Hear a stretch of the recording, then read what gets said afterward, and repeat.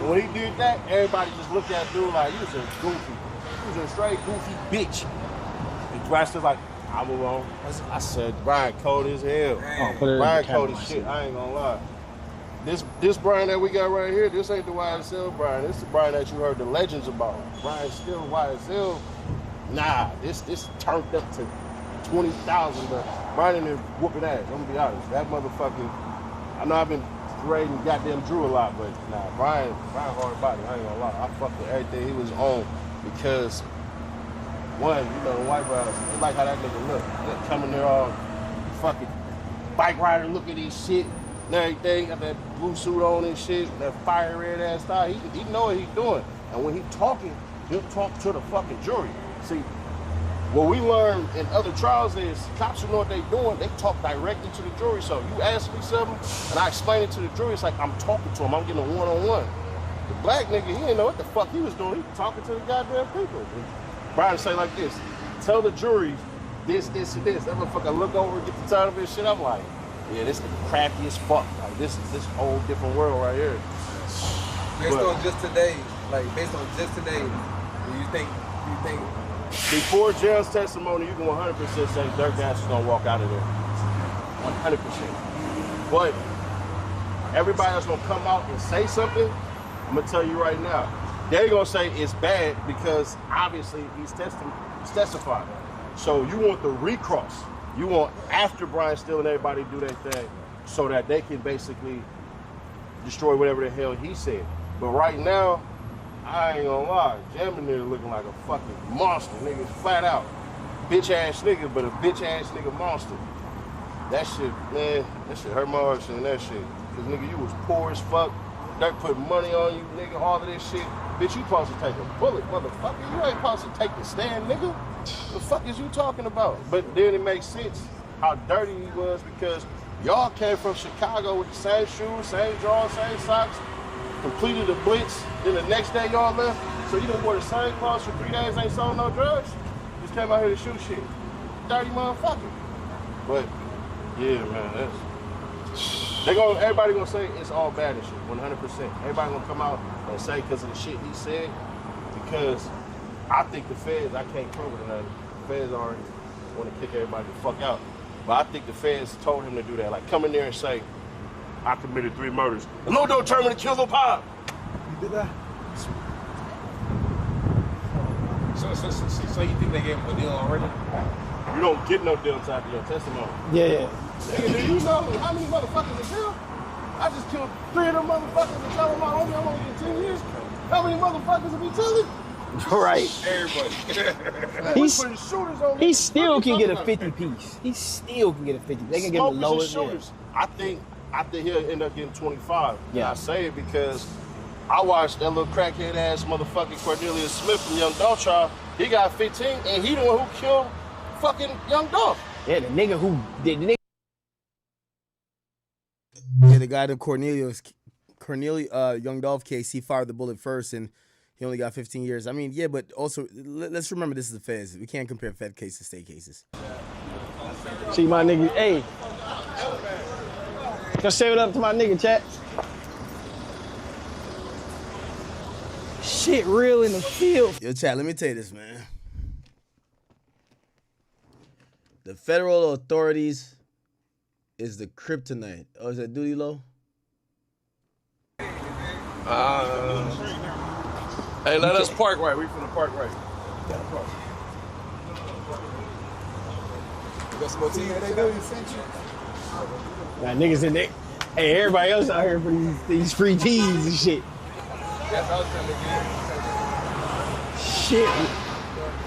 Shit real. Yeah. Wait. Hey, we some.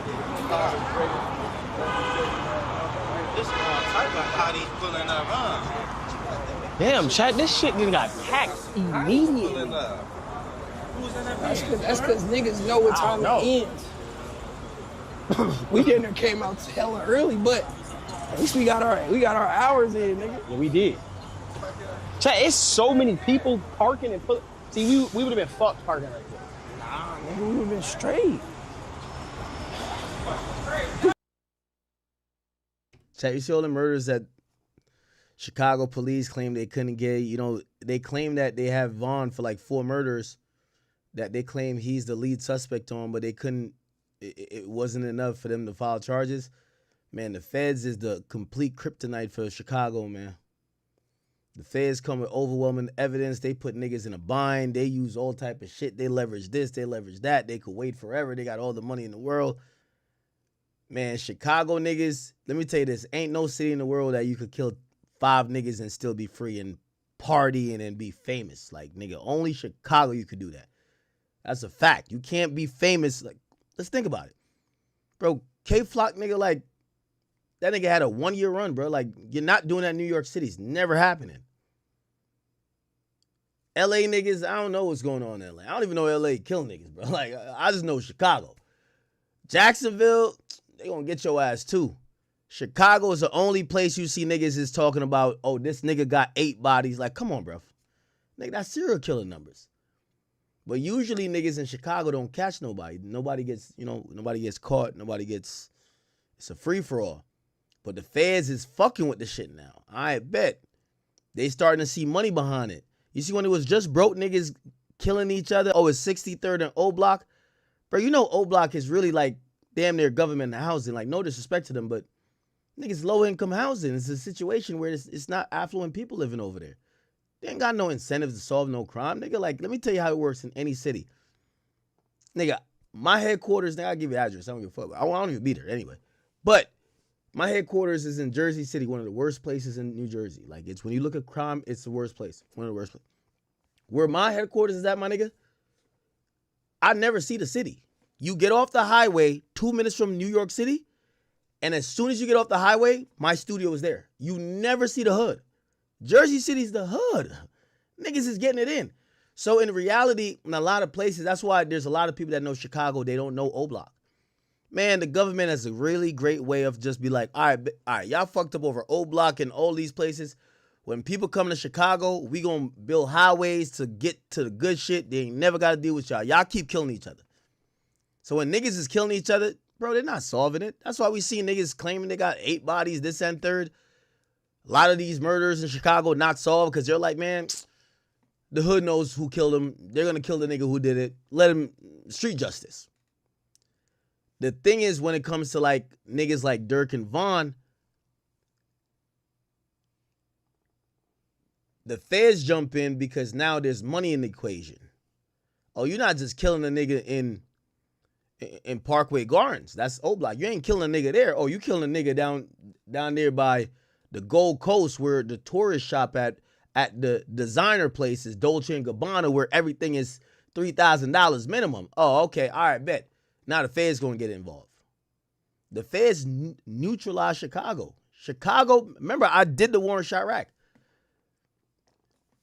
100 people shot every 4th of July. Nigga, I call that All-Star Weekend. Shout out to Dewey Low, by the way.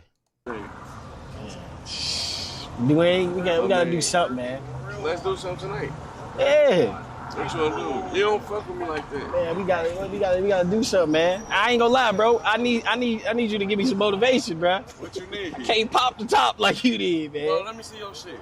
You might I ain't gonna go, lie, bro. you might as well go get rid of that shit. Shout out to my man. He said that's the same thing with Louisiana, man. Like, niggas don't care about crime in the hood, bro.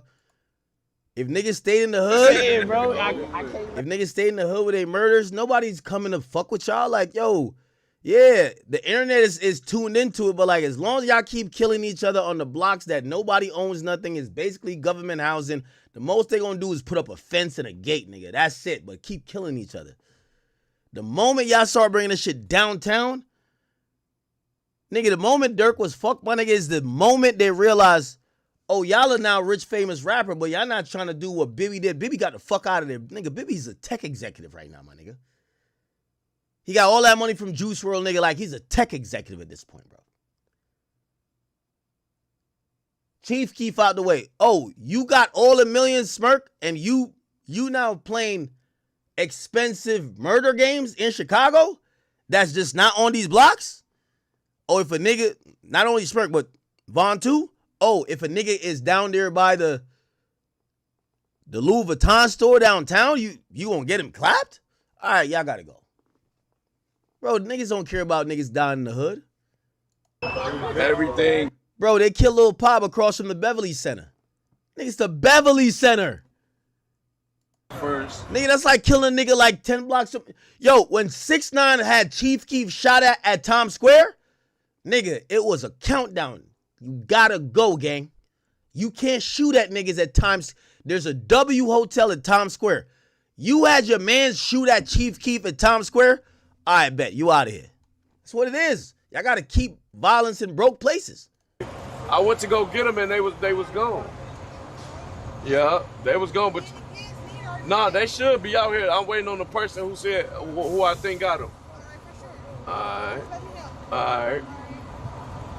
I appreciate y'all for supporting. But yeah, everybody at the court days Monday through Friday. Make sure everybody comes support. You know. Yeah. Facts. Dub needs to go. Bitch, you look like you tried to go to town. I don't even know why Duty Low down there. And I went to LA. Go get your money back. Nah, they did it for free. That's why they fucked my shit up. They did my shit for free. Let me see. Hey. Come on, bro. Right here, bro, you cannot talk about nobody's head, gang. You can't talk about that shit.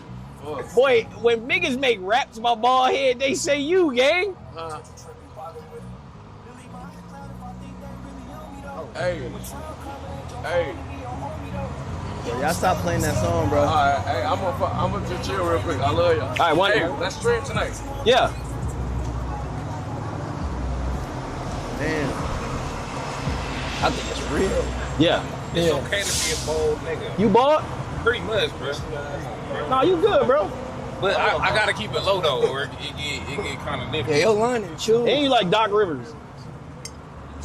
And your line and chew. I would never get no bald head. Ever. Man, you supposed to be on the nigga's side, gang. Nigga, he trying to put the shit over your head. You ain't tell me though. I seen it for myself. I just told him to chill. Yeah, y'all fans out there, keep it calm and keep it cool. I'm with him, nigga. You gotta cut that shit. You gotta. I ain't gonna lie. Might as well get rid of that shit. You know what we gotta do? Oh, bro. We gotta put a federal case on Move and shit. We come out here flipping shirts and shit. We'll put a federal case. Hey, chat. We put the federal cases on Move ass chat. Who? Let me know some unsolved shit so we can put it on that nigga. Wait, who we? What up, bro? How you doing? Chatting, brother. That jacket hard as hell. God damn, that shit feel good, That bro. shit feel amazing. Well, that's how my house feel, bro. That's how I love my room, nigga. Damn, somebody stole my AC out my shit. Hey, bro, you would see your shit when you pull up my AC out my shit. Boy, I took everybody's shit. On Moon's DDG? Oh, okay. Huh? I don't do shit for free, my nigga. That nigga gonna want something. You say? They got free shit for free. Man, I ain't gonna lie, bro. I'm coming in here tomorrow. I'm getting in that bitch. I want to see Brian Steele. Hey. Oh, let me see what he said. Talk about what the fuck we see. That's what we should. Yeah. Just go in. Somebody gonna have to thug out. Well, shit, we all can go in. We just gonna have to leave the shit in the whip. Yeah. And then we just run to the whip. And then we talk about what happened. Yeah. Facts. First, though. That's what we gonna do tomorrow. I woke up early as shit, but this nigga wasn't Nigga, up. I woke up at 8 o'clock. We was good. Yeah. I guarantee you. Chat, watch niggas try to come out here tomorrow. We did it first. Y'all niggas know that me and Derek did it first. Man. It's for sure gonna be niggas trying to come out here tomorrow. Me and Derek did it. Why is niggas? It's like niggas is like. I just feel like, see, niggas is looking at, now that because there's so many goofies out here, niggas looking at niggas like goofies.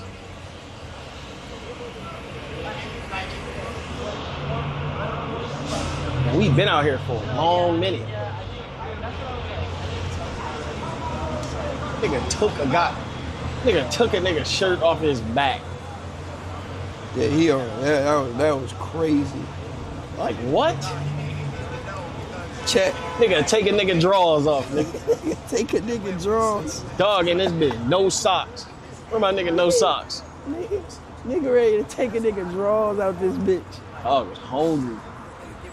They really banging them bitches. Who dropped the pieces off? The nigga, the dreads, the one that said something about right there over there, the one that said something about Trap Lord.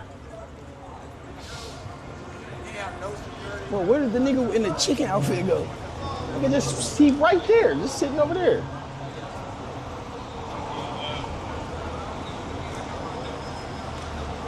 Yeah, Chad, this shit finna get real. There's so many black trucks that just pulled up. Yeah. Oh, this yeah, all them niggas be pulling up at the end of the trial. End of the trial day. Like, I don't know, they be turning shit into an after party in front of the courthouse. Like, at the end of the trial. My homies, free my Pontiac niggas, nigga, free my... Yo, y'all niggas just keep it orderly out there, man. Y'all niggas keep it orderly, please. Outside of the court talking to the family, saying, oh, it went good today, it went bad, blah, blah, blah. But the defense, them niggas just get... See, the hardest thing, though, the prosecutors, like, if the prosecutor get what they want on this case, them niggas become, like, popular prosecutors. Like, they get, you know, they don't get a pay raise or nothing. It just make them look better. But if you lose, it's like a lose and shit. So prosecutors, bro, they work for the state. They got a salary. The ones that defense is the niggas that get paid. Like, bro. It's not the state, my brother. This is the feds. Phone with Brian Steele, he probably charged $750 a minute. Fuck. Nah, he charges about like $3,000 to $4,000. Like, you ain't gonna catch no lawyer charging no $5,000 an hour. Feel me? So like the max a lawyer should be able to charge you is like around like $3,000. That's like the best lawyers in the game. $3,000 an hour. Then you're gonna have like a mid lawyer going to charge you like around maybe like $1,000. That's to show you the disparity. Like $1,000. You know, obviously their paralegals gonna have different rates. They do a lot. You know, lawyers barely get on the phone, bro. Like, so you might be good.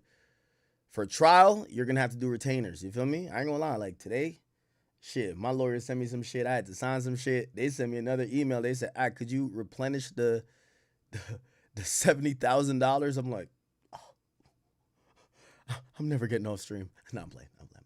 Bro, you punk my mans, bro. Dog ain't even got no socks on.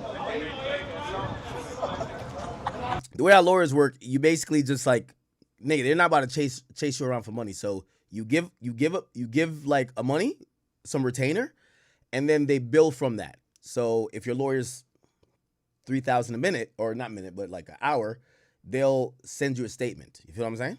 So yeah. I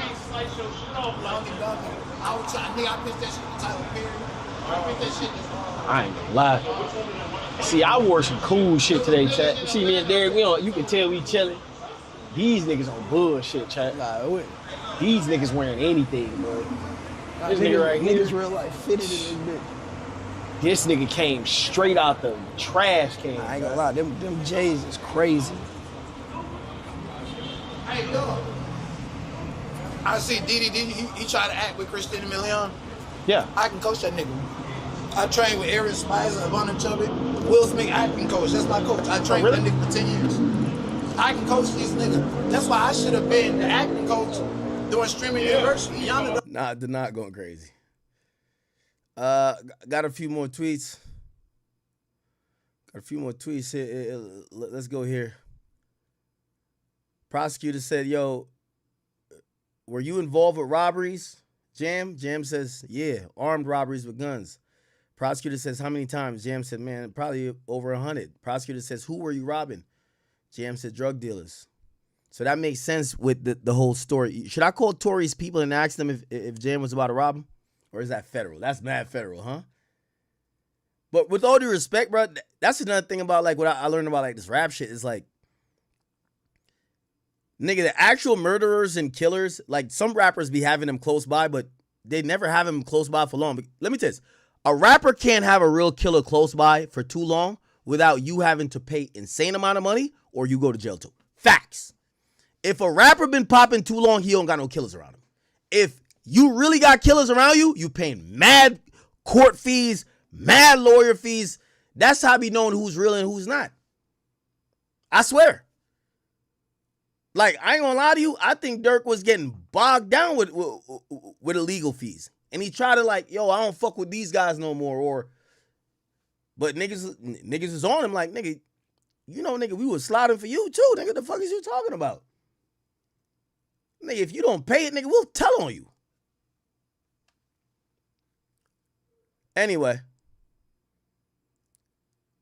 they then asked him, did you participate in the robbery? Jam says, man, I was told to kill him because he was a witness. I put a gun to his head. I did pull the trigger. He spoke out of a situation where they got him in prison for 12 years. They said a YouTube thumbnail for the music video, The Block Is Hot, was shown in court. Prosecutor says, what are they doing in this image? Jam said they were dropping a wire. All people leaving the corner. Trap queen. Yeah, no disrespect. I wouldn't know her if she, if she walked past. Oh, you was like a business with cigarettes.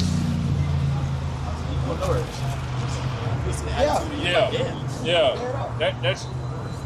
Damn, nigga. Yeah, I know. It's okay. Yeah. I stream too. I'm gonna have a day where I'll be streaming, and I'm gonna baby go fuck with one of these bitches, and then shave and come back and fuck with her again, and she gonna be thinking it's a different nigga. I'm all ready, bro. I'm like, yeah. That's a good ass idea, bro. What you say? Nah, he don't look nothing like that under that shit. All right, so we gonna see if we can get the information. They said try to talk to Brian Steele. Brian Steele ain't telling nobody. You the nice nigga. I don't know how to talk to people, bro.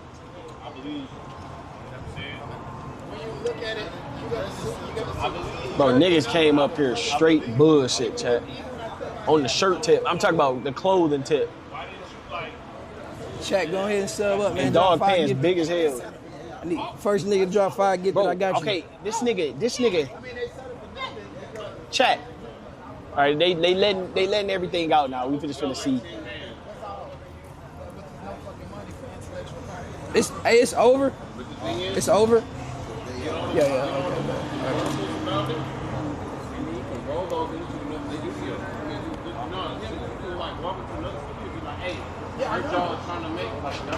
Damn, it's niggas that been in that bitch all day.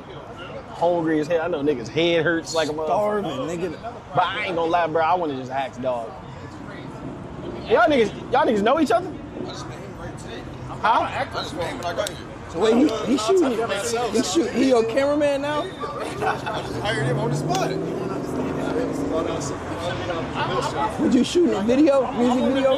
I watched this shit. No, what was you doing when you was right here? Oh, that was a TikTok.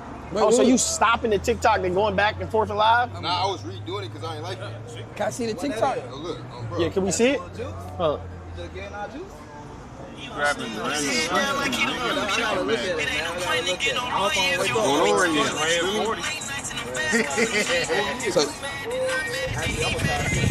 So you think this bitch gonna hit? That bitch gonna hit. 9 million views. You gotta post it right now though. Why y'all niggas gotta be in my shit? I'm saying, why you waiting to post it? Post that bitch. You gotta post that shit today. Yes. Oh my God, I love your video. Guess what? I'm not a lawyer, but You can say that you play it. I'm not a lawyer, but I love her videos, bro. nobody's original now. They see you. They see if like shit works. They snatch that shit. I'm with you, nigga. Durk. All right, I'll be back. baby. I don't know if I'll see y'all later. I want it. I'll be back. Hell yeah. Let's link for the stream. Robbie streaming this shit. I'm really like you. So look like they're rapping in Somebody some chat. peed. Somebody peed on this. It's about 5 o'clock. Where you from? They want to wrap this up. It's about 5 o'clock. It's smelling pissy. Shit, I don't know where that nigga at, man. I just know that nigga alive. Bro. That's all I know. It smelling pissy. It smell like pee over here. It smell pissy around this motherfucker. It smell like pee out here, chat. Like it when you get info. God, she got the best video. I can't wait to see all this lemonade. Yes, can't wait. Don't even want to hear nothing. Chat, if that y'all know her, chat? No, that's what they were saying in the chat. What? You know what I'm talking about her. Nah, I just don't want. I don't want to overstimulate her. That's a nice. I want that woman to go home and finish her video. I love her, bro. Alright, chat. I feel like it's more sweeter, you know. Like Show her way home. We gonna see the video. I give it like a 5 out of 6. I'm not a lawyer, but today was crazy. Day 2 of the. There might be a bunch of bullshit out here. There's a bunch of niggas in black trucks that pulled up.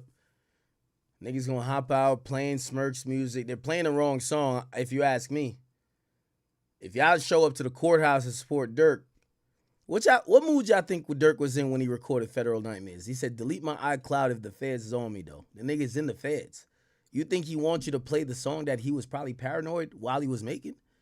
Nigga, play like All My Life. Play like these other songs. Don't play the joint that clearly he was being paranoid. Wait, how long you been on? Huh? How long you been on? Like 15 minutes. Niggas was up here deep. Huh? Niggas was up here deep. Yeah. Now I was up here with the bro. I told him I eat for free everywhere. Guys, they cut a school leg. Who all came out this bitch? Everybody that's right here. Yeah, Honcho came. We don't know when he left, though. Shout out to MGK. He went yesterday. Some nigga down that stairs said he was looking for you and shit. Ooh. Nigga with the chicken outfit. Some Why nigga, everybody looking for me? He got chicken outfit. some nigga with chicken outfit. He said he was blowing your Medusa back. I don't know what Medusa means, but I was like, you gotta be cool. Really your shit. You gotta be really. Wait, what you mean? This is Brody. I was watching y'all stream. That's Camel News. I know this is my boy right here. Oh God. Wait, how you know him? Huh? That's your like brother or something? Nah, that's the homie. He do content and shit. Tell me. It's not looking good, man. We're about to call whack. We haven't called whack in a while. A little bit deflating.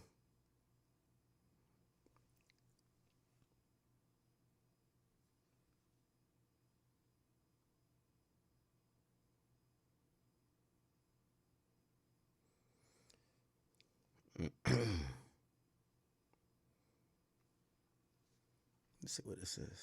Hey, hold on, say what you, no, but say what you said again.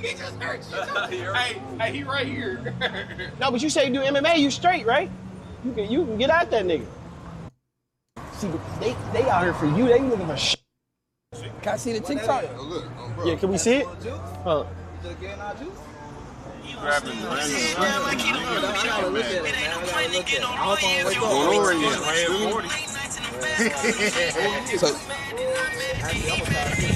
So you think this bitch gonna hit? That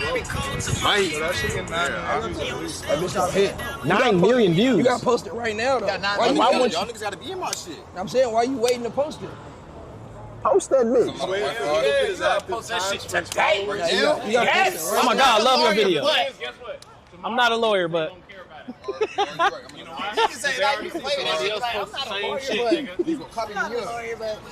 I love her videos, bro. Nobody's original now. They see you. They see if like shit works. They snatch that shit. I'm with you, nigga. All right, baby. I don't know if I'll see y'all later. I want it. I'll be back. Hell yeah.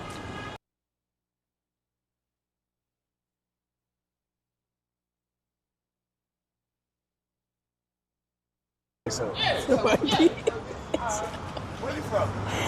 smelling pissy. I don't know where that nigga at, man. I just know that nigga alive. Bro. My bad. I was trying to say it was 5 o'clock. Everyone's coming out of court, so I know you might be like, well, what are you watching? I'm just watching. If anyone of interest comes out of court on this feed, and hopefully we could see something of the sort. But the day's done. So if you ask me, we're gonna get some more updates on what Jam said, but I don't even believe the government is done doing their direct. So I think Jam's gonna be on the stand for the majority of tomorrow, and we ain't even get to Vaughn yet. So I think until at least lunch, we're gonna have Jam on the stand tomorrow. You got to remember, Durk's team, Durk's lawyers, got to do their big one. I gave Brian Steele the win against the detective. The detective turned FBI agent. We need, whether it's Drew Finland, Brian Steele, or otherwise, we need a W on OTF Jam.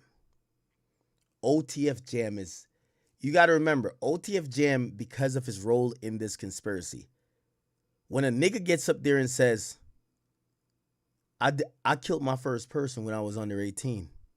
I went with an OG. He told me I had to shoot that person in the head. I did it. There's going to be something sincere about that to the audience. He's admitting to shit. Even though he's admitting because he already took a plea, he can't be charged for those things. So we need Brian Steele. We need Drew Finland. They got to do a number on this nigga. I think even more important than Vonnie.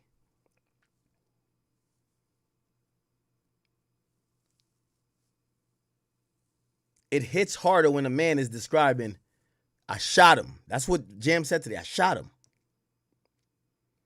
And then my OG who came on the drill with me said, you got to kill him. If you don't kill him, he's going to be a witness. And I shot him in the head and I killed him. Apparently, Durk's dad's about to exit the courtroom. Let's see. I must go to Snow Bunny Heaven.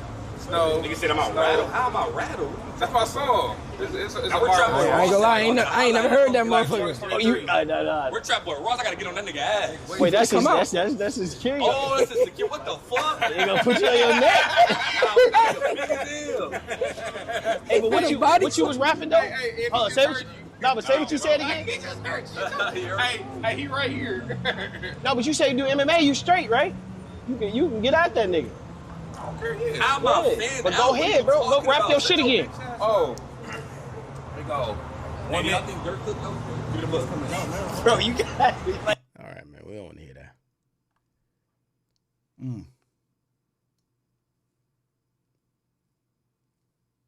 Put it back live. Oh, did I miss some shit? Sorry, Jay. Taylor's Twitter.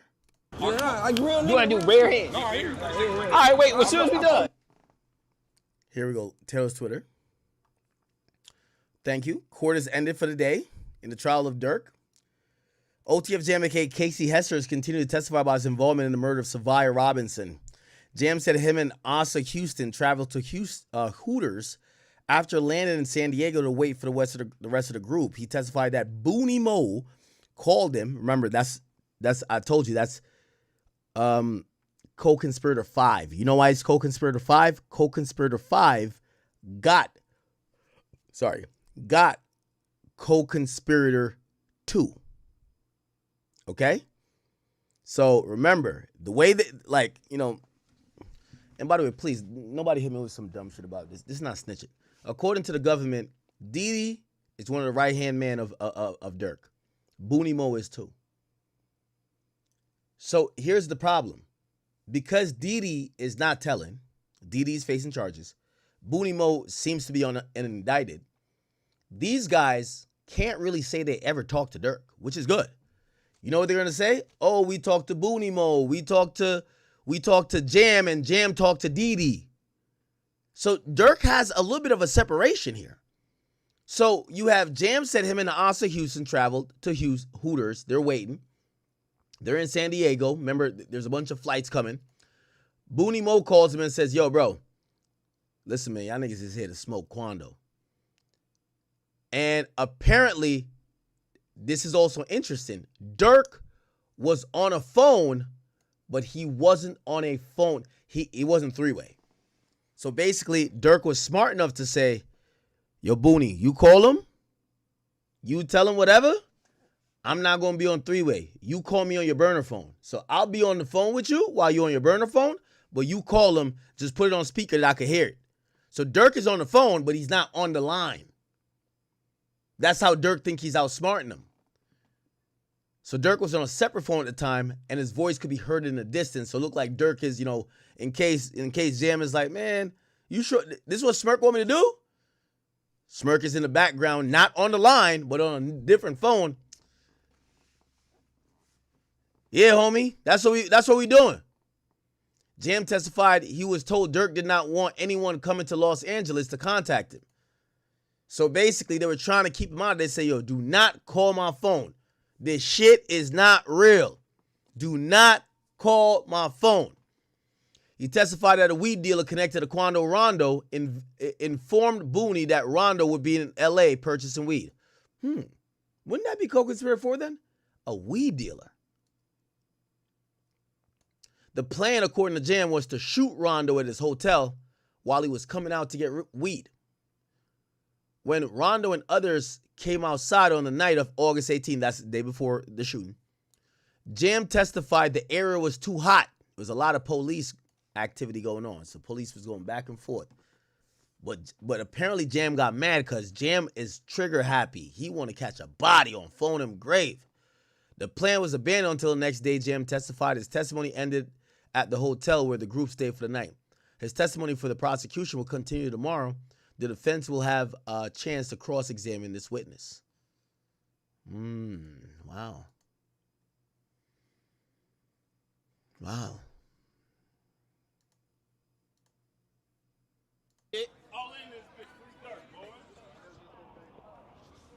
Hey, look, let me show you something. Did I miss a part? Not one, nigga. Chat sub up, man. First 5 gifted. I look. Who gonna drop the first 5 gifted of the day, chat? You ain't get a. Did I miss a part, chat? Nah, Hold bro, on. I ain't get 5 gifted yet. Chat, let's do get there 5 gifted, man. Give me 5 gifted. Did she do a chat. follow-up? Who gonna be the first nigga drop 5 gifted real quick? We got 1.7 in this bitch. Wait, is Durk the one is he the one that checked Trap Lord, or is it somebody else? I just go to Trap.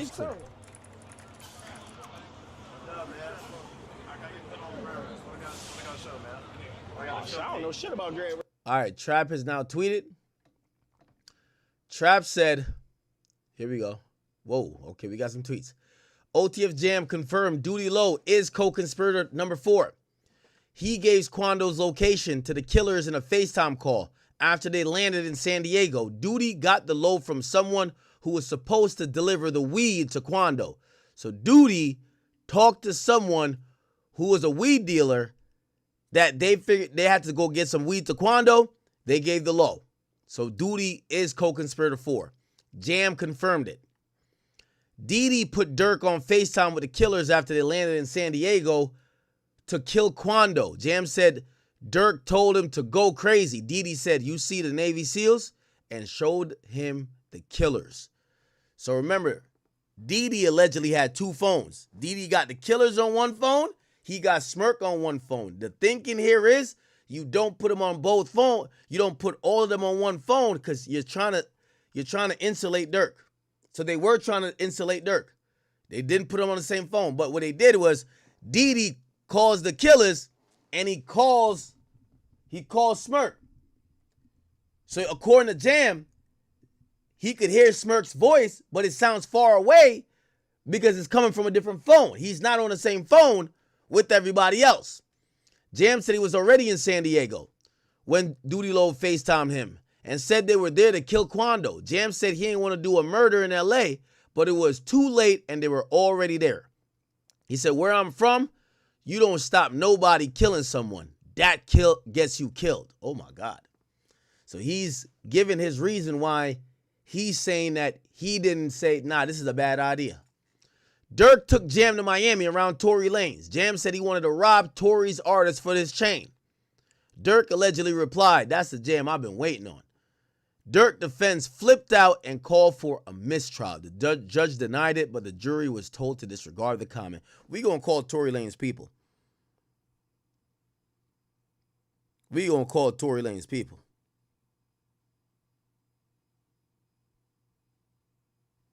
We gonna call Tory Lanez people. Jam says Durk personally spoke to him about 6ix9ine trolling him. Said he was mad about Sly Favon and nobody getting it done. Said he was mad about people around him that didn't want to live what they rap about. So look like Durk was on some, man, I'm tired of these pussy ass niggas around me. These niggas ain't doing shit. All these niggas rapping about like, yo, get up with me when I see you. I'm gonna do this on phone upgrade, but they not doing nothing. So that's why it appears that Jam is saying that Durk vented to him, saying these other guys ain't about that life. Jam was at an OTF meeting and Durk says, man, if motherfuckers catch Quando or Tim, they gonna be straight. You ain't gotta worry about nothing. Someone in the room said, what we talking about though? Like half a ticket or $1 million? Durk said, man, whatever, nigga. Motherfuckers gonna be straight, nigga. They don't gotta worry about nothing. So Jam is now trying to pinpoint the agreement on what's promised to kill Quando Rondo. Durk supposedly says if motherfuckers catch Quando Rondo or Lil Tim, man, they ass gonna be straight. You ain't gotta worry about nothing. And somebody raised their hand and said, Smirkio, what we talking about though? Like half a ticket? Like, are we talking about $1 million? Smirk said, man, whatever the fuck it is, nigga, you gonna be straight. You ain't gonna have nothing to worry about.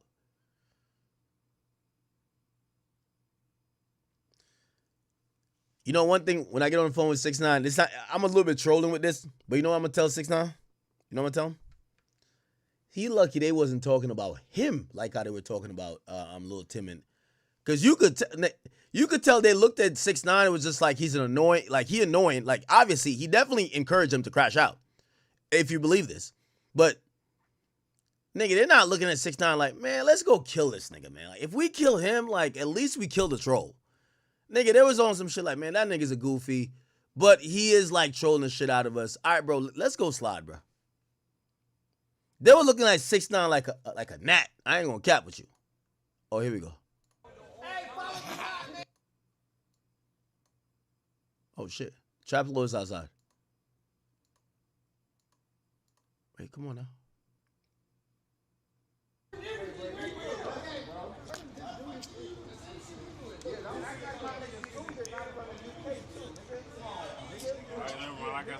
Chat, didn't I tell you Trap Lord is the man out there? He number one. He the guy. Bro, I know they probably got a back end exit for him, bro. Like, they got you.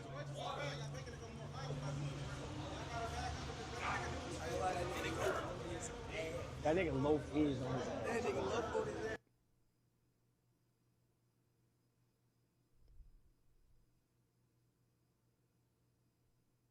Come on now.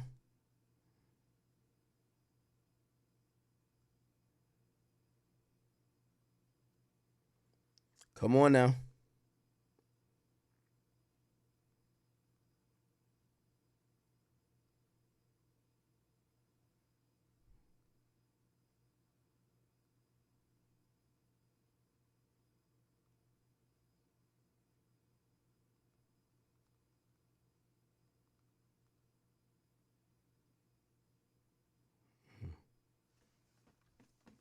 All right. What the fuck?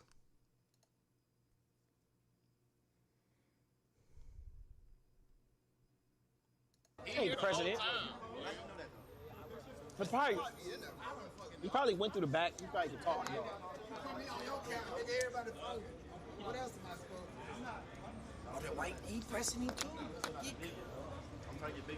Oh, everybody trying to press Trap Lord? Oh, I ain't saying. He was. He's a white boy.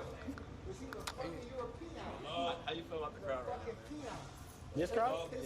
About them pressing Trap. What's your thoughts on that? Oh. Don't get it? Yeah, No. I think people need to be rational about what they say. No, that nigga right there. Fuck this.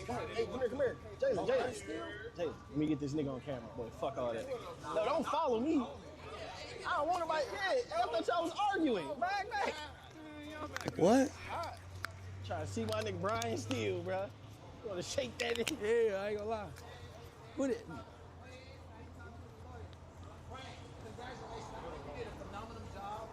Oh, it's Brian Steele. How you doing, Brian?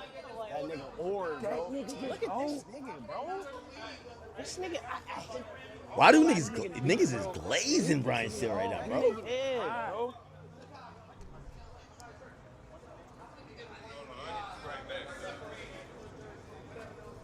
Chad, these niggas making it hot, man. They making it hot. Listen to these niggas, chat.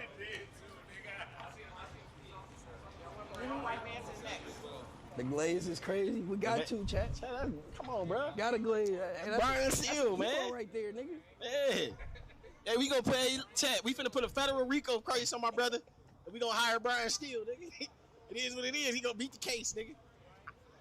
You feel me? Hey, Lo, come here, bro.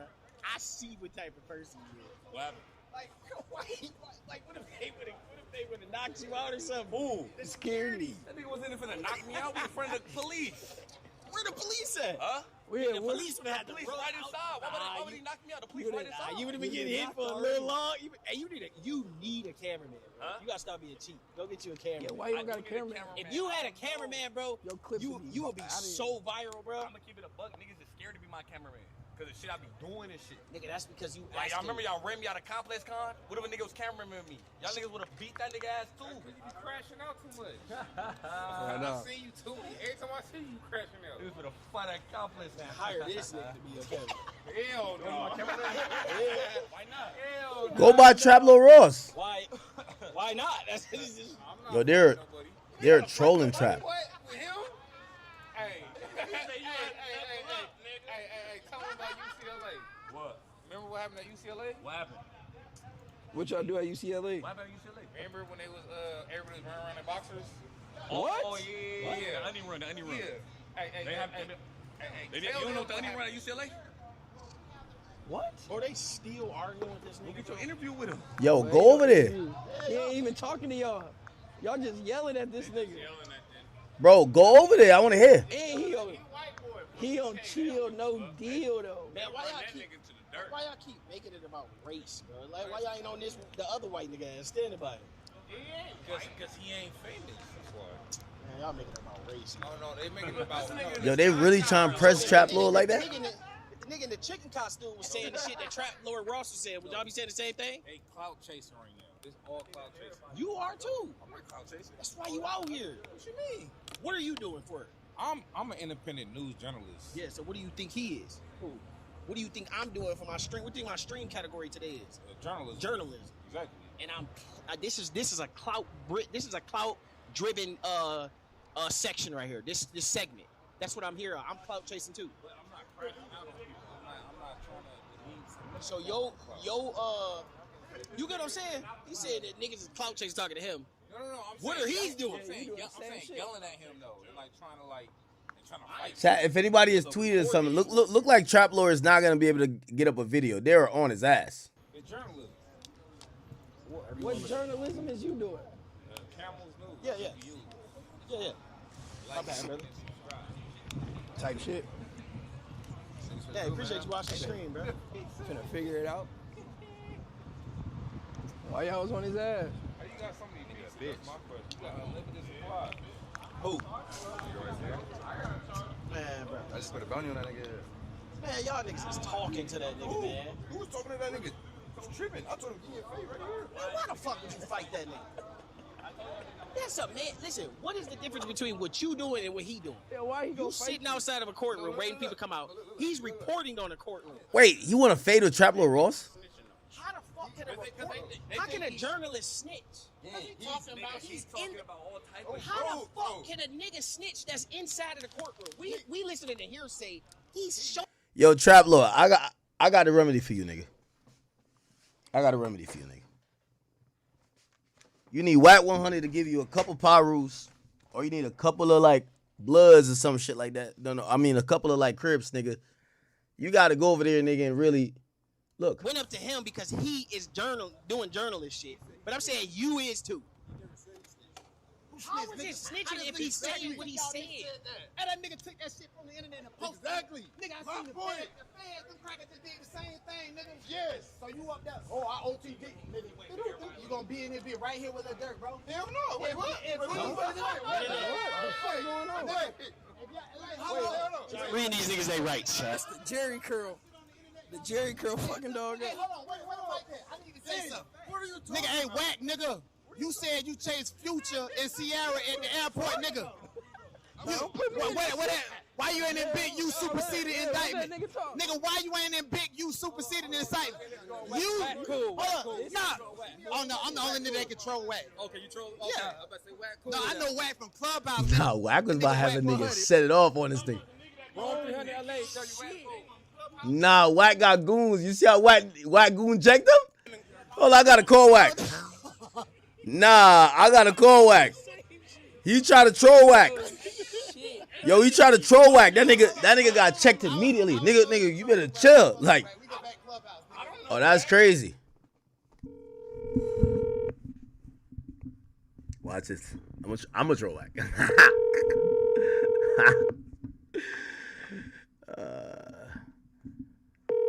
If Whack don't answer the first two rings, Hello? Whack, what you doing? What up, bro? Who this? Yeah, where you at? Fucking numbers. I'm watching these dudes, man. I gutted the bathroom. They bringing the jacuzzi tub up the balcony. You know, that bathroom job is a motherfucker. What's up, bro? Hey, I'm watching some shit at the courthouse. You got goons out there? Huh? You got some goons out at the courthouse, the federal courthouse in Cali? Look like that's the Muslim dudes. It look like. Nah, no, I'm watching the stream because, like, you know, I've been covering the case. Ain't no any goon go to the federal courthouse. It's the police. No, hold on. Nah, there's a nigga because I'm watching the nigga stream. He out there. So the nigga just started. He started setting it off on you. Like, man, actually, fuck Whack. That nigga, like, he said he chased Future in the airport, blah blah blah.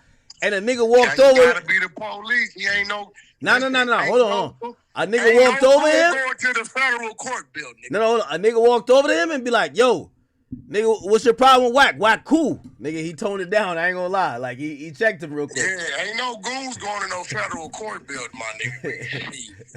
Nigga, you a different type of goon, nigga. You a goon on steroids around this motherfucker, man. Hey, Whack, have you seen this case? Oh, man, this is bad. I don't know. Man, our man Trap, man.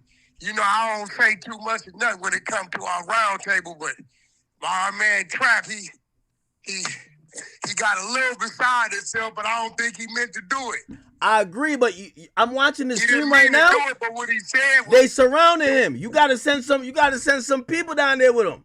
Yo, that nigga Trap, hey, let me tell you something. That nigga Trap, he got out that shit. Listen, boy, Trap would have been a cold tailback. He slipped up out of that motherfucking crowd.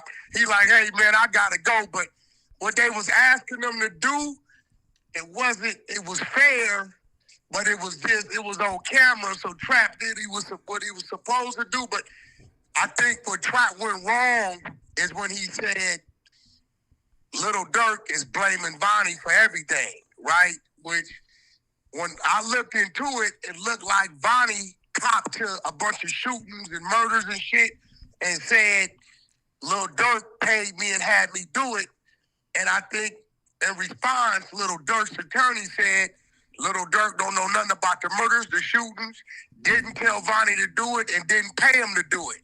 So when Trap said Lil Durk blamed Vonnie for everything, it kind of put out there to the world like Lil Durk is pointing the finger at Vonnie, which all he did was respond to, that's a lie. I ain't tell a nigga to do nothing. I don't know nothing about nothing. And I don't think Trap What? did it. Did you forget about Trap? Did you hear what Jamie the Bull did today? Did you hear him? Oh, wait, 1 year ago. Whack, you ain't know this was gonna happen. You ain't know this was gonna happen. Said what? I said, listen, the nigga sent me word that he telling. I said it. All of Chicago told me I was hating on Chicago. I said, look, not only is Jam said he gonna tell, 2-3 more of them niggas gonna tell too. I said it. Everybody said Whack running his mouth. No, nigga, this is what it is. Jam already sent word a year ago. He taking a stand. I told the world that. Whack. He was supposed to interview with me from the joint. Whack. But it didn't happen. First 15 minutes on the stand. You know what he said? What? Hey, I got 3 bodies. He described the bodies. He said, my first drill, I shot the nigga. I went with my OG. My OG looked at me and said, so you not going to finish him off? You know he going to be a witness if you don't. He said, I shot him in the head. Yo. Well, listen, he already done copped out and took a deal to tell everything he know. You get what I'm saying? And I hope the kids listen, when you hear these rappers talking about all this stuff they doing, listen, it's just amusement and entertainment.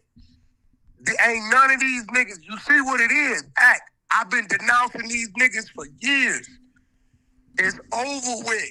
The shooters are telling now, Whack. The shooters are telling. You know, usually they used to say, you don't bring a nigga or keep a nigga around like academics because he's the one going to be able to tell. Like, you know, you knew he wasn't about it. Don't keep a nigga like 6ix9ine around. You knew he wasn't about that life. Of course, you're going to tell. Whack, this guy is a seasoned shooter. He says his role in the BDs, he says we have scammers, we have drug dealers, we have other roles. My role was a shooter. The shooters is telling, Whack. The shooters is telling. Hey, bro, the streets is over with. It's over with. Been over with. Hey, listen, bro. Here go the scary part, Act. These is the niggas that we see telling. Imagine the motherfuckers out there we don't know that telling. Whack. He pointed at Durk today. You know what he said about Durk? I gotta hit you with this because I know you said the streets is over, but could you imagine this? He said, I was locked up for 12 years. He said, when you get locked up, people forget about you. He said, Durk, he never forgot about me. He would call me, whether it was $50, $100, $1,000, he would put it in my books.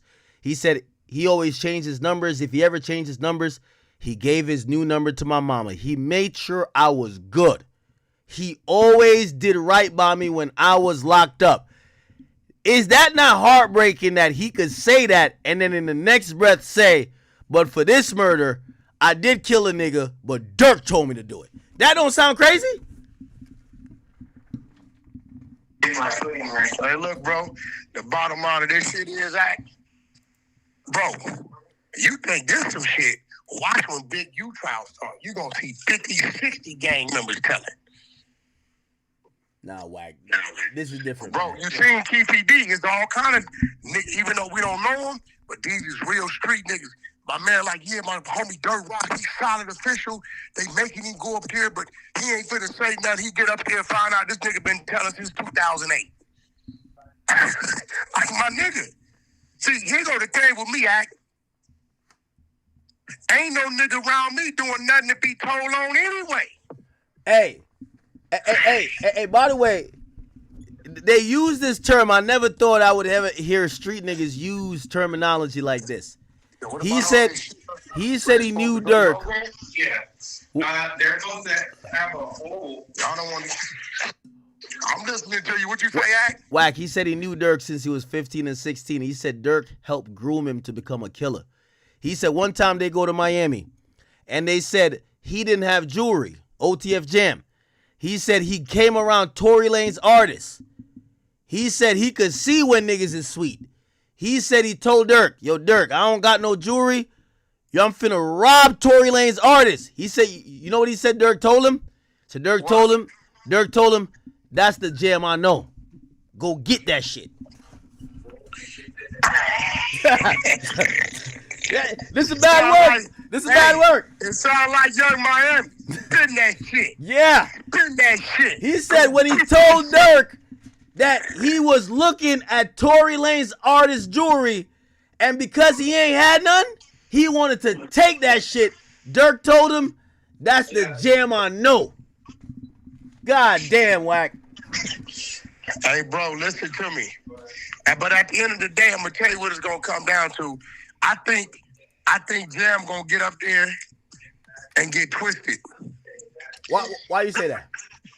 I think Lil Durk's attorneys gonna get up there somehow, some way, and kill his credibility. They got to. And by the way, I ain't counting Durk out. I ain't counting that nigga. What's that nigga? I'm glad they get a night to sleep on it. By the way, the prosecution not done with their direct of Jam, but tomorrow we expect that Steele or Finland is gonna get their chance at him. They gotta take tonight, research. They gotta come with. When we hear $1 billion, they billing $3,000 an hour. You know that, Whack, right? $3,000 an hour. Damn. They gotta come with the shit. Tomorrow they gotta come with the shit. You gotta expose this guy as he was just a murderer and a dummy, and he got sent off because he was just trying to be in the mix, but Durk never told him a motherfucking thing. The most they got on Durk, you know what they said? They said when they got to L.A., they said Durk never got on the phone with them, and Durk told him, don't mention me nothing. They said Didi had 2 phones. They said Durk was on one phone on FaceTime, and they was on one phone. They said they could hear Durk's voice low, but it was far away. But he was never on the phone with them. But that's how they say he avoided being on the phone with them. So they never received no orders from Durk. Or they saying they got the orders way back.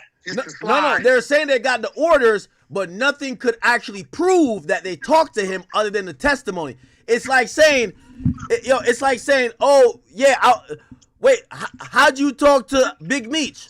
Well, Big Meech never called me. You know who Big Meech called? Big Meech called Whack, and Big Meech was on FaceTime on Whack phone, and I called Whack's other phone, and then you put the phones together. But I never called Big Meech. So Didi and Durk gonna be like, nigga, you a lying ass nigga. Durk never said nothing to y'all. He never told. This is what the conversation was. They said supposedly Durk had a meeting, but here's the thing: they can't prove the meetings. They said Durk said to them, if y'all see Quando, y'all gotta turn up, which means kill him. And he said, if y'all do that, I'm gonna make sure y'all niggas good. They said one person raised their hand and said, what you mean by that though? Are we talking about half a ticket? Or are we talking about the full meal? And Durk supposedly said to them, nigga, all I'm saying is that if you do what you gotta do, you gonna be good. He said Durk never agreed to an amount, but Durk basically said if you get that done, you gonna be straight. And that's what Jam's saying. That's what Jam's saying, but he can't pinpoint where Durk was in a room with him or Durk was talking to him on any phone.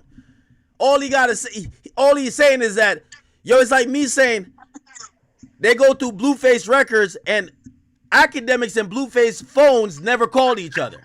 But I claimed I talked to Blueface. They said, well, did you see Blueface in person? I said, no. They said, so how did Blueface tell you something? Well, Wack got two phones. I called one phone and Blueface called the other, and he put it together. That's not trust me, that's not the best way how to, it's going to leave room for interpretation. It's going to leave a lot of room. I could tell. Hey, bro, all I know is this. They gotta twist Jammy the Bull. Jammy the Bull gotta get twisted up, bro. Jammy the Bull, you're right. You're right. Now, let me tell you why. Wait, hold on, Wack. Wait, isn't this unprecedented territory? We have the shooters now testifying. The shooters are the new snitches. Yo, bro, you act 3-4 years ago. You don't remember? I said we got a new rat, the killer rat. Oh, you did say that. I called this shit years ago. By the way, he was talking shit before this. He said, y'all could come pull up on me, and he said, if I catch y'all in jail and y'all talking that shit, I'm beating the fuck out of you. He's talking shit. When he got out, he dropped his pin drop. He said, I'm over here with an ankle monitor. Pull up. Come see about me. No fucking way, man. That's what got Chicago looking crazy. Bro, go pull it up. Pull it up, bro. I know it's so... He dropped his pin drop when they let him go. Said, I'm over here at this address. You got an issue with what I'm doing, come see about me. He did this 2 months ago. So what I'm telling you is this is influencing the other mice and mouse to become gangster rats. Yo, look, bro, it's going to be more of them than the other niggas. Because the niggas that's ratting, these are skilled killers. These is real murder rats, bro. They like, yeah, I told niggas, so what? What you gonna do? That's what he was on. He's still on that. Now, hold on. I talked to 600 Breezy today, and I want you to chime in on this. He said, I hear what he posted online, but let me tell you how it works. I don't care what that nigga is saying. He can't walk no yard after telling on Lil Durk. Niggas is gonna check that paperwork. That's one of the niggas that people love, especially in the feds. All that shit he talking about online is cool, but ain't no rat walking the yard with his paperwork dirty after telling on Durk. Do you agree with that? Well, here go the thing. Jam already did his time. He's not in custody. We don't know where he's at. No, he has. What do you mean we don't know where he's at? When he got released months ago, he dropped the pin drop of where he was staying. No, I think he capped about that. No, today when he showed up in court, they posted a picture of it. He's in prison. It's a tan outfit. Yeah, he's still in custody. He's still in custody. He's in custody. Yeah, I think he was capping about that, and people were actually saying he was trying to figure out who's the niggas he gonna have to take care of as soon as he got home. So that's why he dropped that low. Because he at the end of the day, he a killer. So he not gonna live in fear. He not trying to get no witness protection. He gonna come out here, and if a nigga want whatever, he probably kill again. That nigga better find his way to Arizona to that community with Sammy the Bull. Can you imagine him and Sammy the Bull playing spades together as neighbors? Yeah, but you don't think it sound like you know what he said when he was cussing him out? He said, y'all know y'all not like me. So he's a real killer. Whack, he admitted to 3 bodies in 15 minutes. It's a different type of nigga. Yeah, bro. Yeah, that's that shit Cuffy did, bro. We got his work too. We got to cover that later. But at the end of the day, I'm gonna be real, bro. I don't know how Durk they're gonna see these people as credible, but yet they don't have nothing concrete like no wiretaps. I don't think they got nothing with Durk giving these niggas direction. It's just like he say, she say type shit going on. You see what I'm saying? It's like, and they gonna be like, well, you got caught. You were looking at 20, 30 years, right? Right. So how much time they give you now? Well, it's gonna look like he already set the table when he the other day when he questioned the cop, and the cop admitted that sometimes people will say things to get some time off. So it's gonna be interesting to see, bro. Let me ask you a question. If that jury uses or believes what these people saying. Let me ask you a question. Even if he's a rat, OTF Jam, I'm talking about OTF Jam, him getting up there and him saying, yeah, I did it. But I want to, because the story he's going with is, I knew this nigga Durk from when I was a kid. When I got in trouble, he helped me out. I would do anything for him. When I got out and he said when Jam get out, he gave me 50, he gave me 50. But that just increased my loyalty. And then after, he wanted me to murder niggas. And I did that shit. Do you think that's a believable story? I mean, it's a story, but how do you prove that? He got to show something. He got to have something to show. Durk gave you them orders. See, remember when they got John Gotti? They had John Gotti on wiretap in that old lady's apartment talking. So all that was crossing what Sammy the Bull was saying. They don't got Lil Durk talking about, you know what I'm saying? He gave a nigga 50 to do nothing.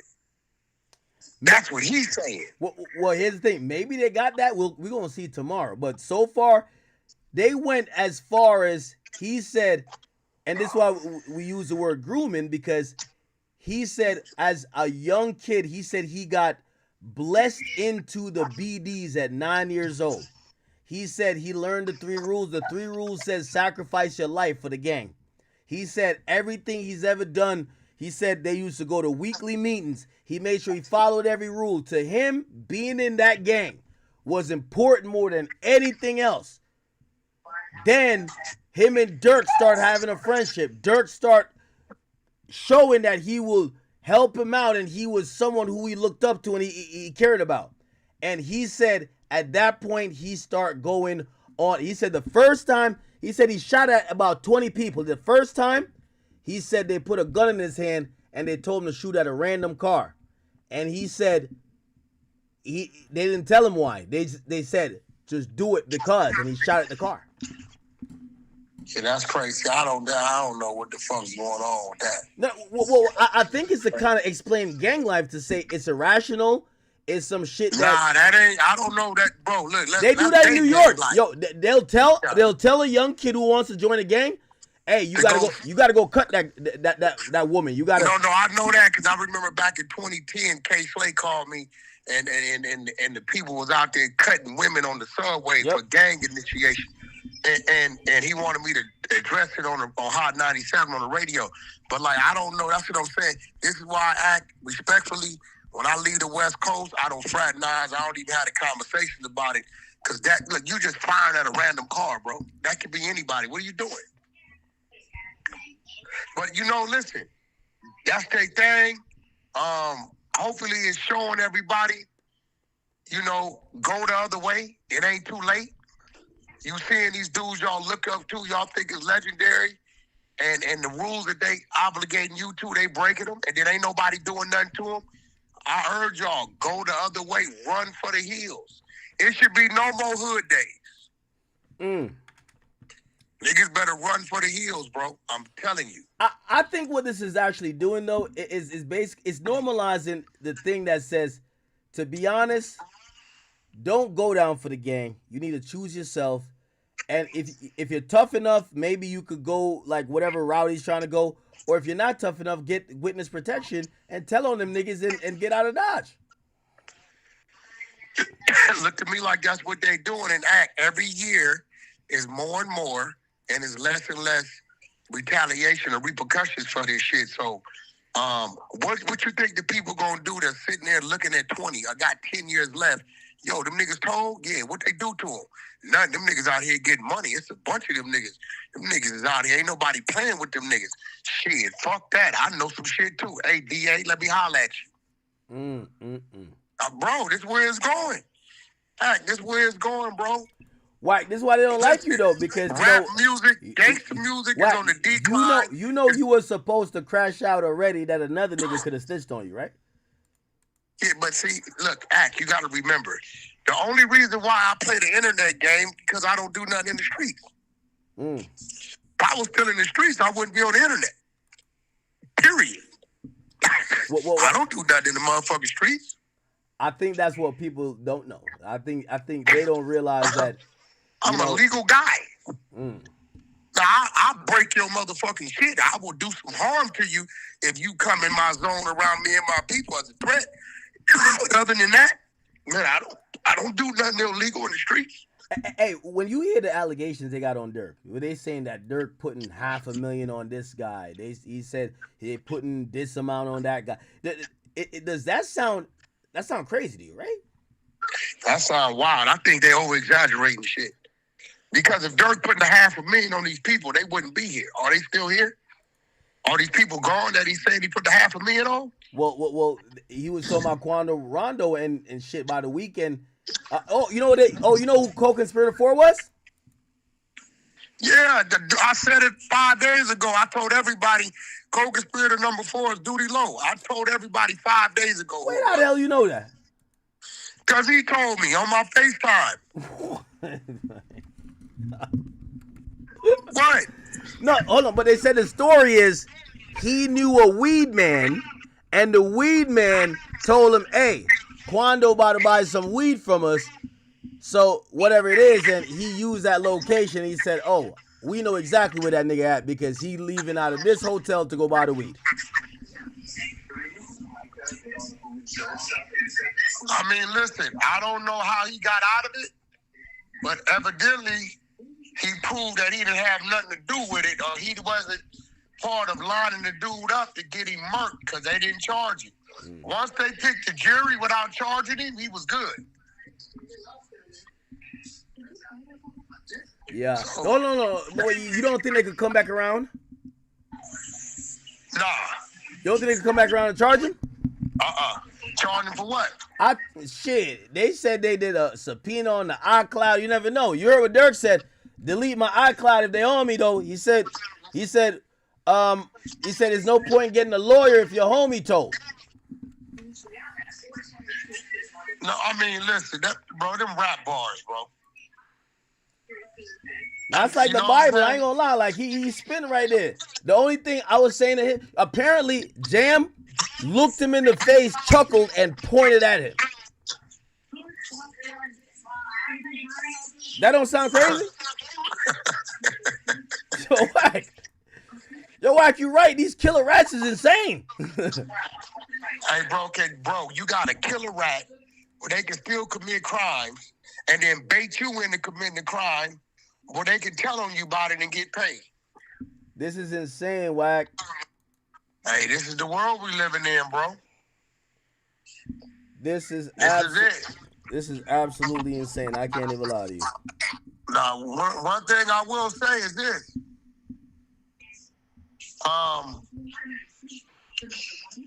They better put some respect on 6ix9ine name, bro. What you mean? Hey, bro, if we don't hear them screaming these fools' name just as loud as 6ix9ine's name, I don't want to hear nothing about it, bro. Nah, because 6ix9ine, you gotta remember, 6ix9ine is a little Latin kid who didn't grow up over there. These niggas is from the sandbox. Okay. All right, nah. We can't turn the volume down. No, they gotta turn it up. Nah, I hear you on that. For sure. Now, let me tell you what Savage is duty low in front of that federal building every day like it ain't nothing. Yeah, he did today too. He been there every day. Do you think that's smart? I told him don't go there. But you know, he told me he's to act. He's like, listen, I'm not a criminal. I'm there to support my brother, but I'm supporting my brother in legal means. You know, there's fans that's showing up. We gon' protest in an orderly way. We want to support Smirk, this and third. Yeah. I ain't gonna lie, Whack. I ain't gonna lie. Shit, I sent over a band last night to buy a bunch of free Smirk T-shirts for everybody coming out there. Yeah, that's cool. Amina, you know, she had called a week ago, and they was doing all that, bro. But you know, I'm just gonna be real. My whole thing is this. Put that on his books. I don't give a fuck how many free Smirk T-shirts you got. That jury don't give a fuck about none of that. That's just for some Instagram shit. You know, they could have sent that to his books. You know what I'm saying? I mean, it is what it is. The people in the front want their clout. That's cool. But, you know, I hope it turns out all right for him. Me and Durk always been good. And I think the only out is if they twist Jam. If they discredit Jam, he got action. They need the little Woody Jam. Yeah. But Jam is going hard because he trying to get out of jail. If you say he's still in jail, he gonna tell because he know if they catch him, they gonna kill him. Here's the thing with talking about trying to little Woody Jam is that Jam don't look like he came to play. He came, he said, I was a kid when they're laying it out as, hey, I did these things, but this has been my life. This is why I did it. I didn't do it because I'm a bad person. But it's not even about that he needs sympathy. It's about will people believe it? He's given it up so much. He said the first time I shot at a car, the first time I ever shot a gun, I pressed the trigger just shooting at a car because I was told to. The first time I killed somebody, I had to put the gun to that person's head and kill them because I was told to. He's laying it out saying, hey, I am a product of my environment, but this is me finally taking accountability. So he's trying to, you know, obviously when you see somebody in his position, you know they snitching to try to come home early, but he's trying his best for people to believe him. Hey, look, guys, this is all I can say. Trap Lord, I think he's our point man down there. He putting in work. You definitely putting in work. My man Sadie Nash, he putting in major work. I saw him talking to Brian Steele on the curb the other day in front of the federal building. Yeah. Listen, we got Pooh Shiesty and Big U coming up in February. They definitely got to be out there for that. Ain't nobody even talking about Keefy D no more. That's what let you know the youth don't give a fuck about Tupac. We don't even know what's going on with that right now. Yeah, Ever since Durk trial started, nobody's even talking about that shit. What's the update on that? What's going on right now? Shit, I don't know. I just a bunch of niggas getting up there telling. I don't know.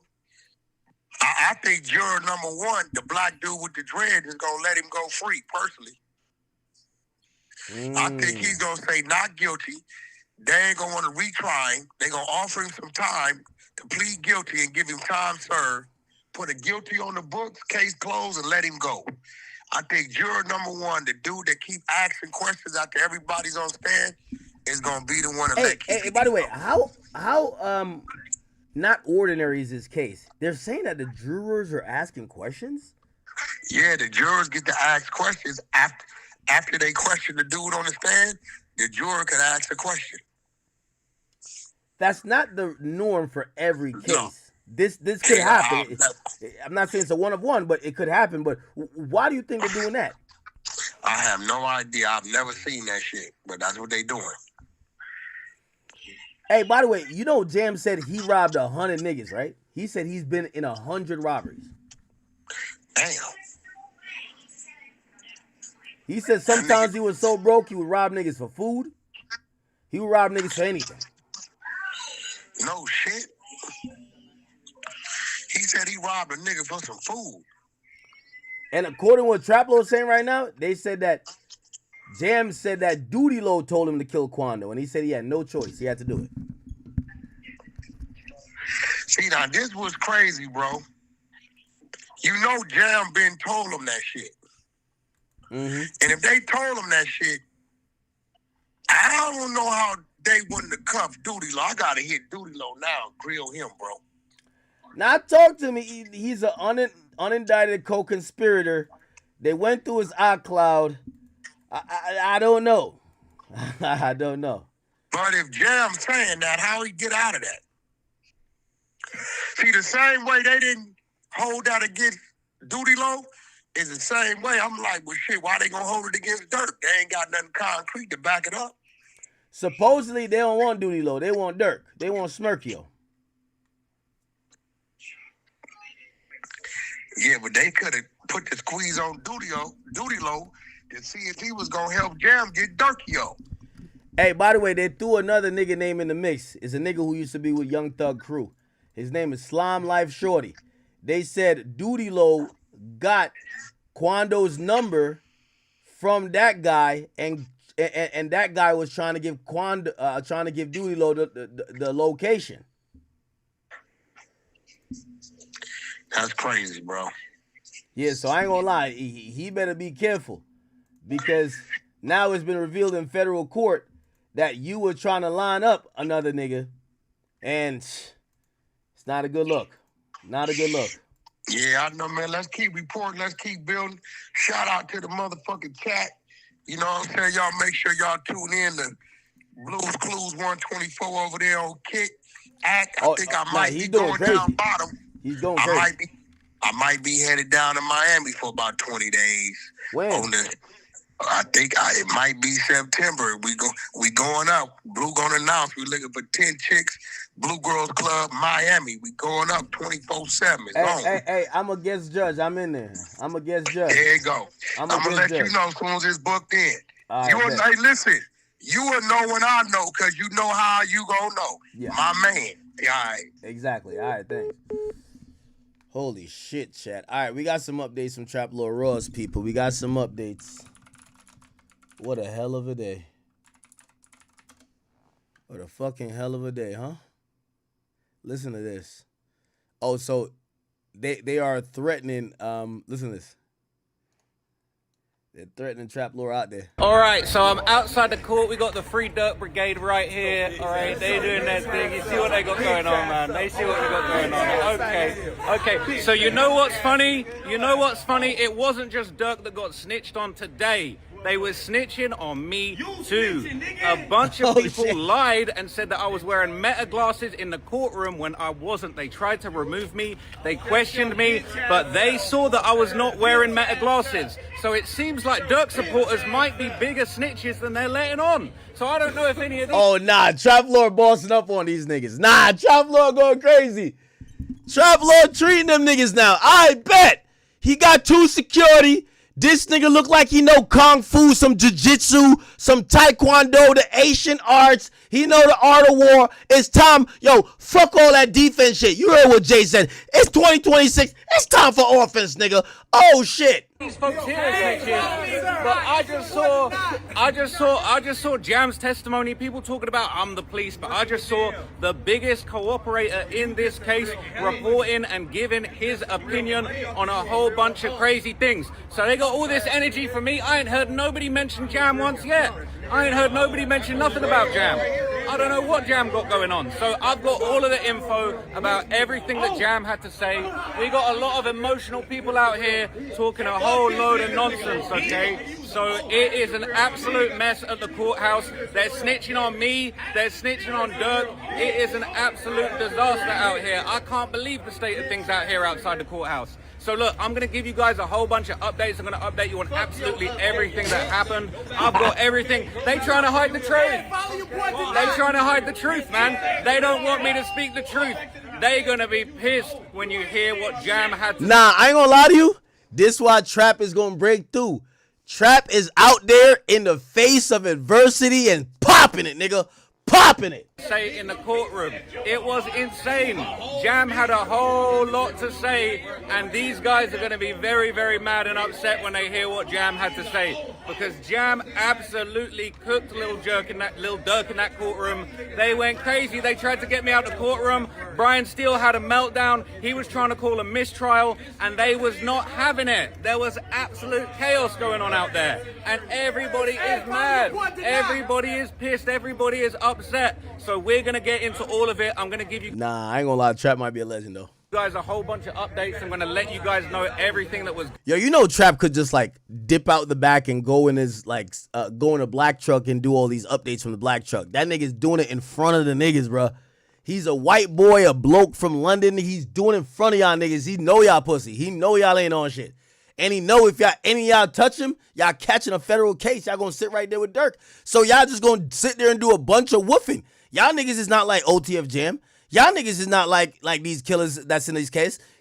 All y'all gonna do is say, fuck you, nigga. Fuck you, use the C word or whatever. Y'all not doing nothing. Trap Lord stand on business right now. Going on, and none of these folks out here, none of these phonems are going to be able to stop me, man, because it's freedom of speech. He said none of the phoneme niggas? Oh, nah. Freedom of the press. I got a press pass. They can't keep me outside the courtroom, and it's a whole load of nonsense going out here. Durk's team can't stop this. Nah, he popping it. He even popping it at Durk's team. They ain't going to stop the justice. They ain't going to stop the situation. They definitely ain't going to stop me reporting. So I will be back with a full-blown update for you guys very soon. But for now, I'm going to wrap this one up here and let you know what's going on. They was trying to say I was emotional today, but look at the state of it. Look at the state of it, man. The clout chasing is out of control. But who's got all the motion over here? I don't know, but I'll see you. Oh, shit. Motion, man. Guys, in the next video, it's crazy. Peace. Nah. Yeah, I got Trap wilding out now. Y'all got Trap wilding out now. Alright, so there was a very interesting update in court today, and it was a piece of evidence that I thought was going to be brought forward, but it's not going to be brought forward, and I'm not going to lie, this is kind of a W for Durk. So obviously there's been all this talk about King Von, his past, him being a leader of the BDs. Obviously I've done a lot of coverage on King Von and the allegations that he made himself that he had 7 bodies. Now, you know, many people before me had called King Von a serial killer. I obviously covered King Von being an alleged serial killer, and you know, a lot of people tapped in with it, but it was actually confirmed today that they would not be able to bring up King Von's past of violence. They wouldn't be able to bring up King Von's bodies. They're not going to be able to mention that. They can mention him as a member of the Black Disciples, as part of O-Block, but they're not allowed to talk about Von's bodies, Von's history as a violent man.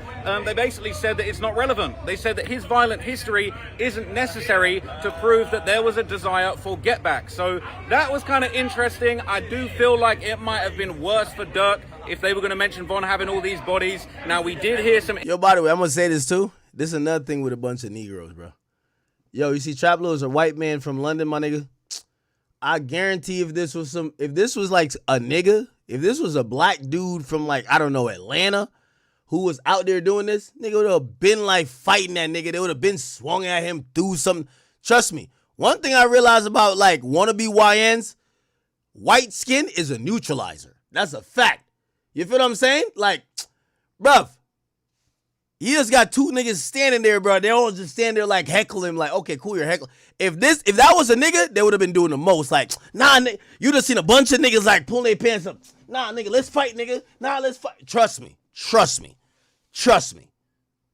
Interesting stuff about Jam regarding violence, but I'm going to talk to you guys about that in a different video. Hey, this guy's wilding out. Shut your whole ass up. If that was a black dude, they would have swung. I guarantee you. On phone him grave, bro. On phone him grave. Who phoned him, by the way? Yo, he clowned him out. So look, they're that mad about the truth. They're this mad about the truth, and I can't wait to see what everyone's got to say on the verdict day. I wonder if they're going to be bringing the same energy on the verdict day, or if everyone's going to disappear and just give up on Durk after that point. I don't know, but I'll let you guys know as soon as I know. But that is official. Von's bodies are not going to be used. All right, so there was a very interesting update in court today, and it was a piece of evidence. Nigga, he still did 2 more updates. This is kind of insane. Nah, he did 3 more updates. He's chilling out there. Look. Official OTF Jam took the stand today, and it was absolutely wild. There's so many quotables from OTF Jam's testimony, and it was just absolutely insane. Now, what I'm going to say that was very, very interesting is off the rip, OTF Jam said why he was there, what was going on, the conditions of his plea, and he basically confirmed that he was copping to 3 murders as part of his deal. There was a conspiracy to commit murder for hire, an apparent kidnap for murder, and a robbery murder. Now, it was crazy, and he actually touched on one of the murders that he actually did way back in the day that was part of his plea. So obviously one of them is the Durk conspiracy, you know, the murder for hire of Lil Pab. But another one was a 2010 apparent robbery in Racine, Wisconsin. Apparently another black disciple had asked OTF Jam to go with him to rob somebody that his dad had sold drugs with. The older BD basically said that this guy had cheated him out of money, and then they went to rob him. They went into a store with him. They basically locked the door. They put guns to the guy. There was a fight, and Jam was told to shoot the guy. Jam shot him once. And the guy that he was with, the older BD, said, nah, he saw my face, kill him. He saw me. And what did Jam do? Jam said he put the gun to the guy's head and pulled the trigger and executed him on the spot. He was age 17 at the time. So that's now 2 of Jam's murders that we've had confirmed, but he is probably going to testify later on about a 3rd murder that he did. And I think it could be possible that that's the one that Durk and them actually took him into the bathroom to kind of... I think they're saying that might be FBG Cash. Confront him about, to say, you out here catching even more bodies, you getting the feds on us, you getting everything hot, you need to calm it down with these. So that's the latest. Jam was on the stand. I've got loads of updates about stuff that Jam said, but basically Jam's copped out to 3 bodies, he's helping the feds, and he is saying that Durk did it. He's saying that Durk led the conspiracy. He pointed out all 3 defendants today. They was in on it. Damn. So when OTF Jam took the stand, he made it very clear. He pointed at Durk, he pointed at Dee Dee, he pointed at Lindsay. He said they was all in on the murder and the conspiracy. They're mad, they're big mad. They're so mad that Jam took the stand and is cooking Lil Durk. Durk got cooked by Jam. It was such... Nah, he trolling them. Nah, Trap is having his way. A bad day. People out here trying to act tough like that's something, okay? But it ain't gonna do nothing. It's not gonna help Durk. Nah, Trap on his shit. He don't give a fuck. I Trap, I see you, my boy. It's not gonna stop Jam. Durk literally got pointed out. He looked so disappointed. He looked heartbroken. There were moments where Jam was sort of like, looked like he was low-key like chuckling a little bit, or like they was playing that video of Dee Dee basically where he admitted to being the murder man, and Jam just shook his head and laughed. You thinking, you guys cooked yourselves. You talk about I'm the snitch. You guys cooked yourselves. They played back again in the court. I'm not gonna lie. All of these folks out here that say that they love Durk, love Von, they don't love Von as much as I do. I was bopping along to Back Again. It was hard, but unfortunately, there was true facts behind those songs, and Durk got pointed out by Jam.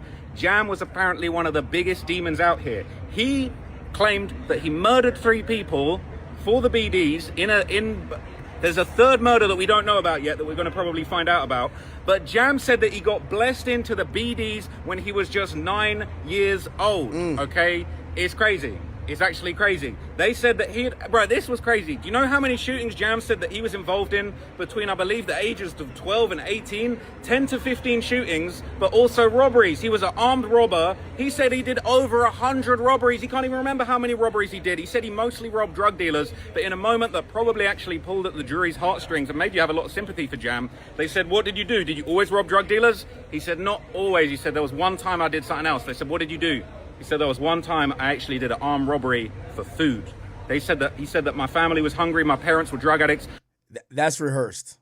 They're kind of playing and pulling on the sympathy strings, not to say he's innocent, but to kind of like make it seem like this is all the life he knew, and not for like he wants sympathy because he's not on trial. They want to have him be believed and say, oh, you know what? He's making a change. He finally has a new lease on life with this cooperation package. He's finally telling the truth. I was only 12 years old. I had to stick someone up with a gun to literally put food on the plate for my family. My parents had bills. They were drug addicts. I stepped up to the plate and I did over 100 robberies, and I was just trying to get by and feed my family. I'm not going to lie to you. That was actually quite compelling. I don't know if the jury are going to be sympathetic for that. Obviously, he's also doing 15 shootings and catching 3 murders and just doing all type of stuff, but it actually kind of was emotional. It actually made you feel like, damn, in many ways, like Jam is actually a victim of circumstance. He was having to rob people for food. So when he got flown out there to LA by allegedly Durk and Didi and them to go and participate in this murder, really, and he said it himself, he didn't feel like he had a choice. He said that he was already in LA when Dudy Lowe got on FaceTime and said, "You're here to kill Quando Rondo." That's what was said. It's crazy. And he said, look, I was already there, and where I come from, you don't stop nobody from committing a murder. That's how you get your... Not gonna lie, that is crazy. They say Dudy Lowe told him that? What? Self-killed. So OTF Jam's testimony, I'm not gonna lie to you, it was very, very compelling, and they big old mad about it. So when OTF Jam took the stand... And we got 2 more.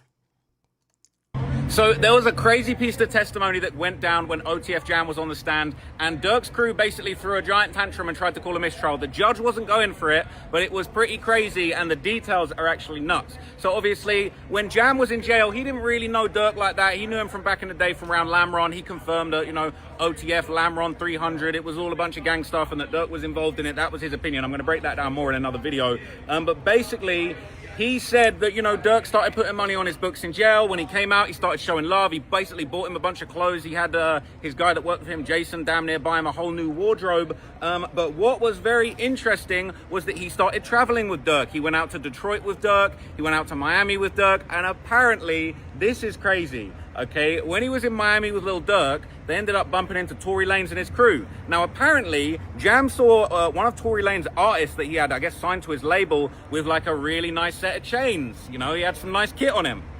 Apparently, after they all linked up, Jam took Durk to one side and basically said to him, hey, look, I'm going to start robbing these guys. This is exactly what King Von said he was going to do when he got out of jail, and Durk started bringing him around as well. Obviously, Von started rapping and went to the top and then lost his life. But Jam basically said, look, I'm actually just going to start robbing these guys for you. And this was after Von died. And you know what Durk said in response? He didn't say, hey, don't make the block hot. He didn't say, hey, calm it down. Tory's my mans, don't rob his artists. You know what Durk allegedly said to Jam? He said, that's the Jam I've been waiting on, bro. He must have probably been thinking, that's exactly what King Von said to me when I started bringing him around all of these people. It was crazy. So apparently, every time that Jam linked up with Lil Durk, OTF Vonnie pulled up and gave him guns. And basically, they said that they were constantly passing Jam guns. And the purpose of that, literally, Jam said, because they knew I was finna use them. They knew that I was the guy that was going to let it blow if it came to it. So they constantly kept Jam around. Durk always had Jam traveling with him numerous times, numerous states all over the place. And basically, Vonnie was sliding in pipes and basically saying, yeah, like you know, hey, Jam's the one that's going to get busy. Now, there was a bunch of little hushed sidebar meetings privately between the judge and the various lawyers. And we eventually found out at the very end of the day that Durk's counsel were calling for an entire mistrial, saying that this was a mischaracterization. That's some Brian Still shit, I could tell. You know, their Tory Lanez comment, they made it sound like Durk was encouraging him to rob people, and the judge basically was like, look, I'm going to deny the motion for a mistrial. Let's be serious about this. He was like, I looked over the transcript. It doesn't sound like he's quite doing that, but I did think maybe it was inappropriate. I've asked the jury to disregard that piece of evidence, but like, mistrial over that? Are you crazy? And the judge pretty much said, look, I didn't even know who Tory Lanez was, all right? But then people are telling me afterwards, he's a big name. It could cause the jury to be impartial. They might know a little bit about Tory. So that was kind of the back and forth with that. They were thinking they got off a little slick mistrial, but it didn't go anywhere. But yeah, that's how Jam was apparently moving. He was on that timing. So there was a... Damn, we have one more update. Nah, Trap really popping it, though.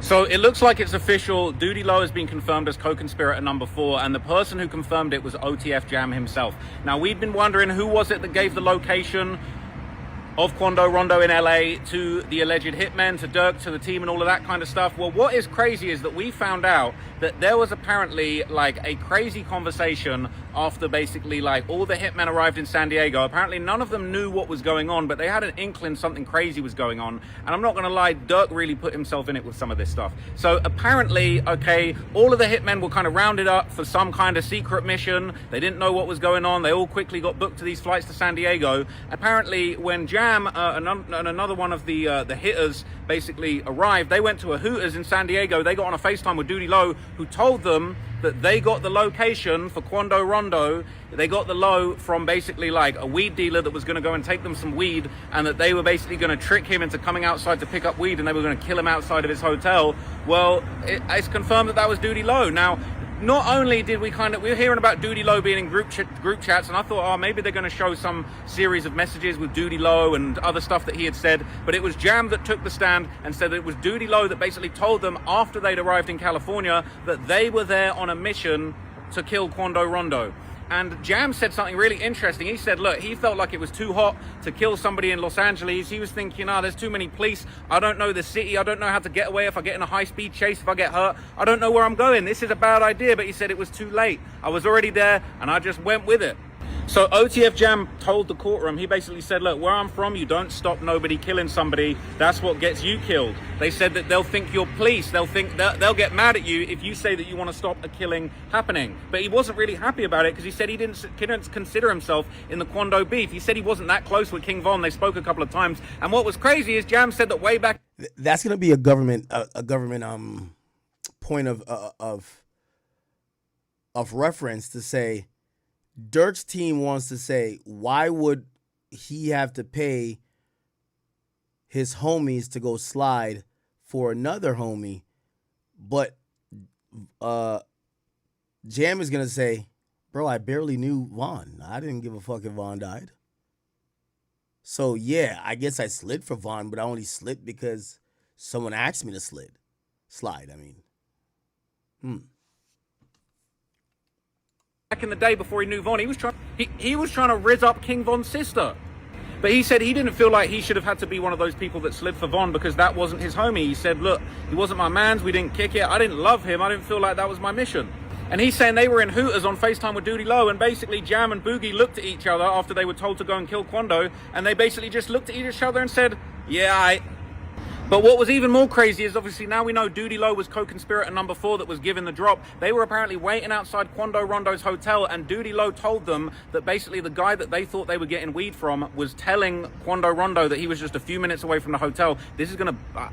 I might have to say this in a different video because we run out of time. But basically, they had eyes on Quando Rondo outside the hotel. They were about to kill him, but the police rode by. Apparently, Didi upped his gun, pointed it at Quando, and said, I could kill him right now. It would be so easy. But they said, nah, the block's too hot. There's too many cops out here downtown LA.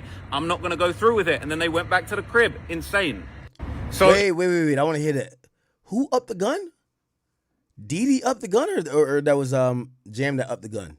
And say I could kill him right now. What? It looks like it's official. Duty Low has been confirmed as co-conspirator number 4, and the person who confirmed it was OTF Jam himself. Now, we'd been wondering who was it that gave the location of Quando Rondo in LA to the alleged hitmen, to Durk, to the team, and all of that kind of stuff. Well, what is crazy is that we found out that there was apparently like a crazy conversation after basically like all the hitmen arrived in San Diego. Apparently none of them knew what was going on, but they had an inkling something crazy was going on. And I'm not going to lie, Durk really put himself in it with some of this stuff. So apparently, okay, all of the hitmen were kind of rounded up for some kind of secret mission. They didn't know what was going on. They all quickly got booked to these flights to San Diego. And apparently when Jam and another one of the hitters basically arrived, they went to a Hooters in San Diego. They got on a FaceTime with Duty Low, who told them that they got the location for Quando Rondo. They got the low from basically like a weed dealer that was going to go and take them some weed, and that they were basically going to trick him into coming outside to pick up weed, and they were going to kill him outside of his hotel. I just want to hear the end of this. It's confirmed that was Duty Low. Now,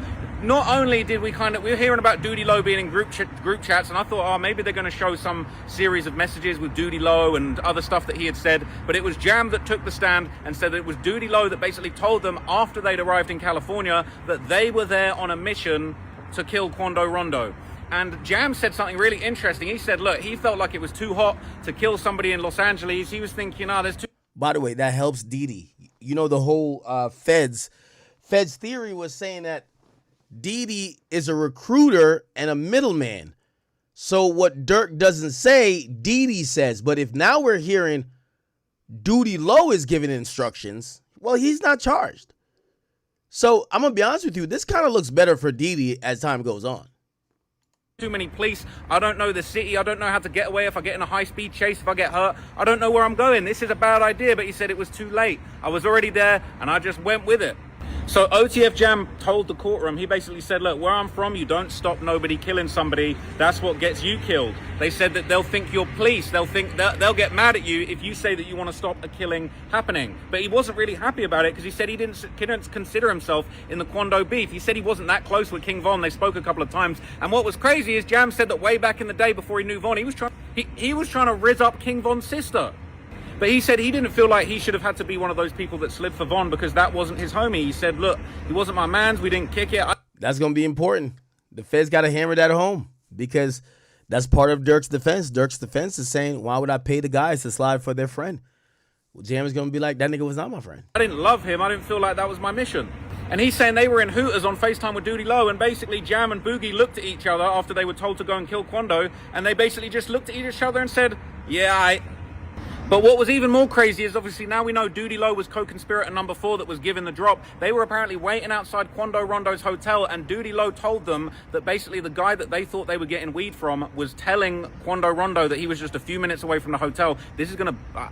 I might have to say this in a different video because we're running out of time. But basically, they had eyes on Quando Rondo outside the hotel. They were about to kill him, but the police rode by. Apparently, Didi upped his gun, pointed it at Quando, and said... Oh, Didi? Now, this is very opposite of what Didi said. Didi said, hey, listen, the whole time I'm with these guys, or this is what his attorney said in their opening statement, the whole time I'm with these guys, I never get a gun. These guys clearly have now created some type of plan. I'm a bystander. I have nowhere to go. So if I'm in the car with them, you'll notice I don't have a gun. I don't have a mask. I'm not on this drill with these guys to kill people.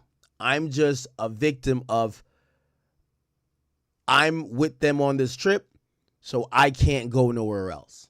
Now we're hearing Jam say, nah, Didi was about to actually kill this dude. Said I could kill him right now. It would be so easy. But they said, nah, the block's too hot. There's too many cops out here downtown LA. I'm not going to go through with it. And then they went back to the crib. Insane. So it looks like it's official. Duty Low has been confirmed as co-conspirator. Okay. All right, bet. Thank you, Trap Lord Ross. See if we can get an overall wrap-up from everybody else who is there. Who else? I think we're rocking with Taylor for a bit, so let's see if Taylor has anything for the end of the day. Okay, we did read that. Okay, we're waiting on our end of day thing. Denot, I don't think he recorded anything. Seti Nash probably did. Did he? Okay, let's go to the Blackshire dude.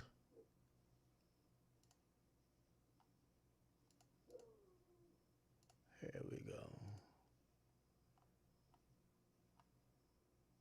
Actually, before we do that, let's go with Mel. Okay, the government witness announced that Jerome Casey Hester would be their next witness, and you could hear a pin drop. Jerome, every time someone opened the door, we would look to see if it was him. He finally walked in, and the door, the judge enters, the prosecutor says, what's up? Jam says, what's up? Okay. After confirming he participated in the killing of Pob, the government asked Jam, did you see anybody else who also participated? He said, yeah, Durk, Didi, and I don't know that nigga name, but he over there. The government said you could just point to what he's wearing. So, well, he's wearing a black suit. He got a bald head. Jam named off all the charges he's pled guilty to. And it's for more than just this case, I believe. I heard conspiracy to commit murder, conspiracy to commit kidnapping, and murder. So it looked like all of the other cases he had before is going to all roll into this global plea he's taking, which includes him trying to get a 5K1 letter. Jam described committing a robbery turned murder in 2010. It seems like it'd be connected to the kidnapping and murder plea.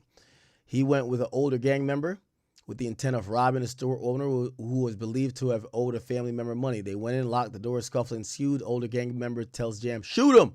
He does. The gang member says, nah, this guy knows me. I'm going to go to jail. You got to kill him. Jam puts the gun to his head, pulls the trigger. Jam was only 17. Jam confessed to the incident in 2023 while talking to feds about his case.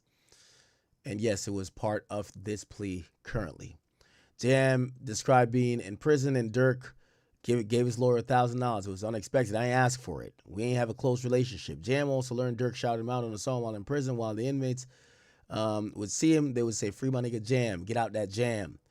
And he didn't know why at first, but later he learned that Durk said it in a song. About the alleged bounty, Durk said him, Didi, Duty Low, Vonnie, and Twin were all at a studio in Atlanta. Durk said, while speaking about 6ix9ine trolling about Slide for Von stuff, Durk expressed being upset about people not doing what they rap about. According to Jam, Durk said, "Man, if a motherfucker catch Quando or Lil Tim, man, you niggas gonna be straight, man, if you do what you gotta do."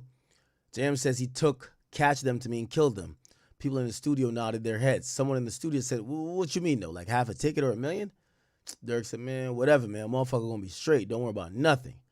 He said, "Oh, we had a first mistrial motion from Steele." Jam was talking about when he first got out of prison. He was at a club. So this is now 2012. No, 2022, I'm sorry. Okay? So 2022, he gets out of prison. He's at a club. When did Tory go to jail? That year, right? He says Tory and the crew were there. Jam told Durk somebody with Tory had glittery jewelry, which was shiny. He said it made him want to rob him. Durk allegedly replies, "That's the Jam I want to see." This was a given example how Durk encouraged him to be violent. Durk defense argued that this prejudicial because it's essentially saying that Durk encouraged robbery, which is not a part of the case, shouldn't have been said. Additionally, because the person mentioned was Tory Lanez, the jury could attach a greater significance to this. The mistrial was denied. All right. We're getting up there, chat. We're getting up there. I can't lie to you. Tomorrow is going to be another fucking movie. Today has already been... I can't even begin to tell y'all. Yeah, tickets is considered $1 million in terms of currency. Here we go. We have another video by Trap Lore. Here we go. I might have heard one of the damnest things in this whole trial today when OTF Jam was actually on the stand. He said that there was basically all these frantic phone calls made when they got Quando Rondo's location to a bunch of hitters in Chicago trying to get them on a job. It was Didi and Booney Mo. Apparently Booney Mo was specifically the person that called him and basically asked him about being involved. But he had Lil Durk on a FaceTime call on another phone on speaker. So Jam knew that Durk was there and that he was privy to this call. He overheard Booney Mo saying, "Blood, you there on the other line?" And then basically, apparently, all right, he didn't have any info about what the hit was going to be. So Jam tried to call Lil Durk directly 2 times. Durk didn't answer. And then Booney called him back and said, "Hey, Durk doesn't want no one calling his phone that's coming out to LA. He didn't want no contact with anyone that's flying out to LA. So Jam said, like, he knew something crazy was going on, but he didn't actually know what the details were. He ends up getting flown out to LA. And this absolutely blew my mind. He ends up getting flown out to San Diego, driven to LA. They're in this like Sprinter bus, okay? They stop off at a Hooters in San Diego and they basically get told on a FaceTime by Duty Low they got Quando Rondo's location, and the whole reason they've been flown out there is to kill him. They're going to trick him and say that somebody's going to come and deliver him some weed at his hotel, and they're going to kill him outside his hotel. But what was crazy is after that, okay, Didi got on FaceTime apparently with Lil Durk in the Sprinter bus and apparently showed Lil Durk the hitters on FaceTime. Apparently, Didi turned his phone to show Durk all of the hitters and said, "Yeah, you see the Navy SEALs, all right?" And then Jam basically gave testimony. They said, like, what was your understanding? Oh, so maybe I was wrong. I thought he connected like 2 phones. So Didi was with them at the time. Okay. Understanding of what he meant. He was saying Navy SEALs, they're guys that go on missions. They're guys that go and kill people. He said that he turned the phone so that Lil Durk could see OTF Jam, and Durk basically told Jam, "Yeah, go crazy." And Jam slammed the rakes. He threw GDK and then basically like, you know, threw up the GD sign. He let the court know what that was. And then basically they kept on going to LA. What's even more crazy is they apparently stopped off on the way and everybody tried to take a picture of the LA skyline, but it was too dark. But the hitmen were really pulling up to the side of the road in the Sprint. Wait, these niggas is doing photography, trying to get skyline pictures for their Instagram while on the way to do a hit? Oh, hell no. After having FaceTimes with Durk, taking pictures of where they were at, they were loving the view. And then they also stopped off at, they said they stopped off at a store. He said, I wasn't sure if it was Target or Walmart, but they basically went there to buy hoodies and gloves, you know, to disguise themselves. They said nobody brought hoodies and gloves with them, so they needed to get them there. After that, apparently once they got to LA, they met with OTF Vonnie, and OTF Vonnie pulled up. You know what Vonnie said to them? One of the first things Vonnie said to them, he said, hey guys, I got bad news. They said, what's the bad news? He said, I only got 3 guns. Absolutely crazy. Then started putting guns in people's hands.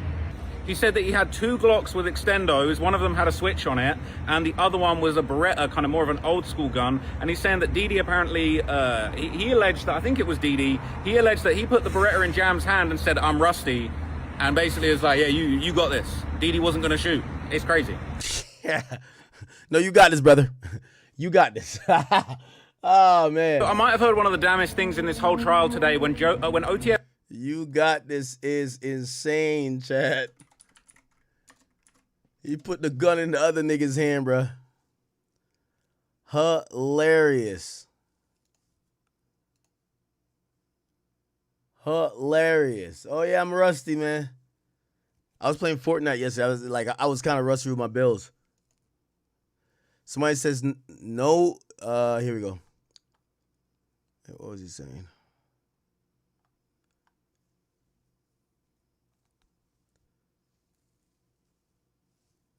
Someone says a person who did federal time is hard because most of the time they just have as much evidence against you and people testifying. It says it's easier when the offer is life and you score life, you have no choice. Or the max is 20 and you score 18. But yes, when you could get 20 and you score 4 or 5, it makes the plea difficult. The system needs an overhaul.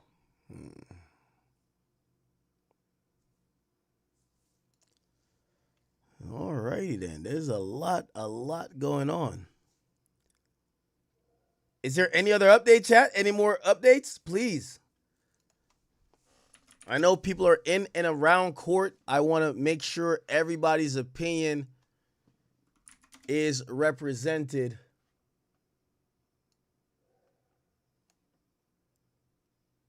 We'll make sure everybody's opinion is represented. Honcho showed up today. Did I show you? This is Honcho showing up.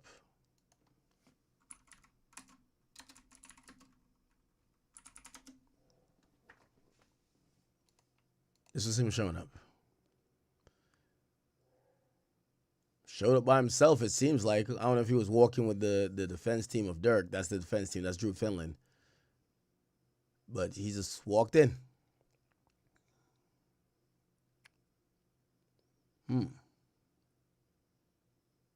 Blackshire has a tweet. Thank you for that.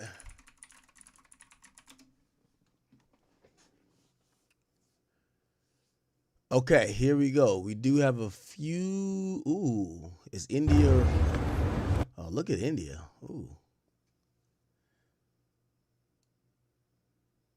Yo, Smirk, keep her ass away from motherfucking Duty Low. Now, I'm joking. I don't think Duty Low would do anything, but you know, still, she looking good, huh? Wearing all black. Who is this? Her mom or something? Kind of look a little bit related.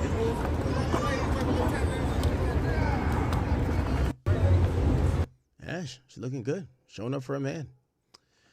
So the prosecutor says, how'd you get the location of Quando Rondo? OTF Jam says, Duty Loaded and Didi hopped on a FaceTime. He gave Didi the location. He tells Didi that the weed man says he's going to tell him when he's outside, but he's not really going to be outside.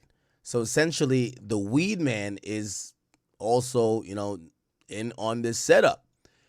OTF Jam says he and crew were already outside the residential area that Rondo was staying. This is before Rondo moved to the hotel. What do you mean moved to the hotel? Jam says Quando Rondo then proceeds to come outside. The prosecution says, well, didn't you have a gun? Jam says, nah, Didi took the gun away from me. The prosecution says, well, what did Didi do with the gun? He aims it at the window. He says, they lacking out here, man. Look, we could get his ass. And then apparently Jam discussed being outside Rondo's residential rental. Jam says Quando even comes out and tries to get on a scooter. Said at first we didn't even know which one was Quando. They all like Bape. We only knew it was Quando because he pulled his shiesty down and we could see his grills. Damn, they wanted to kill this nigga, bro. They wanted to. Okay, we have another tweet. It says, well, how come you guys didn't try to kill him? Jam said, man, we see a police fly up the street, man, and another follow right after it. Said, so what happened then?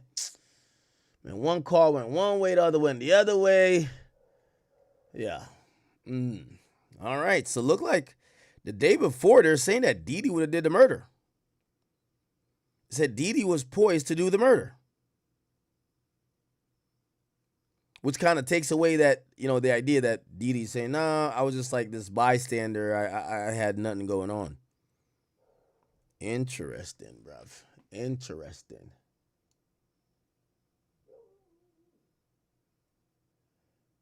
Trenches News want to call?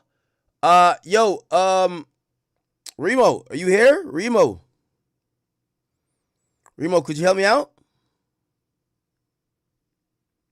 Remo, could you get Trenches News on here and call me? We need Trenches News on here. Oh, y'all gonna get mad at me. Oh, shit. I gotta go get my fucking pizza. Chad, I had to order pizza, man. I ain't eat all day, bro. I ain't gonna cap you. Little Domino's, what's the problem? He did say Lil Durk innocent or he innocent and Vonnie is the mastermind. He been said that. But I don't think that's gonna work, man. It's too much that Durk gotta try to say. I don't know about that. He trying to explain, backpedal his way out of things that he was involved in. You know what I'm talking about? Or was around. I don't know why Lil Durk went to California and knowing that they was about to do it. Okay, people say that he was already there. He was already living there. Yeah, but the Airbnb house that the Airbnb was in, the name that it was in, Lil Durk said that him and Vonnie, that's their credit cards. I ain't got nothing to do with it, So that's just making extra people flip on y'all. Like I said before, man, the street rules that y'all following and shit, it's for all flunkies, man, because 60% of y'all ain't never did nothing. That never did nothing for the streets or the gang or none of that, put in no work. And then 90% of y'all ain't never walked nothing down or chased none of that. So y'all is irrelevant on when you talk about snitching. Y'all really witnesses because y'all just witnessed the shit. And now y'all talking about it and talking about everybody else. But y'all ain't never did nothing. And I know a lot of gang members on the blocks that you can call out people from your block that's on the internet acting like they with it and ain't with nothing. Y'all need to start calling them out, man. But we need to get rid of this snitching stuff, this narrative, man, for the kids. The kids gotta live, man. Everybody got kids now. If you don't want your kid to die, you don't supposed to want nobody else's kid to die. And that's just real rap, man. I don't want nothing to happen to nobody kids, bro. Should nobody die over an argument, a female, or nothing petty, bro. Unless you violate somebody and cross their threshold without permission, or you violate them in the streets without permission. I ain't talking about no fist fight, but you up a gun or something. Act like you finna pump fake.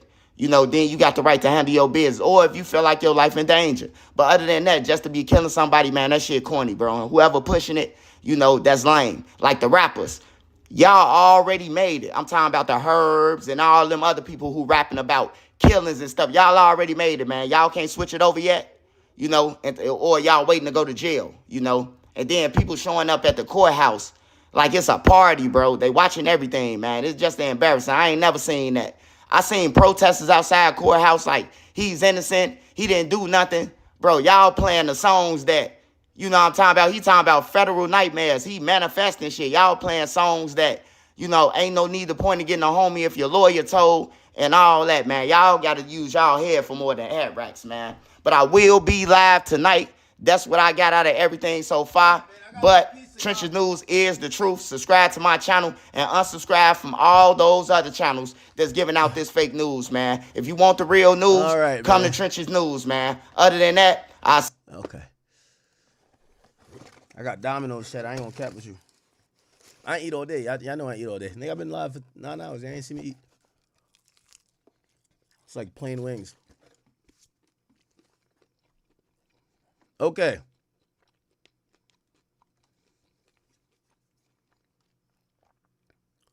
Do we still have Armand going? Or am I tripping?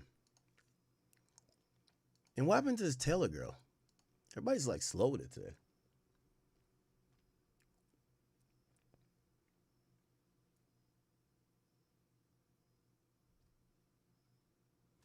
Now the wings kind of dry. I ain't gonna lie to you. I'm trying to rock out with y'all. I'm trying to make it to 10 hours today again. So I gotta eat. If I didn't eat, I'll be off the stream. So let me eat for a little bit. What should we watch? Is anybody live? Okay. Durk has by far taken the biggest hit of this trial today. Literally within the last couple of hours, OTF jam, only the feds, Jamie the Bull, whatever you want to call him. We all knew he was going to testify. We've all been essentially waiting for this moment. And today, it happened. A picture was released of him on the stand. They're saying he's admitted the murders. Yo, chat. Flats or drums? I don't eat flats at all. And he's blaming it all on Durk. 1 hour ago, academics would post to Instagram, Jamie the Bull, aka OTF Jam, has officially taken the stand. Pray for Durk. He said he will tell about all the bodies he allegedly caught for Smirkio. And you know, we already got 6ix9ine in the comments ready to let loose on this situation. Wait, should we call 6ix9ine? Lindsay. Now we knew this was gonna happen. We knew this moment was gonna come, but it's surreal that we're reading it. And we know the time I'm recording this, it's 6:35 right now. My side, East Coast, not West Side. But Jam could literally still be in the chair testifying as we know it.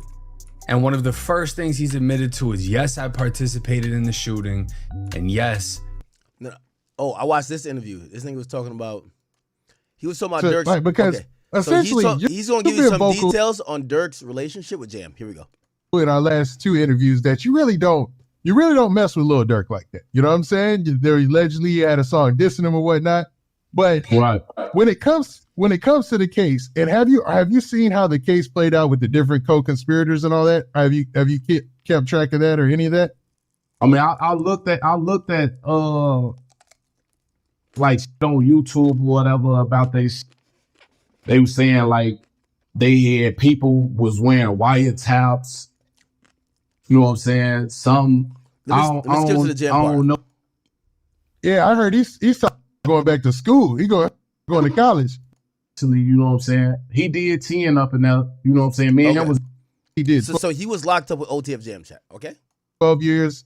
He allegedly got into a lot of situations on the street. He's known as a shooter. I'm not saying that you're saying that. I'm saying that's what they say on social media. Right. And he linked up immediately with Durk. Now, what's your knowledge of OTF Jam? Jam, one of them. I ain't gonna lie. Jam had a lot of clout through the jails, especially. You know what I'm saying? He did 10 up in there. You know what I'm saying? Me and him was in Lawrenceville together. You know what I'm saying? That's when we really started, I really started, kicking it with him and shit. We really started talking it. You know what I'm saying? Building and shit like that, kicking it and shit. I was working in commissary in Lawrenceville and he was down there or whatever. But, I mean, he got respect all through the jails, bro. You know what I'm saying? Then nobody with him. You know what I'm saying? He had respect through the jails. He got the clout. You know what I'm saying? He been mentioning Durk's songs before he even got out of jail. So he already had his name was already out there before he got out. And then when he got out, it just added on to it. And cause now he got some money now. You know what I'm saying? He got a chain now. You know what I'm saying? He looking good now. He ain't got them prison clothes on the shit no more. But Jam always been known for one of them niggas who didn't play with niggas. People didn't play with dude. You know what I'm saying? Cause he'll f you up. You know what I'm saying? Beating shit. You don't want to fight him. He will beat the fuck out you. You know what I'm saying? He had niggas used to be scared of dude, you know what I'm saying? But now, the allegations is coming up and shit. And now you got all type of niggas want to tweak and shit like that. Everybody just wants something to talk about, you know what I'm saying? But some of the niggas who talking and sneak this, y'all the same niggas just hanging with this man every day. You scared of this man and everything. People you not gonna publicly speak on it. You know what I'm saying? Ain't none of them niggas gonna publicly speak on it. You know what I'm saying? They scared of dude, man. They terrified of him. That's same shit with Brother. A lot of people don't want to speak on that shit. Zoo the only that speak on Brother. You know what I'm saying? But a lot of people ain't gonna speak on them though. Now with the allegations, I don't know if the allegations true or not. See, I watch Trench's News. Chat. So basically, you could cooperate. It's cool to cooperate as long as you kill niggas. Let's be honest. Trench's News say he talked to him. I don't know if he actually did or not. Trench's News said he talked to him, and he told they asked where the paperwork at. He ain't told them no more about it. You know what I'm saying? So with that situation, I really don't know what's really going on until she start hitting the fan. You know what I'm saying? It's the early stages right now. You know what I'm saying? It's the early stages. But if he did, it's gonna come to the light anyway. You can't hide. Yeah, that's true. Just the same as with Trench's News situation or whatever. Like, because this case is so high profile, it's in all the news, just like Duck's trial. Right, gonna come. It's gonna, like, once the news starts reporting on it, you're gonna have to take the stand. It's gonna come out. But social media is making a heck of a case, you know? And I hate to say that because I hate to, and I'm not saying that he's a snitch or anything like that, and I'm not accusing him of snitching, but they're making a heck of a case saying that, you know, Jam is one of the informants in this case. Now, you mentioned earlier about cats who were talking down on Lil Durk before they got out. Was Jam one of those cats? No, hell no. Jam was always talking to Durk on the phone. Durk was always sending Jam money. Like, Jam ain't want for nothing inside that jail. You know what I'm saying? Dude made sure Jam was straight. Wow. So Durk was taking care of him even on the inside like that, right? Yeah, he was taking care of him. You know, and this ain't something that I done heard, you know what I'm saying, that from another Jam told me this out his own mouth, that Durk taking care of him and shit. And when he come home, Durk gonna have a concert for him. Damn, so we can't even hear a bad story about, like, we do hear rumors about, you know, maybe there's a falling out, but we're not hearing no public stories from the people he was really pillow talking to or really talking to about Durk, that Durk was some horrible person or Durk left him out to dead. No. Like that, you know what I'm saying? This ain't no third party. This come from his mouth to me when we was in Lawrence. So you were in Lawrenceville with Jam for how many years? For how long? And I was in Lawrenceville for, like, I want to say 4 years damn now. I asked that because there's a story that he was in Centralia and he had actually beat up some dude for talking bad about Newski. You know what I'm saying? That's like a rumor out there. He be beating. I'm telling you can't. He one of them dudes that he like die hard. You know what I'm saying? He killer rat, chat, killer rat. He die hard with it inside them prison systems. So it's like with him, if he see him off, and you know, niggas in jail, that's all they do is gossip. They go sit around, they go get to talking about niggas. That's what they do. They gossip all day, every day. Niggas ain't got nothing better to do but gossip. It's like they fan the fuck out in jail. Like, them niggas is in jail and like real suckers. Like, they something wrong with them. But yeah, like he be beating. He gon' if he over here y'all talking about some shit and you talking about one of his people, one of his homies or something, he not gonna do no talking. He gonna beat the fuck out of a motherfucker. Motherfucker know that niggas gonna start getting silent when dude walking past anyway if they talking about some shit. But some niggas think they tough because a lot of niggas ain't seen a bump. They just think that his name, you know, he got a lot of hype behind his name, but no, he got a lot of shit behind him that can bag it up too because he know how to fight. And in jail, you gotta know how to fight. Oh, Trench's News in the Discord? Oh yeah, I can't wait to talk to Trench's News. Where's Trench's News at? I'm in chat niggas. Could y'all bring Trench's News to chat niggas, please? Wale intern, I seen what you said. Could anybody drag him to I'm in chat niggas. Ole. All right, I'll eat one more pizza, chat.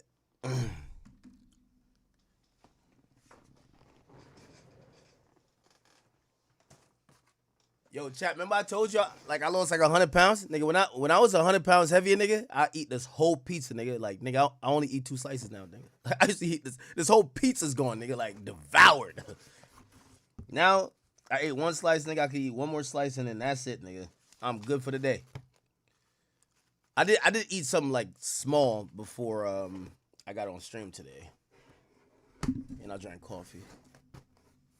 I'm in the Discord. Could y'all get him in here, please?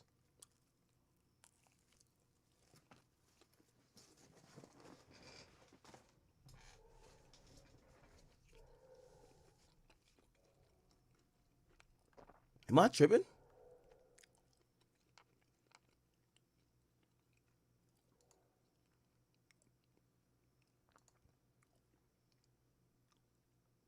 All right, I'll just wait until you guys move him in here.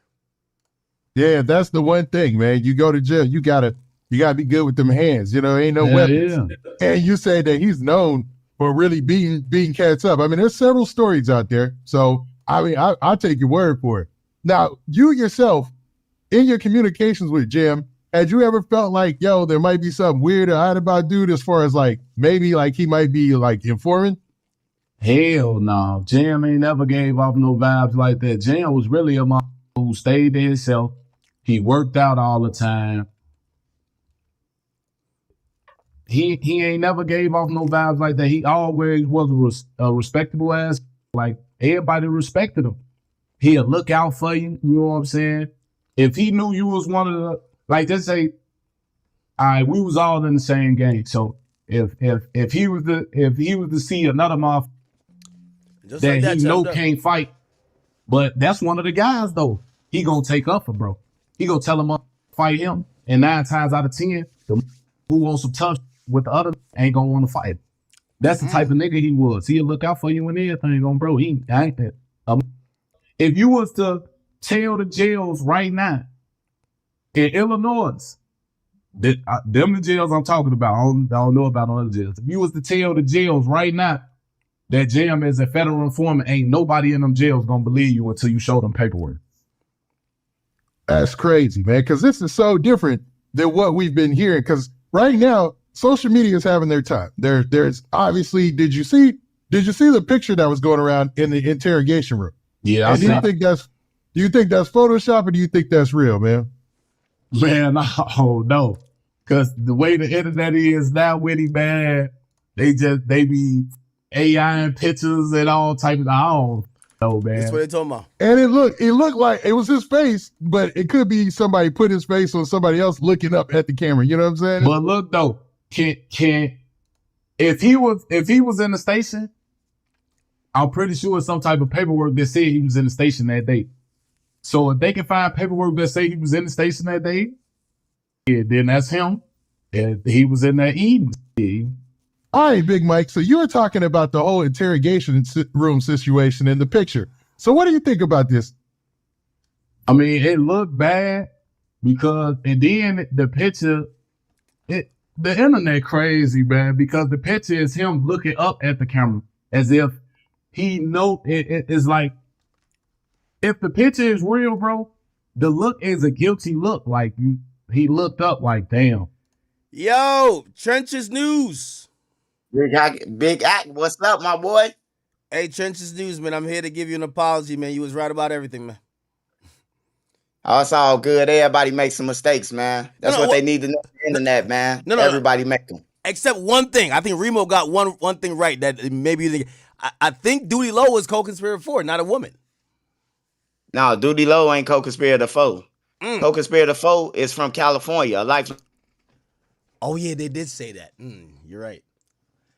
Hey, Trenches, I really don't got no questions for you. I want to give you the floor because I'm going to be honest with you. Your understanding of everything that's going on, you called everything years ago. I know, obviously, you from the rack, so, like, you've probably seen things with a different lens. I want to give your breakdown with, like, what do you think now? You've talked about Jam doing exactly what he did today. I want to know what you think at this point. Again, I've been watching a lot of your videos recently, and I was like, fuck, this nigga was basically telling exactly what's happening now 9 months ago, like a year ago. How did you know that, and what did you think of today?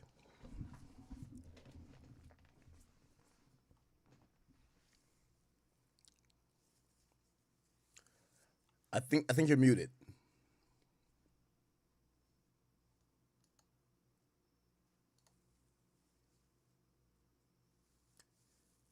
Trenches, I think you're muted. I don't know if you're talking. Okay, now you're good.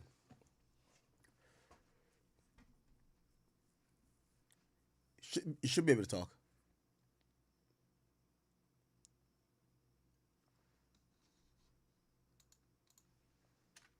Could you hear me? I had just heard you before. I can't hear you now. I don't know if you're talking. All right, you muted again. Maybe try to like unmute again.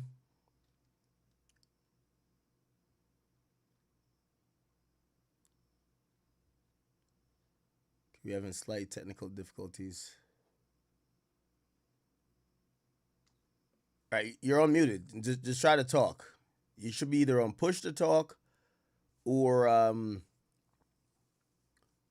you should be able to just talk on voice activity. Did he leave the cord? Or did Yeah, I think I think he just messaged me, so I'm trying to figure it out. Okay. All right, because he just messaged me. Now, I know some people are gonna say Trenches News doesn't like Durk, this and third. Obviously we're trying to be balanced. You know, we obviously had Yo, Trenches, can you hear us? Yeah, I can hear y'all, but it's something wrong with the audio or something. Like it's low. Oh, it's low. Are you on your phone? Yeah, I'm on my phone. I'll put it on speaker. It is speaker, right? Yeah, I'm on speaker. All right. It ain't speaker. Does it sound better or no? Yeah, I can hear you. I can hear you. Just go ahead. I'll put my ear to the phone.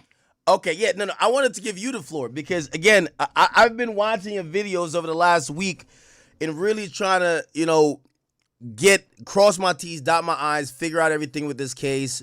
You know, I'm doing a lot of research with it. What I found out is that you were pretty much mostly right with everything you damn said, okay? I wanted to give you the floor as we're at the day, I think one of the most important days, because not only were you right with this, OTF Jam has taken the stand.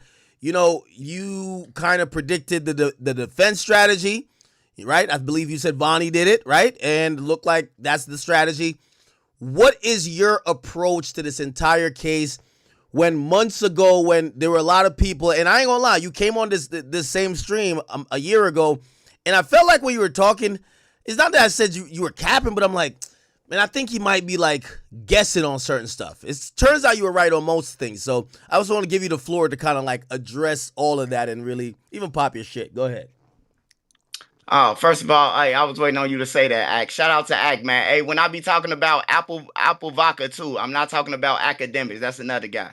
Mm-hmm. Hey, but look though, first of all, I was BD, so you got to take that into consideration. That I got connections with these guys. I know these guys, all of them, most of them, you know. But and you know, just knowing them, even though you know the Duck trial or whatever, I still, if a person told you they really love you, you know, they probably not want to commit no crime or around you or none of that, but they still love you. You know, they see me on YouTube doing me, and you know, they just help me out, give me assistance, man. Whatever I ask for and call, who is that? They gonna tell me. So are you sourcing most of this info from like, this is what the streets is saying pretty much? Because No. These motherfuckers who are around. Ain't no streets. These people are around. Soon when Jam got locked up, hey, his cousin say Jam tried to put a gun on him when the U.S. Marshal snatched him. You hear me? I told y'all that I had broke that. Okay, break that down, because you know, some of these stories, I think people, you know, we're at this point, like, you know, today's a sad day for a lot of people who are Durk fans. And they're saddened because they're like, damn, we were just celebrating this guy on top of the world like a year and a half ago. And now he's being testified against somebody who he's rapped about multiple times. He gave money to. How did we get here? When did Jam get arrested? Where are the things, or what are the things that went wrong, in your opinion? Jam got arrested in 2023. I think like May 3rd or some shit like that. But I know that they said that Jam, you know, the police, the U.S. Marshals followed them. Then they boxed them in on 71st. And when they pulled Jam out the car, he was like, cuz, that's your gun. And cuz was like, nah, that ain't my motherfucking gun. I'm an HVAC worker. And so they took Jam to jail. And I think Jam had asked for the feds in the police station because they had wiped out his name. Remember, we couldn't find him in the joint? They had wiped out his name. So that's what he was the whole time. He was in jail with Boona the whole time. Him and Boona was locked up together. And Boona, you know, he told Boona over the phone, that conversation, they was talking about these guys so stupid. They talking about a damn murder for hire. Jam ain't get paid over the phone, and dude them scared. If you look at that picture on Line Crime, This how I really knew it was Jam. When they told me it was Jam, I had to know if it was him myself. Go on Line Crime or type in Lil Durk Line Crime, and you gonna see the mug shot. And you at the gas station. Wait, and I hold know on. Jam. I knew Jam before them. Okay. So I want to slow it down a bit. You're so advanced in this case, and you knowing everything with like what's really going on. I got it. Like a lot of people who probably watched today. Like we've had a lot of people who are interested. They probably haven't kept up with this. Okay. So when you say that he's on the jail phone with Boona and he's talking about not getting paid, are we talking about for the Lil Pop murder? Yeah, for the Lil Pop. So that was in 2022. That phone call. Okay, so he thought he had a check coming for the Lil Pop murder. Okay, why didn't he get paid? Or did he get paid and he ran through it? Like, what's the deal with that? Nah, some shit happened with Lil Ted. What Lil Ted That's Baby Threat, right? Jam took some shit. It started with Lil Ted, man. Lil Ted started all the shit. Okay. And that's the guy who, when he got out of the car, he said, man, I can tell you about some murders. That's Baby Threat, Dee Dee's little brother. Yeah. Okay. So when he gets caught, does he turn the police onto other crimes? Who, Lil Ted? Yes. Yeah, Jam said his shit got raided. His crib where he be at. Only they know where it's at. So they was hunting for Jam. Then they catch him. And then he got caught with the gun that Jam told him to get rid of. So you know, I've heard you also give your opinion on this, and I actually do value your opinion. Do you think that Durk fucked up by, you know, again, we're in hypothetical land because there's a lot of people who believe that Durk is innocent of all these things. But let's say if he did do this, do you think Durk fucked up by not paying the shooter? Because you got to feed the killers, man. If you into the murder game, if you don't feed the killers the shit, they gonna turn on you. That's just plain and simple. If you don't feed nobody after they done kill somebody, they gonna turn on you. But Jam did ask for a lawyer. His people said that Jam bagged them for a lawyer, and Durk then was laughing and shit. So they left him no choice. Durk was laughing. Yeah, they say Durk was laughing when they got back to Jam. They said he was playing laughing. I said this shit before the audio even came out. Like they said, they was laughing, bro. And Boona tried to tell Durk, you better pay him for your ass get thrown in a frying pan. You know, Durk didn't listen to him. Okay, so Durk doesn't pay him. He's thinking, man, whatever. Why wouldn't Durk pay him though? Because the guy kind of like understand today, and I'm pretty sure you're up to tune with everything he probably said in court today. He described Durk as somebody that when he was locked up for 12 years, Durk always made sure he had his new phone number. Durk put money on his books. Why wouldn't Durk pay for a lawyer? See, that's what motherfucker Jam bogus at, man. Cause I've been in jail with the real killers in the Chicago, and ain't nobody send them shit for. So for him, that shit, that's kind of like foul, man. But when you in that game, when you in the street shit, Jam ran out of that 50K. He wanted money. Ain't no nigga doing no killing, 50K and you ain't getting them no more money. That shit over with. I don't know what Durk was thinking, but when the killer asks you for a bonus, you better get that shit to him, or you gonna be in jail. So maybe Durk was thinking like, nigga, I gave you 50K. How much fucking more money you want? Is that a thing? I see y'all on live, man. It's unlimited when you talking about you kill somebody, bro. You got to keep feeding them. Or Lil Durk could have did this. Hey, who y'all, when Vonnie came back to the crib, allegedly what they saying, Vonnie came back to his house, and Durk said, man, who y'all, the job done? No, we killed Pop. Durk should have been called some Mexicans to wipe all their ass out. That's the only way I think he can get out this shit. Everybody was supposed to get knocked off behind that. Y'all hit the wrong person for the third time. So you saying that Lil Durk should have crossed his T's, dotted his I's, and got rid of all of them niggas? When you in the murder game, look at the cartels, man. When people dig tunnels and stuff for the cartels, hey, look, once they dig that tunnel, nigga, they get knocked off. They tell them, hey, CCC, check. And then they all line up and then, you hear me? Now, do you think that Durk thought there was incompetent? Because you're right, there was 3 supposed chances to kill Quando, and he was untouched every single time. Was he frustrated, you think? Who, Jam? No, I'm talking about Durk. And was that why he didn't pay? Like, nigga, I'm not about to pay for y'all killing Durk was just running around like a mob boss. He had the power. He got the power now. Shit. You see what he told you. Chief Keef shot at the police. Like, come on, man. Leave Chief Keef up out this shit, man. Chief Keef made it. Leave his name up out this shit, man. I love Lil Sosa, man. On everything. He deserve everything he got. Leave him alone. You hear me? So okay, so he doesn't pay him, and then when I always heard the story that okay, while he's incarcerated, his baby mama gets killed, and that even incentivized him even more. You didn't get paid, you can't get a lawyer, and your baby mama gets killed. Does the baby mama has to do with anything in terms of that? No, I think Durk had fucked his baby mama. Durk ain't got nothing to do with her killing. Nah, Durk. I think he bent over, goddamn it, because Durk known for that. He getting into it with you. He ain't tripping. He hit mamas and all. If a nigga really know Durk, he gonna get you back with your mama, your sister, somebody important to you. You hear me? No, stop. The Durk got Indian. Man, Durk ain't fucking your mama. Man. Durk taking him upstairs to the balcony and bent him over. You heard what Durk said? I did something that's gonna piss him off. He ain't talking about killing her. He talking about shit. I waxed that ass like Mr. Miyagi, goddamn. Wait, you think Durk would have fucked his guy's baby Hell mama? yeah, nigga. You snitching and all out finna dog your baby mama, nigga. Hell yeah. Nigga, this the trenches we talking about. You hear me? Like, this what happens in the trenches, bro. Are you serious? Man, I'm dead motherfucking serious, man. This is what happens in the trenches. On everything. You play with me, I'ma fuck your bitch, your mama, and everybody else, man. Okay. So, all right. So say that happens. Now, do you think that maybe... Do you think that Jam ever finds out if he did fuck his baby moms or something like that? Yeah, that's why Jam went on suicide watch after that. You ain't hear what Faye said? Say Jam ass went on suicide watch.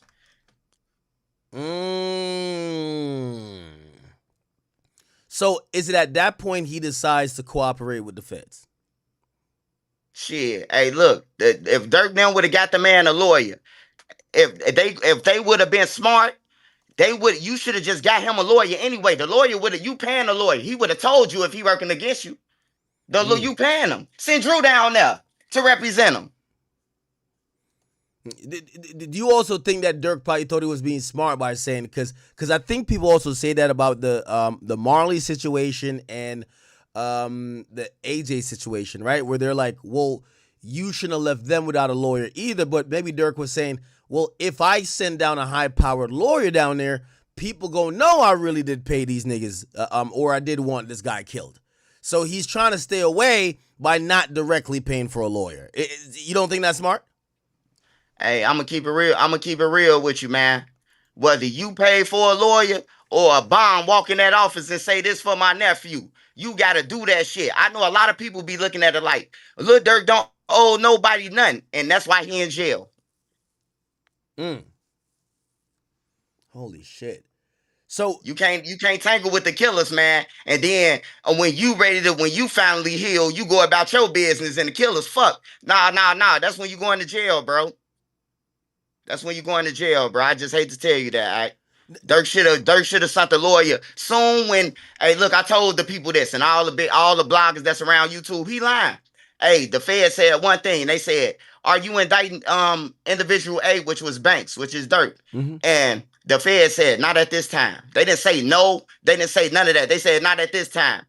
I knew they was coming. You hear me? And that's when Drew was supposed to go over there, take their ass over there, him and Brian Steele, and go over there and see what's going on. Y'all didn't let them build a fight car. Y'all was supposed to be nosy as hell over there in Chicago. But they didn't do it, bro. That's what make me mad at Drew. Like, bro, is you a rookie? Like, for real. Yeah, but do you think that Drew Finley knows all the shit that Durk been really into?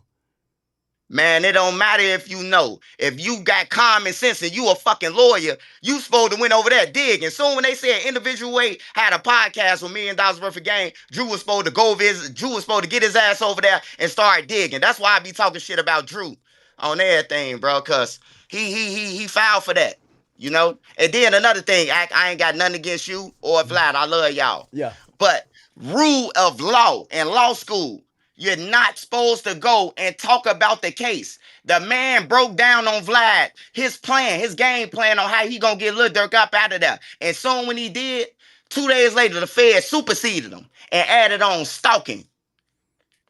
So I think he went on Vlad and went on my platform. I think this was I think the plan. The plan was you gotta start giving some positive PR or a different spin because everyone was starting to think Durk is cooked. So you want the lawyer to kind of explain it in a way to say, hell nah, you're not cooked. Like the government lying. So you wanted to change the perception because, you got to still think about potential, jury selection. You're saying that fucked him up. Hey, look, man. Hey, look, when you win court, bro, I don't give a fuck if you got a public defender. If you ever been to jail, the public defender gonna tell you, do not discuss your case on the deck or nowhere. These niggas gonna snitch on you. They gon' motherfucker build up a case on you. If you explain anything, your lawyer tell you this shit. Like anybody who paid for a lawyer, your lawyer gonna tell you don't discuss your case. So why the fuck did you discuss in Durk case and your game plan and what the feds fucked up on? Like that was crazy. That was the craziest shit. I told Durk after that, I say, Durk, sever the case. Why are you not severing your case if they not saying that you was part of all this shit? Drew them still ain't severed the case until it was almost time to trial. Then that's when they severed the case. So I went on Vlad and said, Vonnie did it. You hear me? Vonnie did it, hoodie. So now they get the picture. Vonnie did it. Hey, look, and to all the people who talking about Durk a snitch for that shit, wait till your ass get in that position and you gonna have your lawyers do the same shit. Hey, look. You got to look at Vonnie, Jam, and all them. They like dirty cops. You got to look at them like that. Like dirty cops. Hey, look, hold on. You got to look at Vonnie and Jam as like dirty cops, bro. They got down on Durk. All the people he took care of, even if he was involved with this shit, right? They got down on him. They left him no choice but to motherfucking, hey, you did, dog. Look, they said they did it. They did the shit. Yeah. He ain't snitching. That's common fucking sense, bro. People be tweaking with the snitching shit, bro. On everything. Durk he better tell, motherfucker, you want to get back to India, nigga. Shit. Okay, so, and I've heard you say this, so I want to give you credit, but I've heard you say, but I want you to explain it. Why do you think that Drew Finland doing the interview was bad with the superseding indictment? He just let them get ahead of him, bro. He let them play with him. The feds played with him. They was playing with him, man. They kept on throwing out lyrics, man. Them lyrics didn't mean shit. They was just playing with Drew, bro. They kept on throwing little shit out there so he could go and chase while they building a Vite car over here and doing some more shit, getting Durk phone in Atlanta, man. Like they wasn't paying attention, bro. They think Drew and them think they gonna win off a fucking tactic. Like somebody fucked up and that's how they gonna win. That's the only way Drew thought he was gonna come in here and beat the feds. It was gonna be attack. Somebody lied, somebody did this. Wish they did, Wish they did lie to the grand jury. If you lie to the grand jury, you're not supposed to lie. So when Drew said that on a DJ Vlad, that's why the Fed superseded the indictment.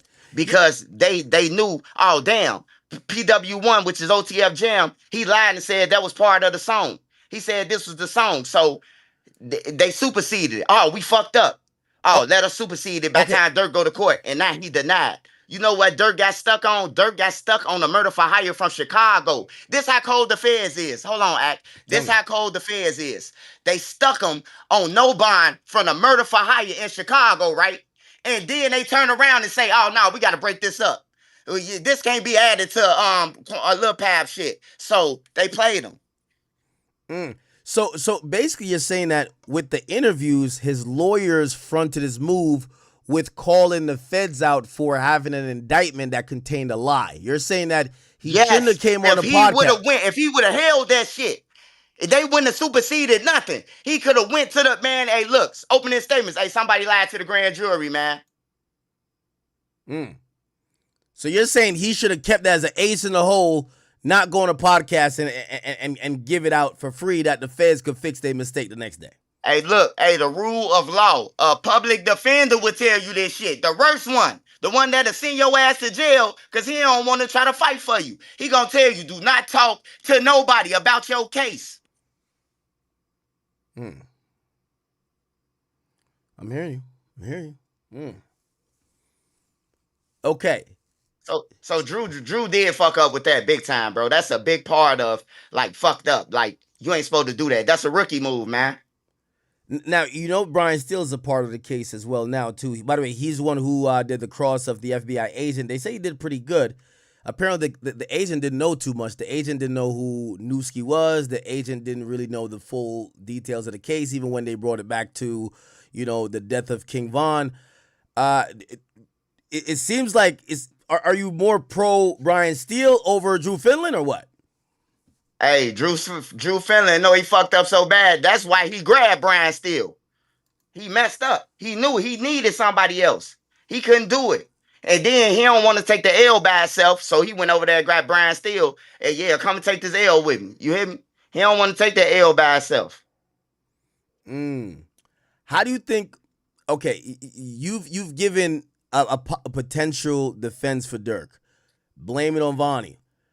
How do you think Durk's team should attack OTF Jam possibly tomorrow whenever they do a cross? How do you attack the shooter who, by the way, today he started off by saying he shot at people over 15 times, he robbed people over 100 times, and he had 3 murders. How do you get that guy to be not believable? How do you play this? I ain't gonna even lie. Hey, once a motherfucker get up there and say, I did all this, but I was doing it for him and he was paying, it's over with, bro. Durk finna go to jail, man. He did it too late. Vonnie did it. He was supposed to say that shit soon when he got up in there. Hey, look, soon when they told him Vonnie was missing, hey, Vonnie, hey, look, Drew, go ahead, do this and do that. You hear me? Like he was supposed to been did it, bro. Everybody. Now he got 20 witnesses against him. Wow. So you're saying that Durk thought he could, finesse this shit, but right now it's too late. You don't see a way where they could really do a big one. We could see the $1 billion lawyers really do their thing, make Vonnie and Jam look like liars, make them look like people trying to save themselves while they got no legit proof that Durk did anything and he beats his case. You don't see that at all. Hey man, hey look. He could bring whoever the fuck in. He could bring the dream team back. The loops that they went to get to California and the plane rides and shit. Hey, look, they finna believe Vonnie and Jam. I'm telling you that, bro. Just off the rip. And I don't want to hear none of that shit from the jury that they don't watch the news, TV. They don't know who Durk them is. They don't watch this shit, man. Yes, they do. They done seen this shit before. And if they ain't seen it, they going to look at it when it's done. Damn, is Durk really cooked? Why do you think that Didi? I feel like Didi has a chance to possibly get out of it. Why do you think Deeski, the threat? Man, hey, look, let's talk about that, right? Okay. I love little Didi, man. But I'm just gonna keep it real, bro. Didi and them could have just gone ahead and took the hit on everything. Hey, look. I did it, Vonnie did it, Durk ain't do nothing. And Boogie them gone head on with him. Hey, Boogie, even the other killer. Hey, look, yeah, Durk ain't had nothing to do with it, we did it. You know what I'm talking about? If they ain't been did that shit, it's over with, man. The feds finna nail Durk, bro. They finna nail him on both of them. And Chicago, too. When you got the killer, the one who killed the people, man, it's over with, bro. Jam ain't got no motherfucking money or Jam ain't even got no ID to fly. Shit. They probably had to buy one for him to get on that shit. So wait, you really think that an acceptable outcome would have been Deeski saying, you know what? I know Smirk gonna take care of my family, this and third. I'm gonna jump on the sword. I'm gonna say, you know what? I was a part of this shit, but this ain't had nothing to do with Durk.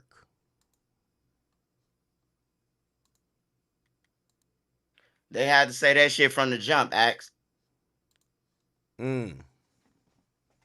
Jesus. So Duty Low has been showing up to court. People feel like, they're now seeing his name being mentioned. What do you think about that? I'm kind of nervous for Duty Low. I spoke to him. He seems like he's okay. He says he wants to support Smirk. But what's your opinion about him showing up? I'm finna get on Mr. Clean Ass, man. I do like Duty Low though, man, as his character and shit. I call him a babysitter though. I ain't think he was into the shit that with Lil Durk them. So I always call him a babysitter. You can go back 4 years ago, 4 years from now, and I call him a babysitter. But now I see he the motherfuckers who hop in the car with the shooters, whatever Jam said and that shit. Duty the biggest problem. Duty stupid. What your goof ass doing outside of a fucking court building having a motherfucking parade and your ass knew you was part of this shit? Man, them bald head motherfuckers stupid. That's why you ain't got no head, nigga. Yeah, I don't know why he's actually outside, but I think he wants to make sure, you got to support Durk from the outside looking in. Why do you think he didn't get charged? Man, that motherfucker Dooley Low, every day he been asking motherfuckers, did they hear his name, man? Dooley Low ass a goofy. That's why India ass didn't want to hug him. She already knew, like, yo goofy ass was part of this shit. Now you trying to hug me and shit.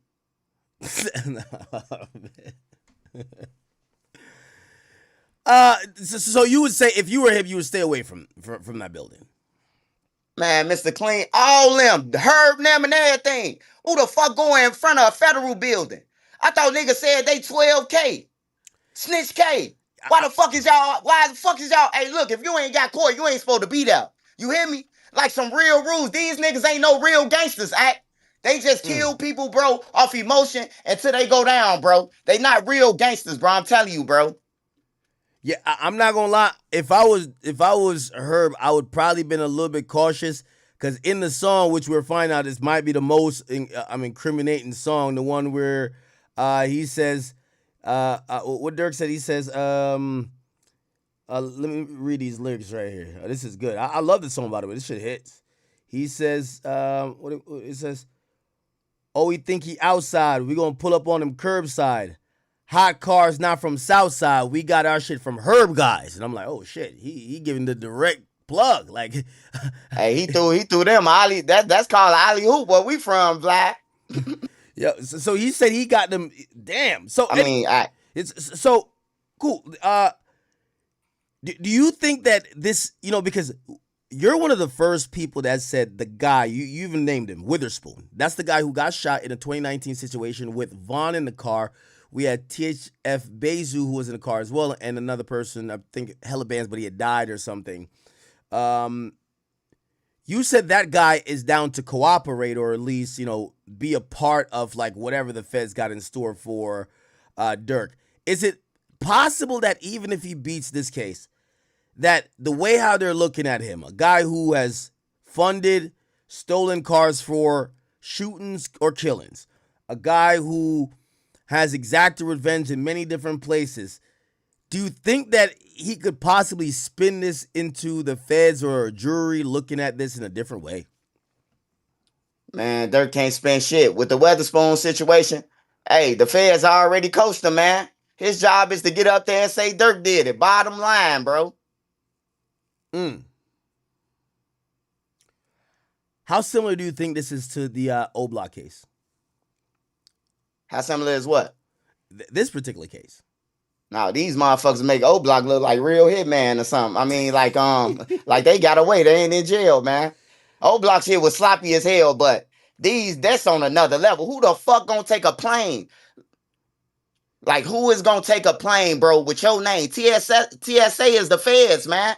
That's why I say, hey, before you jump in the street, to all the kids, the YNs and everybody, before y'all jump in the street, bro, hey, look, start looking up shit before you go. It's the airplane federal. Google that shit, man. Like, come on, man. Like, these niggas stupid, bro. But I'm glad I got my education, bro. I'm glad that I did. My brother and them told me don't be in the street. I jumped in the street when I was grown. I wasn't in the street when I was a kid. I ain't had to be. They already had all the killers and the robbers and all that shit. So wait, you think this is the dumbest type of? I'm not gonna lie. When it gets to the Stephon Max stuff, that was pretty dumb. Like you're on Ring camera shouting out the other nigga's name, Marley. Where you at? You get in a cell. You tell the confidential informant exactly how it goes. That was pretty dumb. But do you think that the little pop thing was pretty stupid as well? Man, look, why the fuck would you fly all the way to California for them when y'all could have got them in Atlanta, man? In Georgia, I mean. That was stupid as hell. But I guess they shot at him too many times in Georgia, so they had to get him in try another state. That's a good point you made. Like, it would have probably been easier just to keep trying to get him in Atlanta or like in Georgia. Like a block from the Beverly Center. I'm pretty sure you've been there. A block from the Beverly Center is crazy.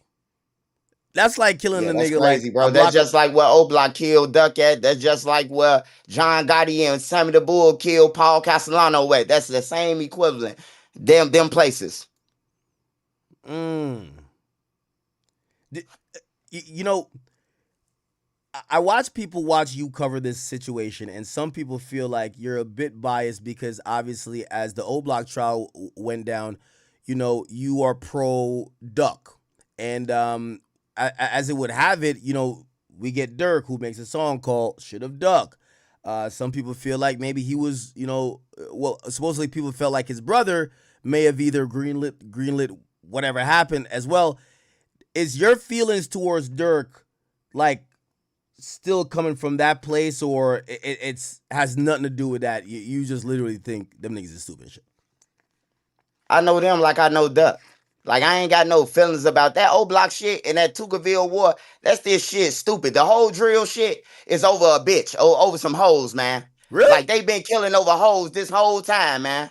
Like, man, get that shit out of here, man. Somebody got to, hey, look, I'll take the hit with my name. I'm 42 years old. Fuck the streets on everything. Hey, look, I can say this, academics. Everybody talk shit, but who have you heard that got killed or shot at O Block or Tuckerville since O Block been gone?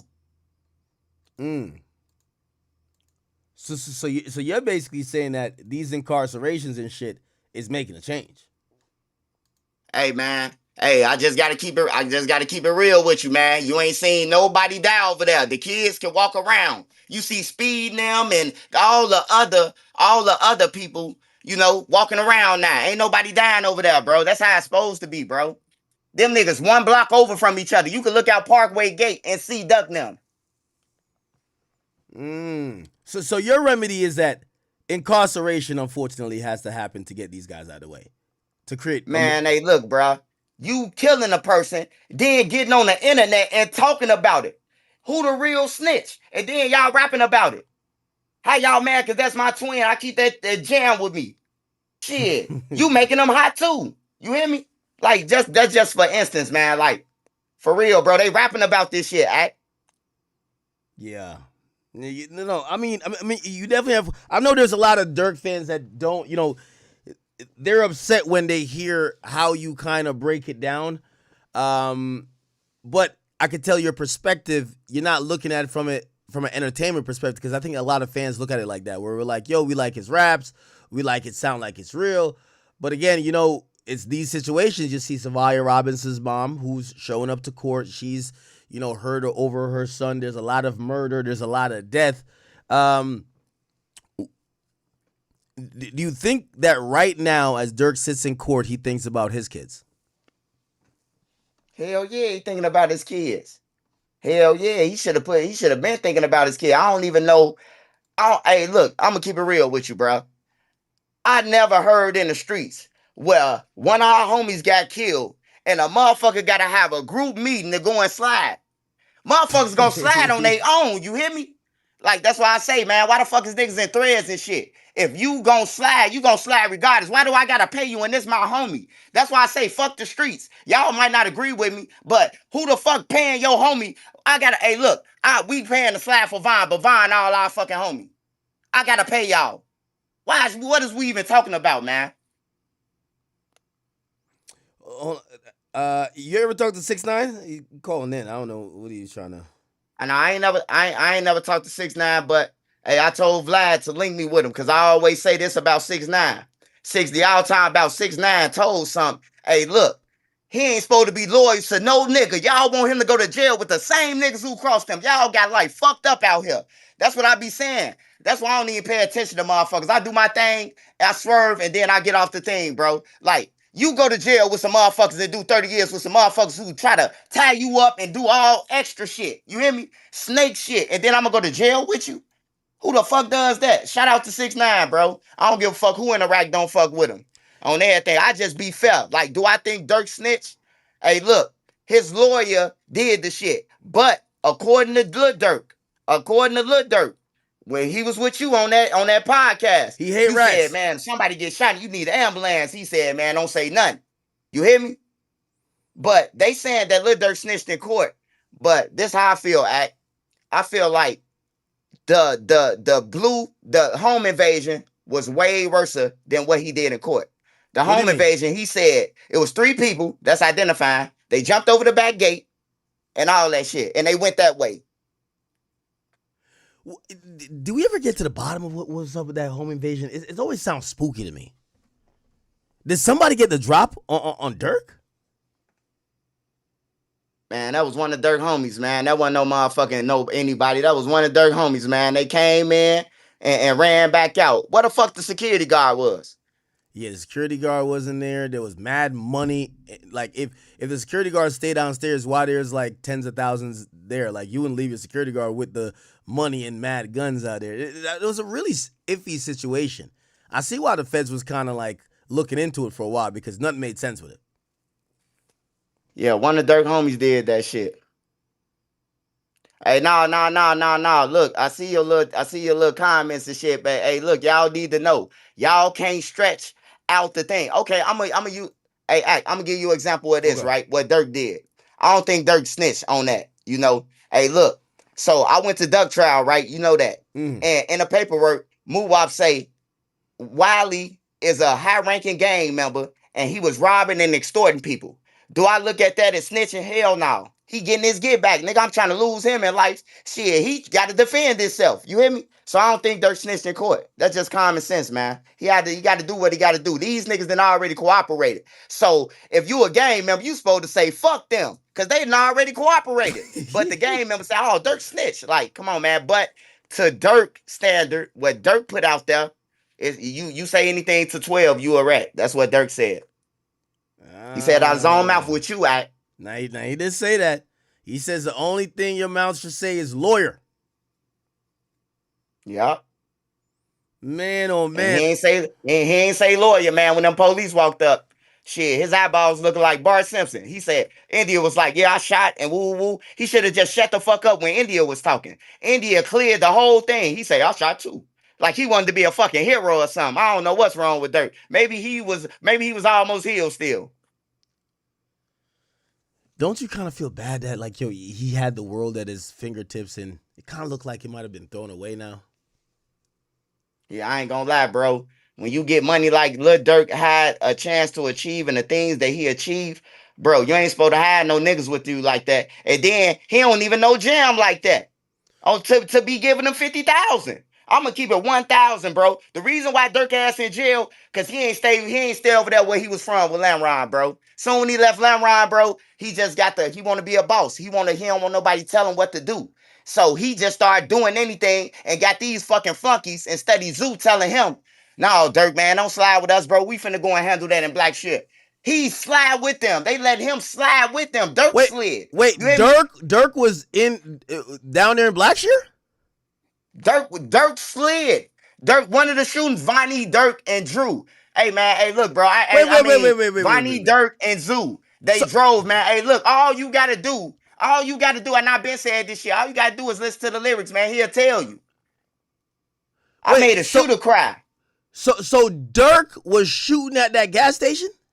Man, hey, I know Zoo will drive. You better listen to Risky, man. Risky? Wait, hold on. Let me look up these. Yeah.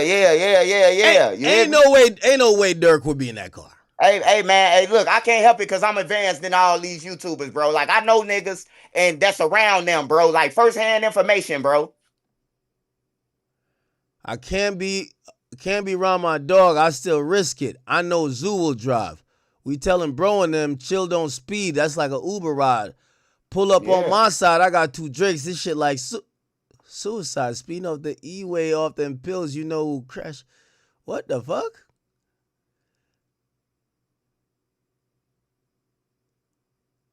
Why would he do that? Why do you think he would do that? Hey, man. Hey, look, I love to break down a lot of shit for y'all, man. But, you know, got to give you an eighth of it, man. But yeah, Zoo, Durk gone, man. Durk had a whole bunch of flunkies around him, bro. And a real nigga, a real friend, ain't gonna let you do nothing to lose your bag or jeopardize your bag. He had a whole bunch of flunkies around them. Boona retarded ass, Boona Mo retarded ass. Everybody he had is in ABE when they go to the joint.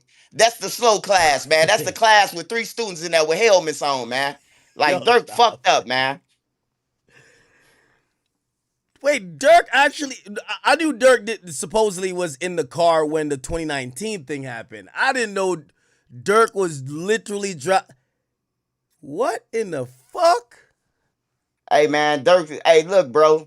Hey, I'm gonna say it after this. I'm gonna come back on, man, and see if Durk. I don't want to be added on to they list or none of that. You hear me? But I'm gonna jump back on your shit later on and tell you, bro. Tell you some more shit.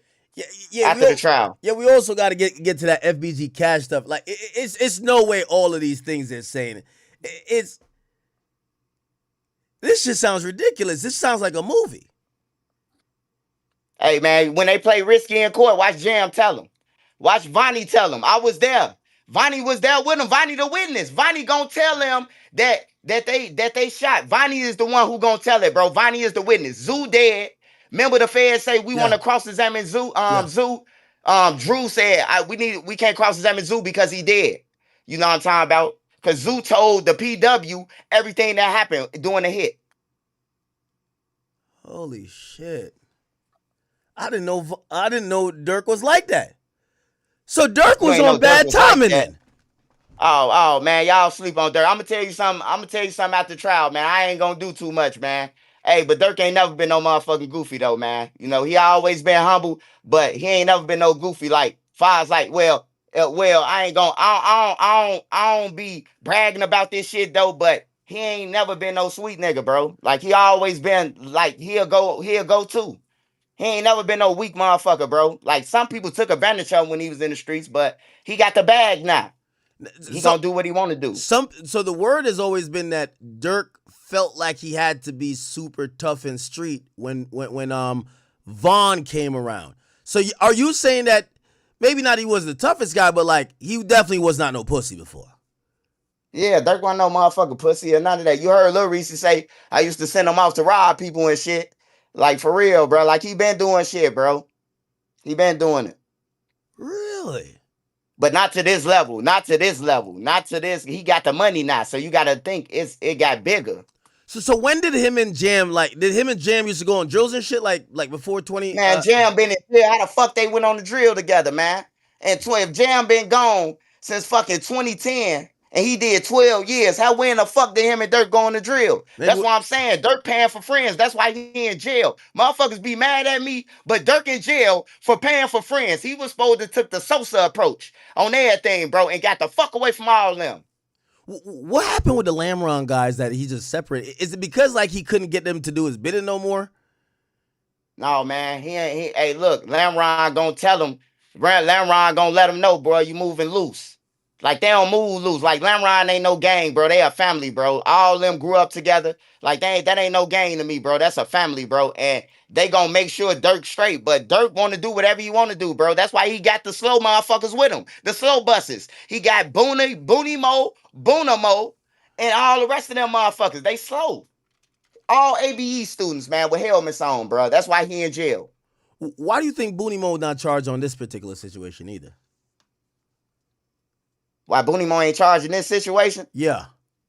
Oh, man, if you, hey, look, I'm finna tell you 100, bro. If you ain't been in the equation, your ass told something. Nah, stop. You already made a deal like you worked at Sears. It ain't hard to tell. Hey, Booney Mo got a drug case over there. The feds are going to snatch his ass up. You hire Jam to go and shoot a motherfucker and kill somebody. The feds would have been snatched his ass up out of there.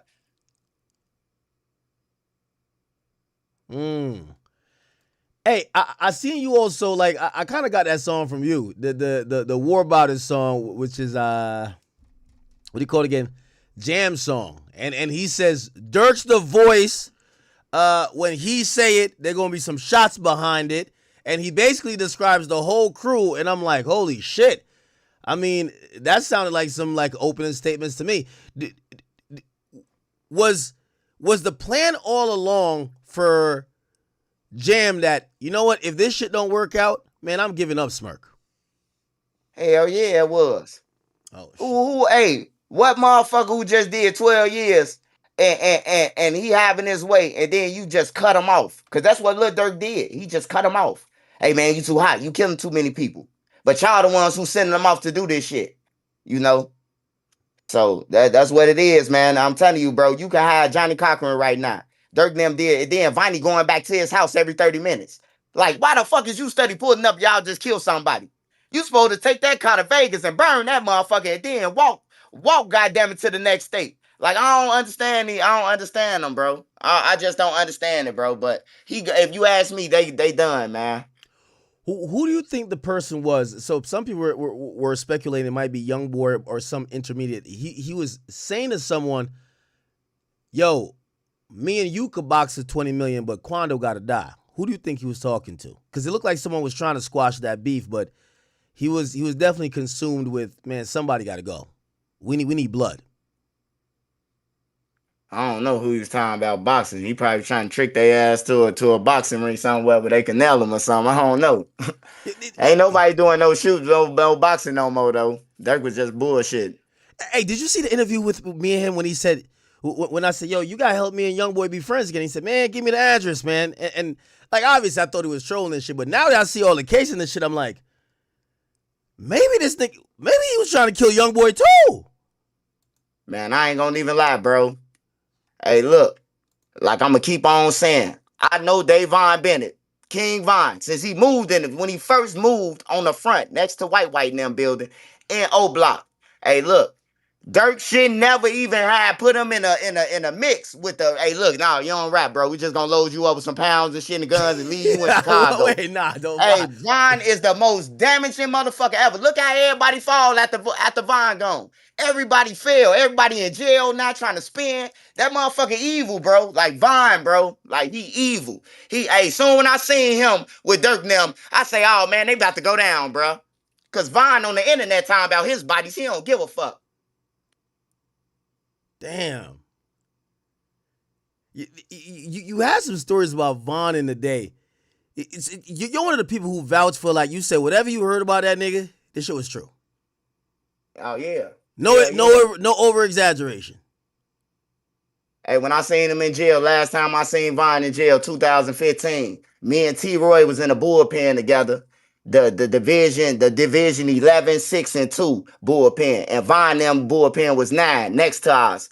And Von was like, yeah, I seen you in that car ride past me. I broke that bitch back dinner. I'm like, this little nigga crazy, bro. You know, he killed Cara when we rolled past and shit and chased Butter down.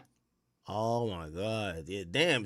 Hey, you know, people, and I think fans, I see fans, they're spamming this comment, so I'm gonna ask it, but given what you know about how Von was moving and how he was coming and shit, now how Durk was kind of just like moving reckless, it seems. I know you might not know too much about like the, you know, YoungBoy's faction and 4K Trey and like the Quando and whatever. Do you think that they knew what they were in for with these guys, or you think, you know what, shit, these are just out of town dudes, they on the same shit? These is two gangsta ass. Nah. Chicago don't think like that, man. I'm gonna tell you right now, Chicago go everywhere and a motherfucker goofy to them. Not me though. Hey, when I go somewhere, I still be me, do me. If a motherfucker try to approach me the wrong way, I'm gonna handle my business. But Chicago niggas, they gotta let you know, them goof ass motherfuckers, we finna take this shit. And they don't know that it's killers everywhere. That's all to it, man. They underestimate it. You know, when I see you, I'm gonna do something to you, Von, like he always do. Everybody he told he was gonna smack and all that shit he did too. But he just smacked the wrong motherfucker that day. That's all to it. Let me ask you a question. So, you know about Von in Chicago. Would the Von in Chicago, he pull up to a party, he see a nigga he been going back and forth on Twitter with, you know he used to be doing that. Would he just try to rat pack somebody and punch him out, or he shooting at him? Did he move the same way he did in Atlanta, how he would move it in Chicago? Man, Von gonna go anywhere. Anywhere he go, he gonna be the same way. He ain't changing. Like, Von ain't changed. That's why I don't know how the fuck Lil Durk let him, like, Lil Durk supposed to fed them from with a spoon, man, from long distance, bro. Jam, Von, ain't nowhere, even Zoo them. Hey, look, when you go to the Fed, just think about this shit. When they all go to trial, right? You saying OTF, THF, and all this shit. And then they break it down like, what's THF? Trigger Happy Family. You want some niggas like that in court? Your name, like the names that they got. 223 with a scope.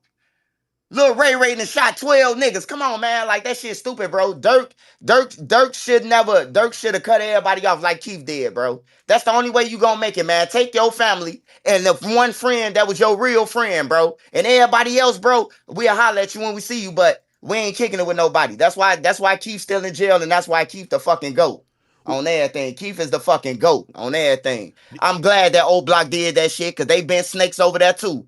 And I was over there with Keith. You hear me? So I know he don't owe them niggas shit. Keith don't owe them niggas shit, man. So wait, nothing. He don't owe block shit. I was there to watch Keith before he even made it. He don't owe them shit. It was probably 2 people walking around with Keith rapping his songs at the time. That was T-Roy and Vine. All the rest of them niggas, man, they came out of nowhere when Keith made it. You don't look at Keith, well, except Lil Reese too. Lil Reese and all them, they was there. Lil Reese was there too. You don't look at Keith and be like, man, Keith should have got his get back, man. He should have left the rack, man. Like, niggas try to play with Keith, you. You got the money. You got to get your get back. He did the right thing and left, man. Hey, sometimes you got to see that shit. You got to take for some niggas to do some shit like that for you to see that, oh, yeah, these niggas ain't for me. Why do you think Durk likes to surround himself with killers? That's the trend, bro. That's just the trend, bro. I'm with all the killers and shit. You know, everybody want to be a killer or want to be with the killers. You know what I'm talking about? It's just, I don't know, man. That shit weird, though. Is it like a hood mentality? Stand on their own. You know what I'm talking about? They need some people. Is it a hood mentality, though? Like, because, like, I would even see him on live sometimes with these guys, and I'm like, this guy's up like tens of millions. Why is he in this dusty-ass place? You could tell, like, he at least was going to wherever they were at. And I'm like, maybe he just really loved these guys. But now I didn't even know all these niggas was killers like that. I'm going to be honest with you. Hey, Durk didn't give a fuck, man. And I'm just going to explain this to you. Ain't no nigga with no money. A person just got killed. And you talking about. And the motherfuckers who was there with him laughing on the couch, they testifying on him. We did it. I did it. You know we did it. Now you saying that, hey, look, hey, Durk, I'm throwing you alley-hoop right now, little Durk. Hey, look, if Booney Mo and them come to jail or some shit come out, hey, look, say, hey, play that video and say, hey, he did it. He said he did it. Wait, so you think he should have, but it's kind of too late in the game, man. You know what? You know what? This is going to sound really bad. And I'm not going to say this because I want any kids to emulate this. But in the idea of street life, even if Durk goes down and gets found guilty, I think Durk is going to go down as one of the most significant street figures ever. He's going to be immortalized, okay? He's going to be a martyr. What the fuck is you? What the fuck does that mean, though? I think some people love the streets that much that they rather be immortalized as like one of these like ruthless dudes than actually be the guy who maybe you got to hang your head in shame when it comes to the streets, but you still got your family. Like, I think, you know, and again, I don't want to speak for him. I think he's making the choice to say, listen, I'm picking this lifestyle that I signed up for, and I know I got another lifestyle over here, which was my family, but that don't trump what I got over here.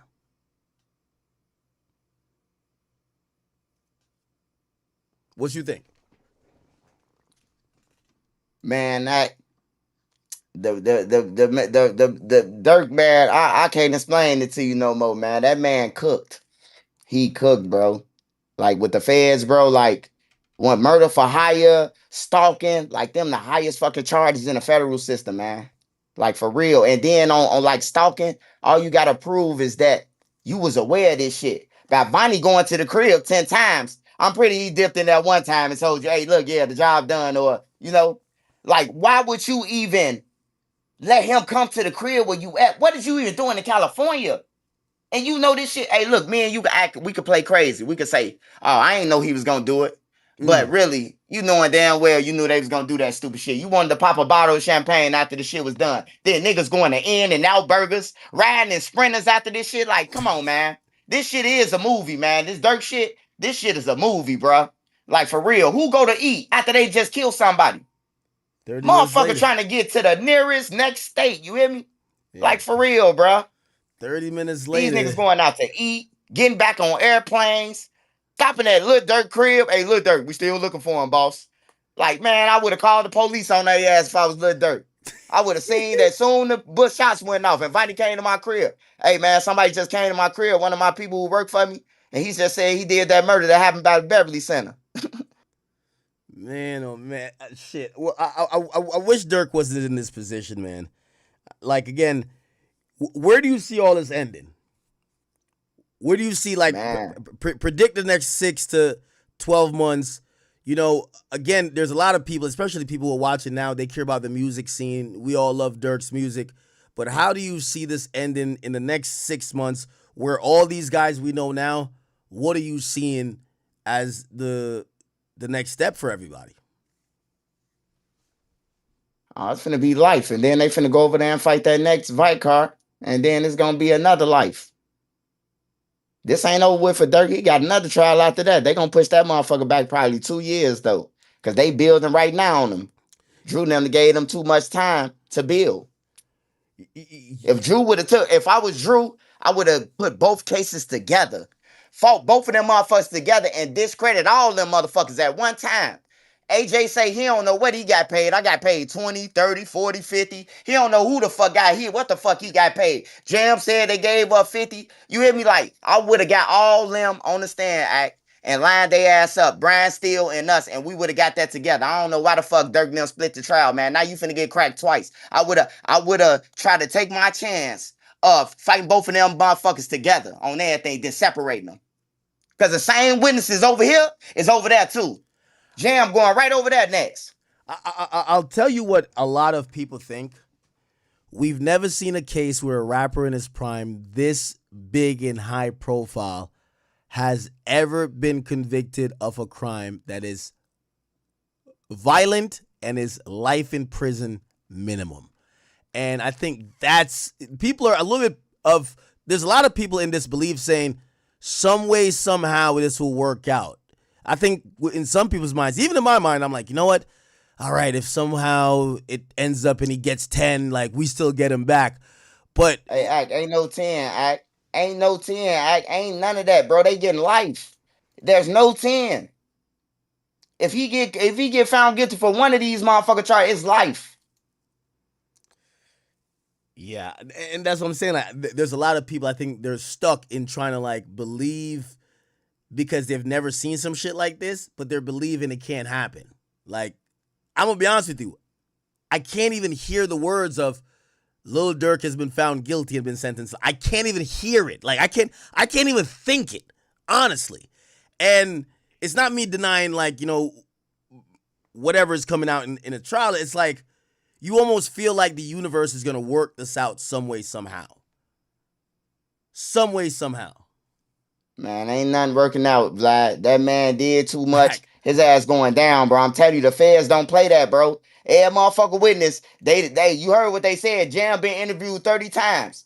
That 30 times wasn't him being interviewed. That's why they ain't got to record. They was coaching him. That's true. Telling him what the fuck to do. What you gonna say when they come at you this way? What you gonna do? And all that shit, bro. They probably put him in a lot of mock trials. Slam dunk, man. They probably put him in a lot of mock trials. Who do you think is more of an important witness? Are we going with Jam or Vonnie? Man, Vonnie. Vonnie rode on the plane with Durk. All Vonnie got to say is, once we got the call from number 4, whoever number 4 is, we went on the plane. And number 4, most likely, they already told too. They already told the police that they talked to Vonnie and what's the name and confirmed it. Now, if Duty Low number 4, he ain't tell. The Duty Low is Duty solid. Low is not number 4, man. Duty Low can't be number 4. Duty Low is from Kankakee, man. Yeah, he's from fucking Kankakee, man. They said he's a lifelong resident of California, bro. It got to be somebody else. So you think it's a female?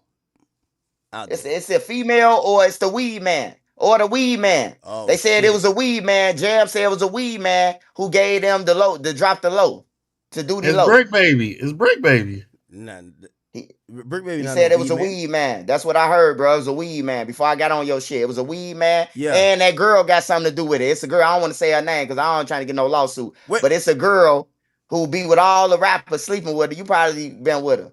But yeah, they said she involved. She was trying to get the locations and shit. Wait. Is she from out there? Yeah, she from Cali. But she be sleeps with all all the rappers? stars. She be with all the stars like Lil Boat. Selena Drake. Powell. You know, she probably was with you, man. Stop playing. Wait, Selena Powell? Huh? Not Selena Power. No, man, I think she got the same name as Durk Girl. Chromas. India? Hey, I'm just gonna let you say all that. She got the same name as Durk Girl. Chat, who you talking about? India Love? Hell nah. I don't know, man. Nah, she not no backdoor thing. India Love? Nah. Hey, I don't know, man. It's up in there, though. Motherfuckers was talking, man. Hey, y'all ain't reading, man. Hey, tap in, bro. If India Love was going backdoor anybody, should have backdoor DDG, man. Hey, man. They somebody reported about it in a report, ain't it? Yeah, they said it. For real? Man, all you gotta do is look it up, man. I be on this shit, bro. How do you find out all this info, bro? And how do you put it together? Because you hey, really... man, all you gotta do is do your homework, bro. Do your homework, bro. They said it, bro. The people who be posting the court shit, they said that she was trying to, she tied in with these guys, man.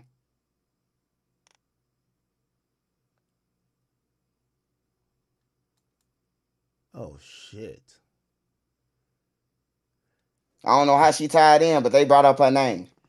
Yeah, she did fuck Yachty. Hey, that's one thing I do want to say about, like, you know, watching your content. You do bring some good parallels and you connect some dots that kind of goes over the heads of a lot of people. By the way, Didi, you know, did you hear the story that the night before Didi took the gun out of Jam's hand and he was going to shoot, but then they saw the cops? When I interviewed Didi, they came to my studio, I think it was 2024 maybe. They basically, Didi was telling me that he went to jail for a long time too. So he's not no like quiet warrior. He's not. I know he didn't supposedly do nothing in the Lil Pop murder, but he kind of a killer too. Like he not no bitch ass nigga. It's the reason why they call him the threat. Disky, the threat. Man, all they ass that threat shit, man. He might as well go on here and be able to join the Islam. Take his shahada, man. It's over with. Yo. He might as well take his fucking shahada, man. It's over with, man. Do you think that Durk knew the feds was closing in on him when he... So, when I interviewed him in 23 going into 24, Durk at that time, he said he cut everybody off. Niggas was stealing from him. Niggas was doing whatever. When he showed up to even the interview, it was literally just him, a manager, not even the manager. You mentioned a guy named Ola. That wasn't even him. And he just had a security and like a stylist. I expected it was gonna be like a OTF type of thing. Like shit, every time I see Young Boy, there's a bunch of 4K trade niggas. But he was moving kind of light. He was heavy into his religion. Do you think that Durk knew the feds was coming and he was starting to pivot? We obviously saw him start doing a lot of givebacks in Chicago. We also saw him doing the United Center thing. He was embracing people like what's the guy with the cereal box? I forgot his name. J-Mane. And he was making songs with even J. Cole, talking about All My Life. Do you think that was just a natural growth or he knew the feds was coming? Hey, Vlad, man. The feds are sober. The feds are sober. These niggas are junkies. They off pills, lean, and everything, man. These people are sober 24 hours. A motherfucker know. Wait, who's off pills? Hey, look, hey, look, from the past people. Everybody, you try to clean up before they come. Everybody. Oh, okay. Everybody try to clean up before they come, man. So you think he knew? Hell yeah, he knew, man. He ain't give a fuck. Soon when the police grabbed Zoo them in 2019, him and Vaughn, the ATF, they should have stopped. They should at least stopped a little bit. Did you think people like Zoo were a bad influence around him? Who, Zoo? Yeah, because those guys have a heavy reputation in the streets. Yeah, man, because niggas, you got to think about it, man. Durk got the money, man. So if you want to stay around the money, you going to do whatever the fuck he say do. If you ain't got your own avenue, hell yeah.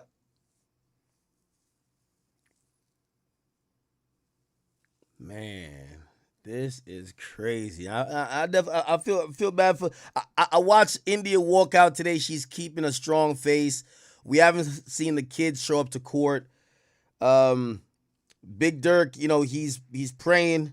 What would your advice be to Big Durk? My advice to Big Durk.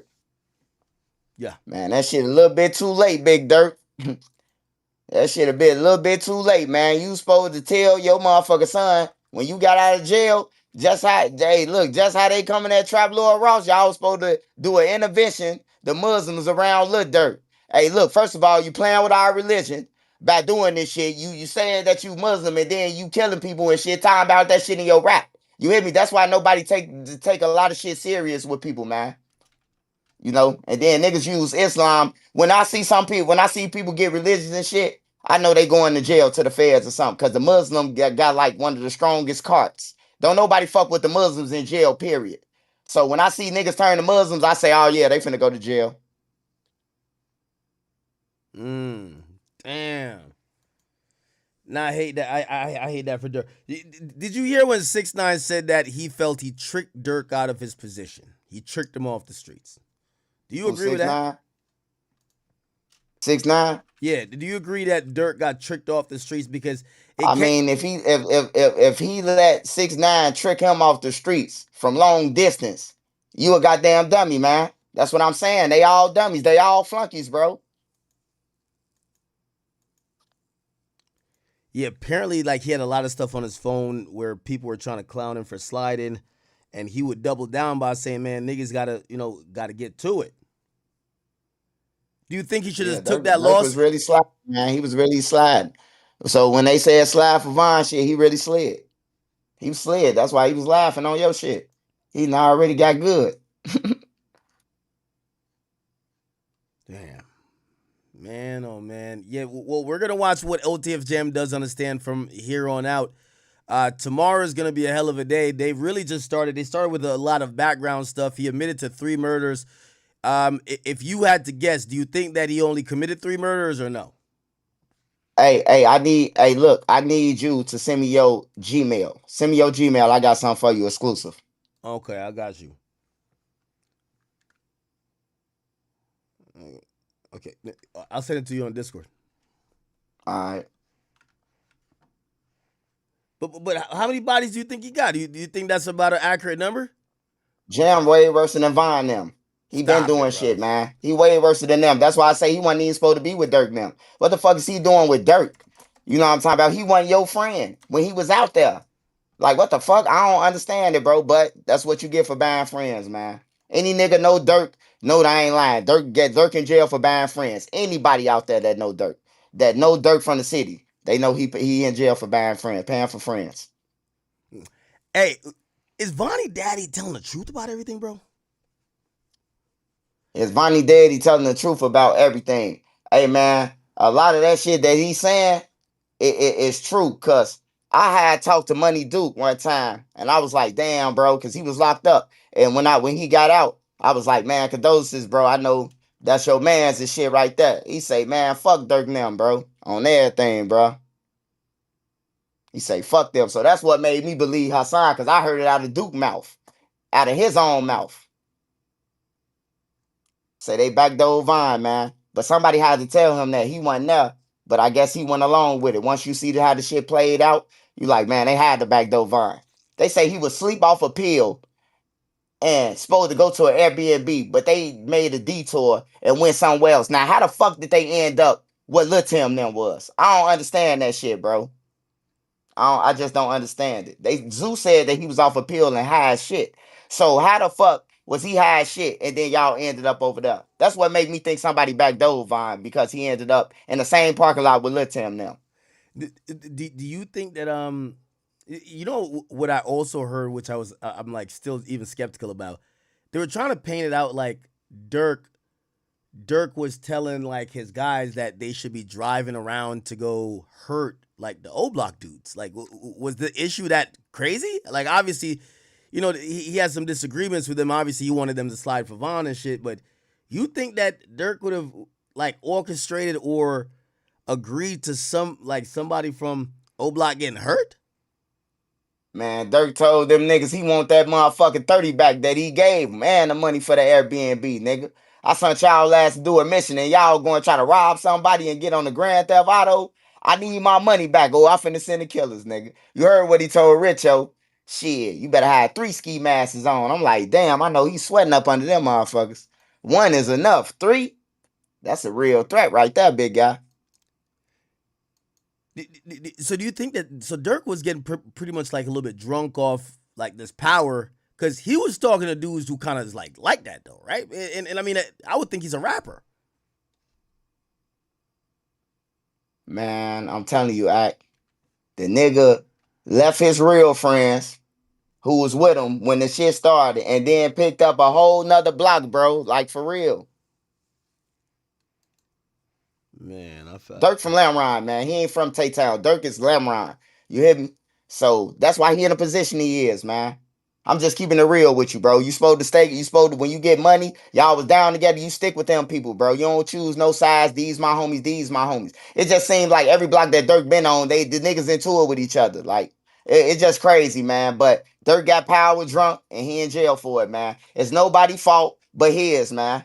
Ain't nobody fault for his but his. He was up. He got more money than us. So for him to crash out and you got all the money, it's just crazy, bro. Yeah, it said that he was hurt over the loss of his brother and Vaughn. He said he couldn't sleep. He said he was, they said that he had to tell people that, listen, I know I'm in a dark place, but I'm not gonna commit, And I didn't realize that it was hurting him that much. He was basically telling people that he's not gonna do self-harm, but the mere fact he had to tell people that kind of makes it feel like people felt like maybe he was that in of a dark place. Man, them niggas snakes, man. I ain't never seen no shit like this. Like the BDs, bro, they used to be all together, bro, as on one accord, bro. I don't know what the fuck happened. Motherfuckers went to jail and shit, but it's just a whole bunch of snake shit, bro. Like once you hear that O Block, they should just cut ties with everybody over there, bro. Like we just gonna go about our business, go and get some jobs and shit like that. If Durk was trying to get y'all ass, bro, like, and then you know what's crazy about that? What if they would have got killed? You know who O Block would have blamed it on? Duck them side. And now they won. So that make me, but that lets you know that motherfuckers can infiltrate a war, and then O Block was gonna attack Duck them side after that shit. Luckily, the feds put it out there that Durk wanted them hit. You hear me? That's why I be saying, bro, just get off the streets, man. Y'all ain't gotta believe me. Y'all, hey, look, all y'all gotta do is just think the streets sweet. Yeah, they gonna eat y'all ass up and spit y'all out, bro. That's just all to it. Jesus, man, oh man. I know you probably gotta either go do your stream or whatever. Anything else on what you've seen that you kind of just wanna at least address? This is the time for you to pop your shit, man. Again, I'm giving you flowers. Hey, I'm gonna say one thing. Hey, Duty Low, you a bald head, stupid motherfucker, man. You need that chia pet grow. You need to grow some hair, man. Your ass outside the building, protesting with a free Durk shirt on and knowing that you motherfucker involved with the case. You gotta be one of the dumbest motherfuckers on earth, man. And then I want to say, hey, shout out to Chirac, Humor. Shout out to all my mods, the mod squad, all y'all, man. Shout out to y'all, bro. And yeah, shout out to my wife Nene. She always get it done. We on top. Yeah, shout out to all them, man. Hey, look, man. Hey, y'all. Yeah, hey, look. It don't matter what y'all say, man. Y'all fans, y'all want everybody dead, bro. Everybody I know that watch grow up, L.A., Vaughn, Duck, T-Roy, all them gone, bro. And they kids here, 4, 5 kids. Who the fuck gonna take care of all these kids, man? On some real shit. They just leaving the kids behind. Single parent, and that's why the war keep going, bro. Somebody gotta break this shit, man. And I don't care what y'all say. Y'all can suck my dick like 6ix9ine always say. Suck my dick, son. Hey, look. Shout out to academics, man. I kept on calling them Vlad. Shout out Vlad too, but shout out to Act. Hey, Act, we need to do a weekly podcast or something, man. That's what your fans say in the comments, man. I'm up out of here. Hey, appreciate you, Act. And to all you motherfucking haters, man, the price just went up. I'm on academics now, bitch. I'm out. Peace, brother. Now, shout out to Trenches News. Hey, let me tell you this, man. That guy is tapped in, bro. That guy's tapped in. I listened to his shit. I listened to a video from 11 months ago, and the shit is like exactly what's going on now. And I'm like, how the fuck did he know this? So listen, I got to call a spade, and for people who are interested in this, obviously it's been some years since I've really covered Chicago in the way that people will be like, all right, Ak, you're like really tapped in. Man, I do encourage that you guys go check him out. Now, you might not like his POV because his POV is mostly, yo, this shit is stupid. And if y'all niggas is doing crime, you should go to jail. Like, I think he gives even disclaimers on his video. He say, yo, if y'all niggas out here smoking on ops and you sliding and drilling, get life insurance, man, because your ass is going to get killed. Like, he just tells you the truth. So it is what it is. 6ix9ine was hitting me. I think he had posted a video. Oh, my God. You know 6ix9ine couldn't wait for today. Let me see what he said. Hey, Ak, you saw Cousin Tino little update about the Redman video, the unreleased Redman video. Him and Bama did something about that. They had a lookalike on Quando Rondo, the lookalike on Lil Tim. Yeah, that was the early part of the morning. Yeah, we've seen a lot of updates on it, but Cousin Tino's doing a good job out there. Shout out to Cousin Tino. Appreciate him. Wait, Chad, I thought 6ix9ine posted a video. Did he not post a video? Or maybe he sent it to me. Let me see. Did he send it to me? Hold on. Why do you record a video? Yo, Ak, look, so you can show all these Durk fans how much of their lawyers are fucking dick rotter. All right, let me just post it on the backup page. I don't even know what. 6ix9ine still beefing. Chat, by the way, we have hit our 10-hour mark. 2 out of 3 days, we have hit our 10-hour mark. Can I get a W in the chat? W in the chat for that. We've hit our 10-hour mark. Trust me, chat, it's incredibly hard to stream this much. Repeatedly. All right, let me post this 6ix9ine stuff.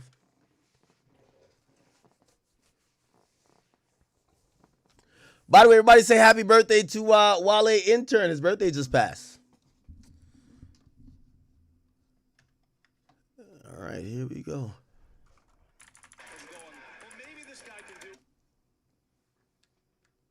Okay.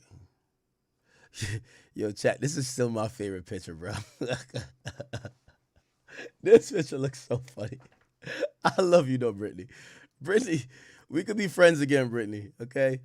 Actually, after I got to roast you one more time because she was trying to crack the NIL method one more time. What the fuck? Did this thing not get posted? Oh, it's still ain't get posted yet. It's about to get posted. Wait, football's about to come back? Appreciate that, Ak. Yeah, football start, college start this week, week 0, then next week. Then you got preseason stuff. Yo, look at my boy Ray J. My boy Ray J's going in. Yo, Wale Intern, this could be you. My boy Ray J got a nice little blonde chick on a boat. My boy going crazy. Y'all seen this, chat? Look at Ray Weather Jr. Wait, yo, why can't I find it on here? Where's the Ray J post? Yeah, no, Ray J got like a little ting now. He got a blonde girl. All right, anyway, let me play this video first. This is 6ix9ine talking to Lawyer for Workers. Here we go.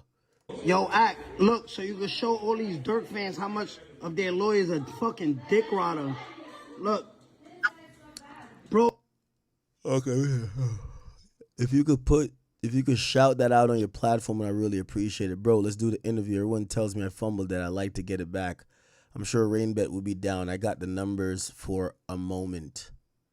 Okay, so look like 6ix9ine. Mo reached out to do an interview. Let me see. We represent a lot of fast food workers and retail job workers. We know that are not getting paid properly for things like that. If you could shout out that on your platform, okay. What? Oh, let's do an interview. Everyone's telling me I fumbled that. I like to get it back. I'm sure Rainbow will be down. I got the numbers for a moment. No, you bum ass nigga. Nigga need that shmoolah. You fucking bum. You out there for free. What just happened? Now, why does yo 6ix9ine? Fuck out of here. Yo, 6ix9ine is not. Yo, sometimes I'm like, I gotta see 6ix9ine just happy, bro. Yo, 6ix9ine hates some of these niggas, bro. Oh my god. Ak, look, so you. All right. Any more videos? All right. What's up with Jam, man? Nah, Jam got everybody in a gym. Jam on bad timing, man. All right, man. That's why I said, man, I can't be with the streets, man. You can't. Everybody got to step to the sidewalk nowadays, bro. Nah, Jam is on bad timing, man. Jam was smiling at Durk. He pointed at him. They said, damn, how did Durk treat you while you were in jail? He said he would always call me. He put money on my books. It's like he was almost saying, what the fuck that mean? I'm stitching on him now. Yeah. That's kind of insane, Man, huh? no, man. Insane, man. Yo, they about to jump trap Lil Ross out there, man. If he need me, man, I'll pop out on him, man. You know, I make sure the killers is with him. Nah, them Lil Durk fans, man, those are the real goons out there. Those are the real goons. They on his ass. I ain't gonna lie to you. Yeah, he said they screaming at him. They tell him to suck his dick. Yo, did you see the picture with Jam on the stand? Yeah, that shit was crazy. Shit was crazy, man. Couldn't believe my eyes, Zach. Couldn't believe it, man. This is they saying that Yellow Breezy about to be grits too. What do you mean? What I mean? Man, you grits mean you cook. How? You know he got his murder trial from 03 going on. Oh, Yellow. Oh, my bad, man. I thought you were talking about 600 Breezy. My bad. Oh shit. No. Nah. He beating that. That murder trial is like jokes. The only evidence Man, they had the killer on the stand today. Man, that killer is not believable, man. That killer is not putting up an OTF jam, bro. That nigga might as well be YSL Woody Part 2. I just can't believe India Love would backdoor. That's crazy. India Love. They're saying India Love is the one who helped get the location for Quando when Quando went out there. So Quando went out there trying to fuck.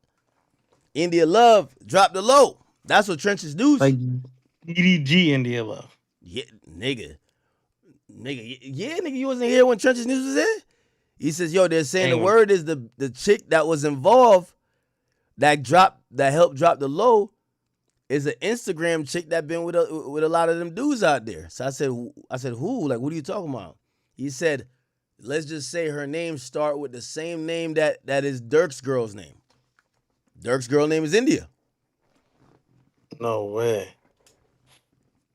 Man, I ain't gonna lie, the backdoor mommies, man. The backdoor mommies. Nah, that's wild.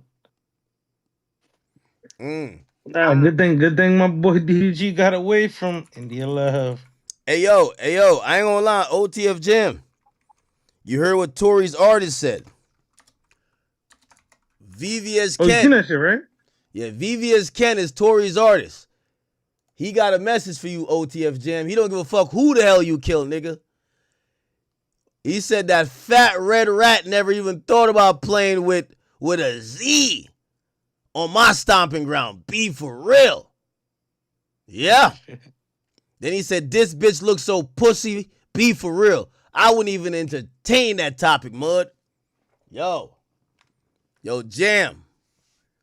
Don't get wiped off the map by VVS Ken now. I hear that's a dangerous guy too.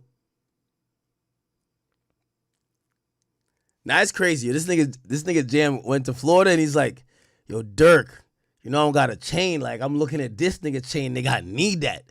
He said Durk looked at him and be like, yeah, that's the Jam I like. Hey, that's what. Hey, Act, how come we don't got like a Pooh Shiesty King Von song? Like, how come we ain't never got them two people in the room together while King Von was alive and Pooh Shiesty was free? I forgot who was bigger at the time. I think, I don't know. Whatever, man. I really don't know. Damn, yo. That's interesting, too. Yo, VVS Ken, just know that the snitching that OTF Jam is doing, he's expecting to come out. So just be careful. OTF Jam come out here, you know he won't be on the same type of timing. I be believing the killers. So when a nigga come on the stand in 20 minutes, he said he killed 3 people, I'm like, oh, okay, he different. They saying that nigga OTF Jam, that new the Outpour Chicago now. Well, he's something. He's something for Man, sure. the streets cook, man. I'm realizing that act every day. Chat, is there anything more that I didn't get to? I'm definitely 10 hours in, man. I am beat. We got to get back up for tomorrow. Yeah, I ain't gonna lie to you, Ack. I even took a nap. That's why I didn't hear what the Trench News nigga said. Took a nap just now. Nigga, tomorrow Nigga, he doing. AJ, I text you. Nigga, I text you, told you to join the VC. Nigga, tomorrow he doing even more snitching, bro. Ack, man, if you need me to go to the course, man, get some more pictures, let me know. Nigga, if I'm you, or if you're out there, you should go out there. I'm out there. Get on the first flight tomorrow. Everybody's out there. I'm surprised Remo ain't out there by the thing too. Hey, we was that, bro. I'm not about to be standing next to Trap Lord Ross, nigga, getting tomatoes thrown at me and shit. By the way, chat, if you're watching on YouTube, please hit that follow button, hit that subscribe button. We're trying to get both of our subscribers for both of our channels, the Academy and the King Academics channel, up. If you're on Kick, we're trying to get to 100K, so please hit that follow button as well. Thank you guys for all the gifts and subs today. Again, today's been a long-ass day. I think we did a pretty good job. I think I'm about to get transcripts again. I think, yeah, they said that the transcripts was going to be released in this hour. But, chat, I ain't going to lie to you. It's been 10 hours, nigga. I am beat, okay? I'll catch y'all tomorrow because I got to give y'all. That'll be whack. I got to give y'all another couple. Yeah, so let's rock out tomorrow. I think tomorrow we're going to hear a lot more. Tomorrow's probably going to even be better than today because he's in the middle of his testimony. He started his testimony with basically saying, yo, this is how I grew up. This is, he gave fundamental stuff. So he had to give the starter stuff. Tomorrow he's giving the full snitching. He gonna give what Durk told him after murders, how Durk pressured him to do murders. Remember, it's crazy. It's the first time we heard that a nigga's claiming he got groomed to be a murderer. It's kind of crazy, chat. It's kind of crazy. All right? Who's older? That nigga looks old as fuck. Yeah, supposedly he's in his 30s. How old is OTF Jam? Yeah, he's 34 years old. Yeah, nigga made too much Cheetos and Cubes. Nigga, life hasn't been kind to him, bro. Life hasn't been kind to him, bro. Yeah. All them bodies got bags in his eyes and shit. Yeah, nah. I wonder who his third body is, bro. Well, I think he's gonna say FBG Cash. I can't wait until it comes out. I think he's gonna say Cash. So you think Durk beats this or what? What's the odds? I ain't gonna lie to you. Part of me coming into this case, I was like, one of the sure ways Durk beats this case, he got to get the witnesses killed, man. Like, yo, I ain't gonna lie to you. I'm like, yo, you gotta, you can't have nobody showing up. But now these niggas is there singing and shit. It don't look good, but we gotta listen. I ain't gonna lie to you. Brian Steele is worth his weight in gold if he could get this off. If he could make us be this distrustful of them shooters and them people who gonna be testifying, man, fuck lawyer. This nigga might be a miracle worker. I was just about to say that because at the end of the day, you know, we got to give Brian Steele, you know, his just due. We got to let him do what he do. That's what he get paid to do. So let's see what he do. Yeah, I want to see also Drew Finland get in the field. Like, we haven't seen him in the field. Like, Brian Steele is doing the objections. Brian Steele he's out there and passionate. He's doing what he did in the Young Thug case. You know when he said in the Young Thug case, like, he was so passionate, like he felt like he was hurt by all these decisions. He's doing the same thing in this case too. I haven't seen the impact yet for Drew Finland, but I'm pretty sure he's gonna get it in eventually. Who do you think Drew gonna do, Vonnie? Drew and Vonnie? I ain't gonna lie. I think if we get if Brian Steele does a good job with Jam, I think you go with a hot hand. You don't switch it up. Now, if he goes okay, you go with the lead attorney. You know? It just is what it is. I wonder what Vonnie gonna say. Can't wait for him to get on the stand too. Nigga, I think he's gonna say some shocking stuff because he was around Durk a lot. Every day. Yeah. Durk said a lot to him. Now, unless he had, now we don't know if he had anything recorded. It's supposed that he didn't. But I'm pretty sure everything that he's going to regurgitate claiming that Durk told him. If I'm Durk, I'm thinking, nigga, how you going to prove that? Okay, let's say I'm on the private jet with you and I'm like, man, when y'all niggas kill that nigga, Quando, man, make sure you shoot out his eyes for me or something. Let's say some dumb shit like that, right? Yeah. How you going to prove it? Because you're around him, he probably talked to you. Not everything's in text. You probably heard or overheard things. You've probably seen stuff. But once you get to court now, everybody's going to call you a liar. Yeah. No, I can't wait. I can't wait to see what he says. Like, but nah, that's crazy. He's crazy too. Like, man, how you tell him, bro? Like, nigga got caught at the Waldorf with his bitch, turned to a rat. The whole case is fucked, man. All right, let me read these donations, man. I'm getting the fuck offline. I'll be back on tomorrow, man. Yeah. Give me a bit. Okay. Thank you guys for the donations. Art Vardian, thank you for the two. It says downfall of Durk and OTF. Chicago so satisfying. Somebody says Loyal Bros 2 album. That was the payment. Oh, so they get a feature. Just Bricky. He says Trap stays a journalist, but he makes a post saying Durk Hitman check their phones in and out. Can he not see why people are mad at him? Alexander, thank you for the 5. He says Trap Lil Ross out here dressed like a public defender. Golden Winnie says Axe Breezy, what do you think about Durk's attorney using an alternate theory? Ray Geekin, I should have asked him that by the way.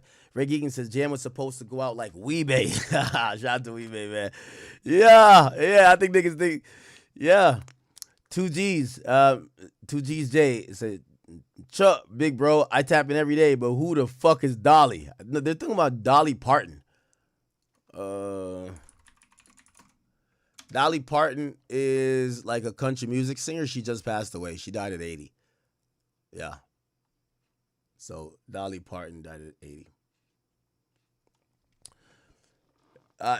Nicaragua says, peace to the Saints. Okay. Just Bricky, thank you for the 5, says, Jam, get up on that stand and drop 50. He ain't got a snitch again. Thank you for the 10 from Black Mexico. It says, check out Federal Freestyle by Jamie the Bull. We'll play that tomorrow, actually. Just Bricky, thank you for the 5. It says, end of the first half, down 40. Just wait for the cross, guys. Supreme, it says, imagine not being able to hit India again. Holy, I know Durk got to be like, yo, the next time I'm up in that pussy, nigga, I'm giving her octuplets, nigga. 734 Pyro, it says free smirk, but he ain't done for. Allah can't save him from this, but he done for. Allah can't save him from this treachery. Dr. Mo says feds put that McDonald's bag in OTF Jam face in interrogation room. Brother ain't stand a chance. That McRib was back. Jam wasn't missing that shit. Big Brain Cell says, you drive snitching right now, man. I'm weak. 977 says, it's okay. You can say Durk is deep fried. We know he ain't beating the feds. Jerky says, free Jammy the Bull. Runaway Slave says, give all these niggas life. I hope the feds keep them. These people are a public nuisance. Free Baby Threat, though. He not built for tough. Nasty Ninja, thank you for the 2. It says, y'all still bump Michael Jackson Jam? Jay says, call 6ix9ine and ask how the filet mignon tasting right now. Durk made his bed, lock him up, throw away the key. BYS, what up with you? He said, I need a job, man. I got credentials. Shout out to you, brother. UWA Talents, thank you for becoming a member. Hill Will says, Jam in there just name dropping Sosa 2. A journalist just said. Quay Osama says, I remember when G Herbo Ops KTS Dre got clapped in front of the police station. And oh, yeah, I do remember that. Oh, my God. Damn, you a real Warren Chirac watcher. Elite Hacks, like your this is your mama speaking. When did you order 12 Big Macs and a gallon of baby oil to the house? We need to have a serious talk. Bring me the belt and turn the stream off. BYS thing for the 20 says, run it up. Then application destination. I promise you this is the best chat. Put me in, coach. Jamel Watkins, thank you. Says Wack is a sucker. He's a fake gangster. Mr. Nunu, thank you for the membership. BYS, thank you for the membership. Rude Boy, thank you for 5. He said, I think the feds made Jam an original CI before releasing him in 2022 to build a case on OTF after the original beef with YB. Blacktop Hustler, thank you for the 10. Says, I feel like Jam said too much. He established himself as a career criminal, which may cause the jury to doubt him being truthful. 100 robberies? Yeah, that did sound a little bit Fat Joe-ish, right, chat? Like 100 robberies, brother. Someone's like, you asked me if he thinks they locked up Quando Rondo to protect him from Durk after the murder of Pop. Pop, you mean. Back Mexico, it says Vaughn got a song with Queso. Thank you. Let's get over to the Academy real quick. By the way, thank you to all the people who gifted subs on Kick. I appreciate you. Here we go.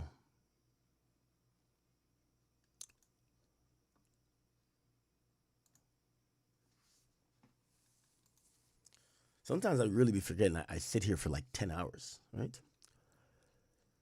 Okay, Cletus, it says, why does TLR assume guilt until proven innocent? Yeah, he is slanted a bit.